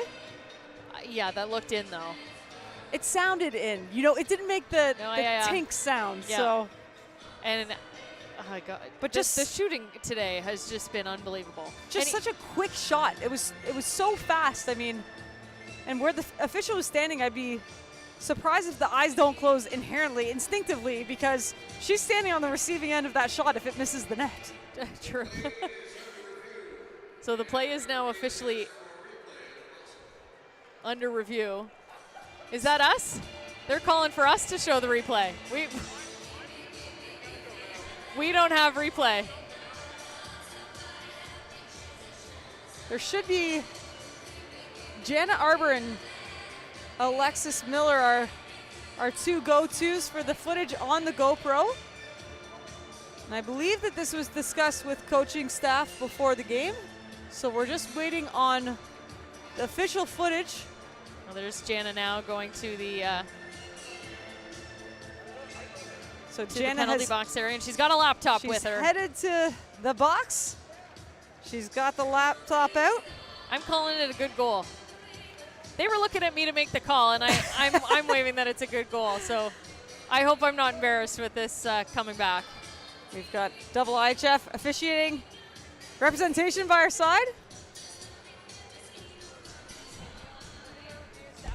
Well, new to the PWHPA is the video review for goals, and didn't have a camera set up here in the 5 Point Arena, so we did install some GoPro cameras inside the actual nets. They're right between the back bar and the middle bar. And everybody's looking at us wondering. We don't have the video. Everybody's looking at us. I'm calling it a good goal. I'm telling them all it's a good goal. Let's make this game a little. That's a really risky play there, Izzy. I saw it go in, Liz. I'm quite confident it went in. And you know what? The confidence of Bach, too, and she skated away from that. Let's see if we can get some information for our listeners. Let's get some intel here. We see both officials now in the penalty box on Team Scotiabank's side to take a closer look at this GoPro footage as Team Scotiabank and Team Adidas sit on the edge of their seats awaiting the final decision. We want to thank the PWHPA staff who made this possible today as they were out and about pulling in these GoPros so we could have this technology for this weekend in preparation for, of course, Championship Sunday. Hey, I picked up the extra batteries this morning, too. We do it all. Izzy, Germaine, you do it all. I do it all. I carried the bags in. I got the GoPro batteries. I'm going to take a commission off of Scotiabank today if this is a good goal. And I am, you know what, I am a little bit regretting my, well, let's see what the call is here, but Blair Turbo's quite positive, and it's in. We got a good goal. 20/20 vision still on this girl. And we got a 3-2 hockey game. I wouldn't lie to Blair Turnbull. You know how scary that is to lie to Blair Turnbull? Izzy with the Hawkeyes in the sky. We're in a 3-2 hockey game, folks. 5:24 remaining, and things just got interesting. Victoria Bach with a laser at the side of the net. Brings her team within one. Larocque now looking to shoot. Decides not to, sends it down low to Stacy. Well, the last and only time that these two teams finished within 1 goal of each other was back December 9th of 2022. Team Adidas took that game 2-1. Our Ottawa Showcase, hosted by the Ottawa Senators, another one of our NHL affiliates, and we do thank all of our NHL partners this year for hosting us. Ottawa, Tampa Bay, Washington, LA. Now Nurse inside the zone. Waiting for teammates as everybody was changing. She'll just send it in behind Maschmeyer as Sonnet with pressure on Turnbull. Strips them of the puck. Sonnet now at the side of the net. It pops out to Keller. Jill Saulnier just relentless on that forecheck, creating turnovers behind the Scotiabank net and looking out in front for those opportunities. She is again. Still causing trouble for Keller and Lequette below the goal line. Lequette trying to get rid of it. Vespa just gets a piece of it, and it's back on Nurse's stick. Nurse in the slot. Leaves it for Dunn. Dunn jumps up, and it's tipped, but stays wide. And similar to what we saw in the Harvey Sonnet game, as soon as Sonnet scored, Harvey just came back with so much pressure. And Adidas doing the same against Scotiabank. Keller now breaking out with Carpenter and Skaggs. Skaggs with speed in the slot, takes the shot. Steered clear into the corner by Rooney. Tatum Skaggs with some deceptive speed there, such a long stride. And you see her alongside forwards like Victoria Bach, and with the speedy stride, and she finds a way to get past the Team Adidas defender. Well, this is where we'll see the depth of both these teams getting to play their full lineups for the full 60 minutes.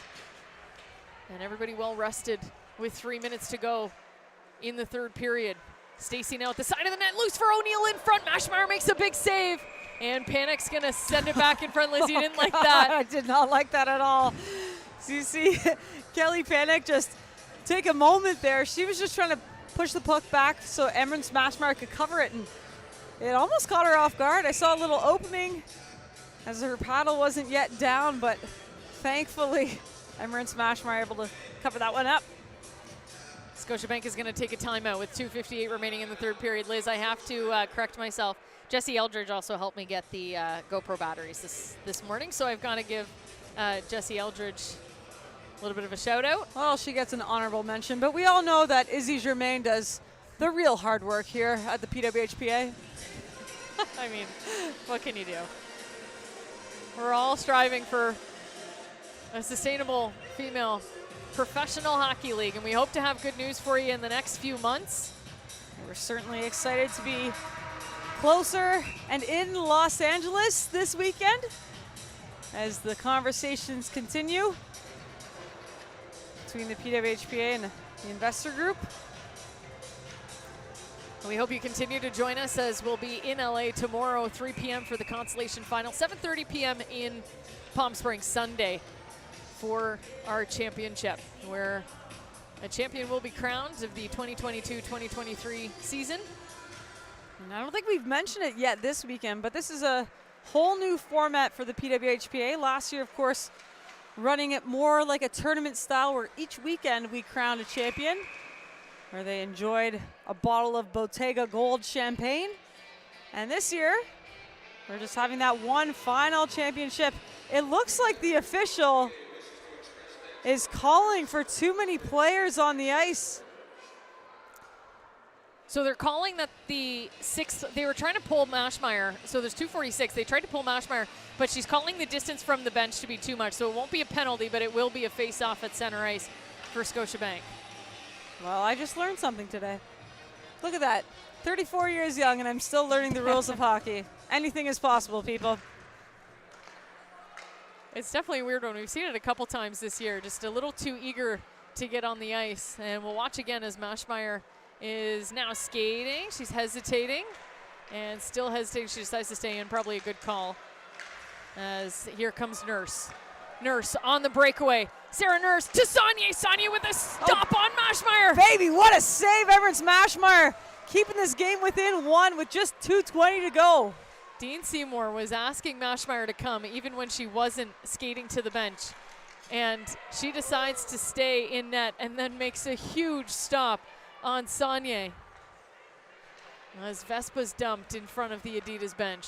They're going to try again. 2:03. Bach now chasing down the puck. Maschmeyer hesitating again, but she will make it to the bench. Skaggs now on the ice as the sixth attacker. 6 on 5, 1:50 remaining. It's a 3-2 hockey game. The winner goes to Palm Springs. Jinsey Dunn to Potomac. Potomac's just going to use the boards, try to find Stacy, but Skaggs stops that. Great keep twice by Tatum Skaggs on that close side boards. Skaggs now at the blue line. Stopped by Laura Stacy. And Stacy thought she had an empty net, but a stick taken out. And now she runs into Potomac. They don't need the extra goal, but it would be nice. Now Skaggs through the neutral zone. Stacy's stick still at center ice, might cause some trouble as a penalty is coming as Mickelson. Oh, Sonia thought she had the wide open net. She was going for the slop shot. But it's going to be Mickelson going off for hooking with 1:10 remaining. We're going to have 6 on 4. This is always one of those interesting scenarios. You know, you never want to encourage a team to take a penalty, but with an empty net, taking that penalty, if you can possess the puck and send it the length of the ice, you don't risk the icing, of course, as you are the shorthanded team. So 6 on 4, as you mentioned, Izzy. We'll see if Scotiabank can't even it up here with 1:10 left on the clock. No timeout called by Adidas. 6 on 4, Keller to Turnbull. She takes a quick shot. It's loose in front of Rooney. Rooney looking for it. They score! Victoria Bach ties things up. And the Scotiabank bench is just electrified by this Victoria Bach goal. Victoria Bach, her second of the game. And we have another tied semifinal game on championship weekend. Well, I'm certainly getting my calories burned this weekend as my heart rate just keeps spiking with this PWHPA hockey. What a treat that these athletes have put on for us here on day 1 of championship weekend. Well, sometimes you don't call that timeout because you don't want to give the other team more time to sort themselves out, but you also don't give your team time to figure out the strategy. 6 on 4. And now a tie game, 53 seconds remaining. Jinsey Dunn wants to end this in regulation, and they get the shot in the slot, but it's blocked by Keller. Now Fast. It's going to jump in on the play. Renata Fast looking for someone in the slot. She's going to hang on to it. She's going to shoot. It's blocked by Lange, and it's going to clear outside of the zone. Fast. Lange just having a game today. A handful of block shots in zone, and she goes off for a change. 25 seconds on the clock. Tatum Skaggs now, 23 seconds on the clock. Gets the puck taken away. DiGirolamo over to Larocque. Larocque, long pass to Sarah Nurse. Sarah Nurse, offside.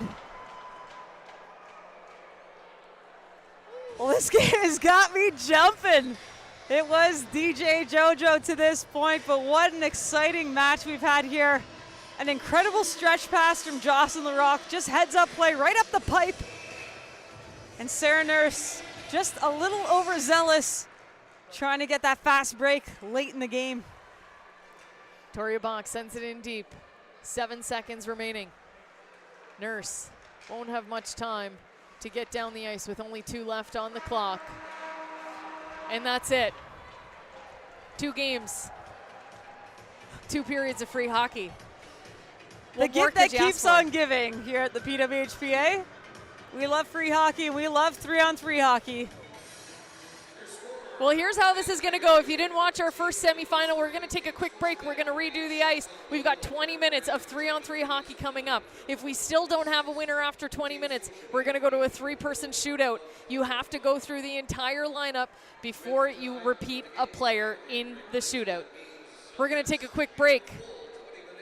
3-3 after 60 minutes. We need more hockey in Irvine, California at the 5 Point Arena at Great Park Ice. Thank you for watching the PWHPA Championship Weekend. We have more for you, and we'll be right back after this. Gatorade, with electrolytes to help replenish what's lost in sweat. Carbs to help fuel your working muscles. And fluids to help you hydrate. Scientifically formulated so you never stop competing.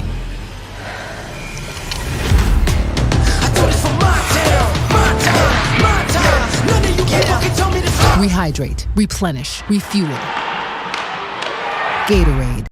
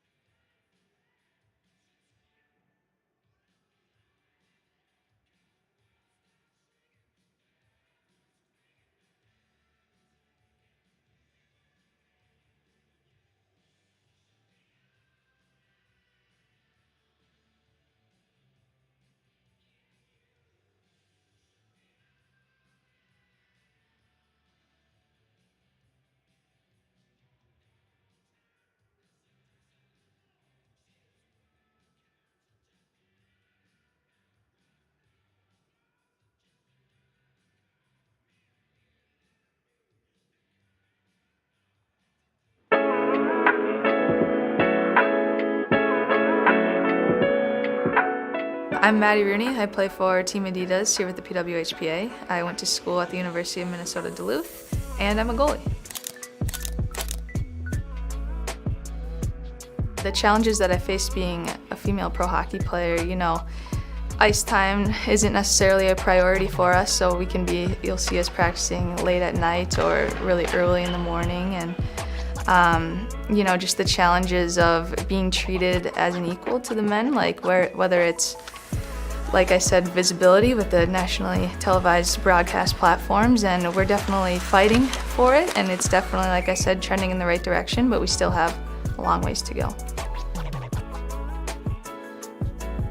When a young girl is asked where she wants to play when she grows up or where she wants to play professionally, she'll always have that one answer of the one league, and also when a woman is playing professionally, she isn't asked, what else do you do for a job, or what else do you do besides play hockey, and just playing professionally is her one job.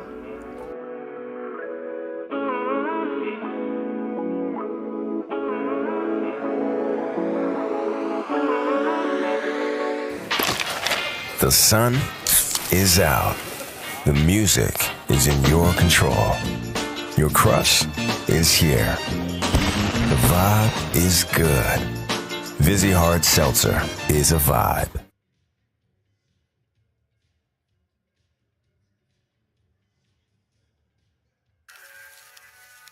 My name is Kendall Coyne Schofield. I am from Palos Heights, Illinois. I played my college hockey at Northeastern University, and I'm currently on Team Adidas with the PWHPA. The PWHPA is the Professional Women's Hockey Players Association, and back in May of 2019, a group of players got together to form the Players Association with the mission to change the landscape of women's hockey forever.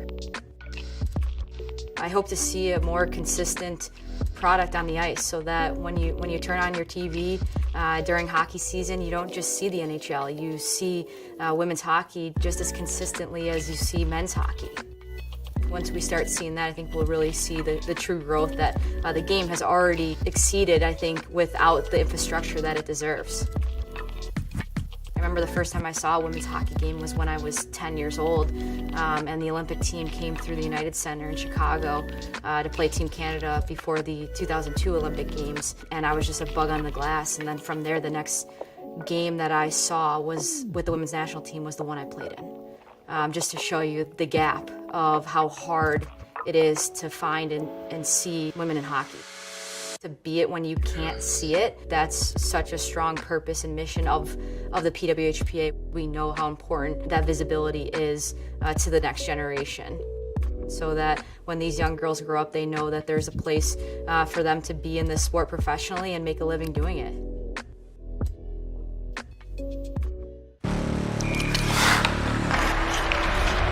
Gatorade, with electrolytes to help replenish what's lost in sweat. Carbs to help fuel your working muscles. And fluids to help you hydrate. Scientifically formulated so you never stop competing.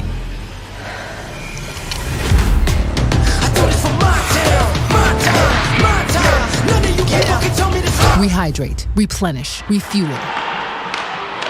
Gatorade.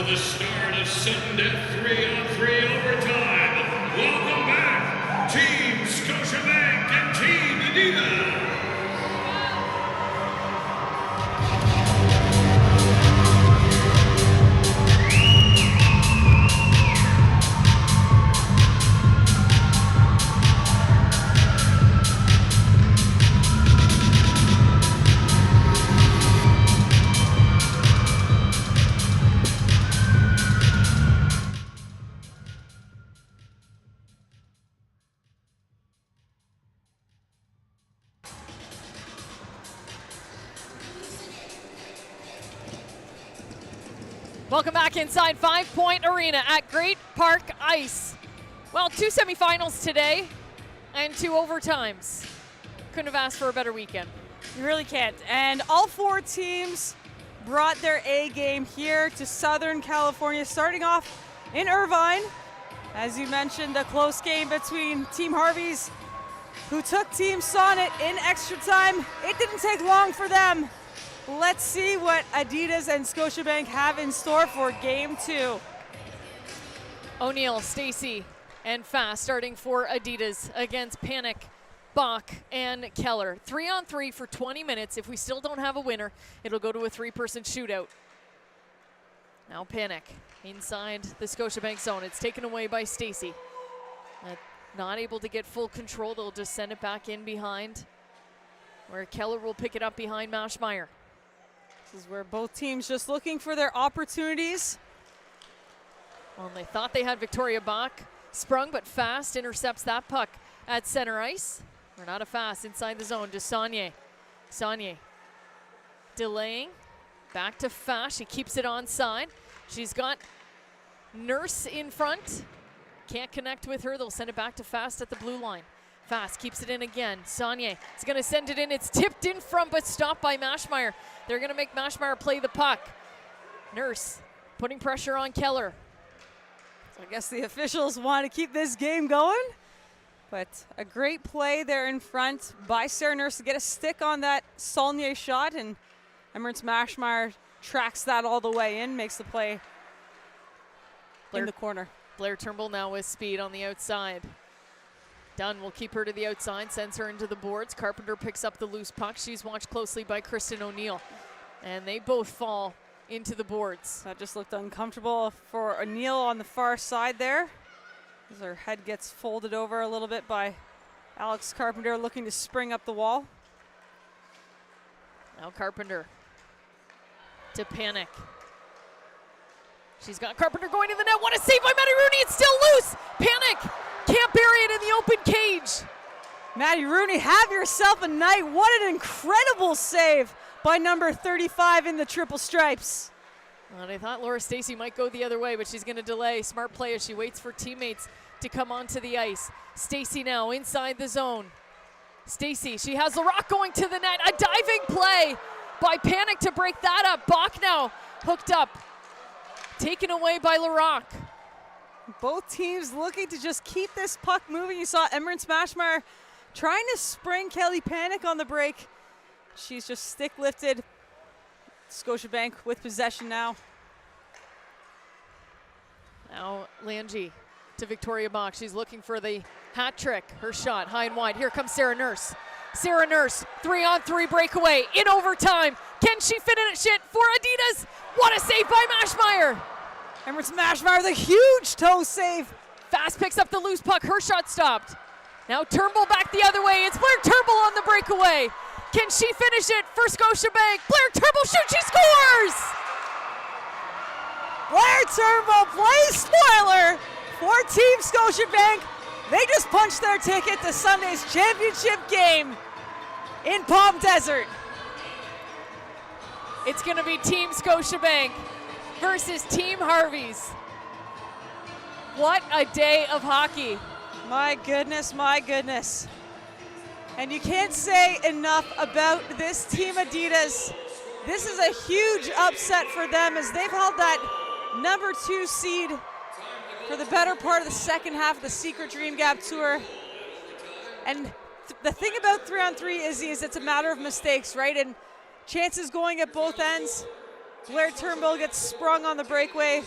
She finds shelf over Maddie Rooney, but a fantastic game at both ends for these goaltenders. So much offense. What a treat to watch. Well, there's something to know. Kristen Campbell is no longer even on the bench as the backup. They did dress Amanda Makala. So it must have been injury that prevented her from coming back in that third period, but credit to Emirates Mashmeyer.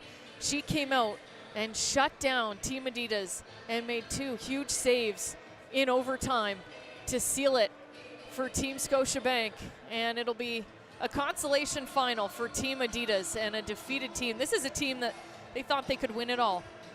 Yeah, they certainly had so much offense going for them and had all 3-4 lines rolling, 6 Ds, and 3 D pairings who were buzzing. But this is the great game of hockey, and we know in the playoffs, in a one game takes all, anything can happen. I think if these teams face each other, you know, best of 3, best of 5, maybe we see a different story, but nevertheless tonight, Scotiabank finds a way to get her done. Well, Scotiabank's been talking about it the last 2 showcases. They've been shorthanded. They're dealing with injury. They're dealing with a lot of players out of the lineup, and they said we just have to get to California and we need to win 1 game. And that they did. And a very smiley Scotiabank team and a shocked Adidas team. Emmerich Mashmeyer.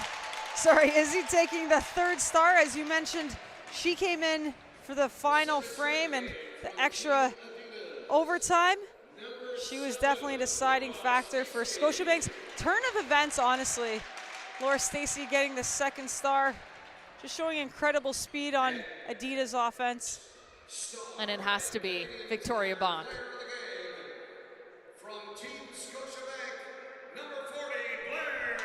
Well, a close second, I would say. Blair Turnbull playing spoiler today for Team Scotiabank. She had an assist on the Bach goal and, of course, the game-winning goal in overtime to put Scotiabank in the finals. Well, I make the call about the good goals, but I don't make the call about the 3 stars. So it is Emmerich Mashmeyer, Laura Stacey, and Blair Turnbull picking up your 3 stars. We thank you for joining us. This has been a marathon of a day, and it's been amazing hockey to start day 1 of championship weekend in Southern California. For myself, Liz Knox, and everybody here at 5 Point Arena at Great Park Ice, we thank you for joining us, and we hope you continue to join us as we will be in LA tomorrow and Palm Springs on Sunday. Have a good night, everyone. Thank you for watching the PWHPA Secret Dream Gap Tour Championship Weekend in Southern California.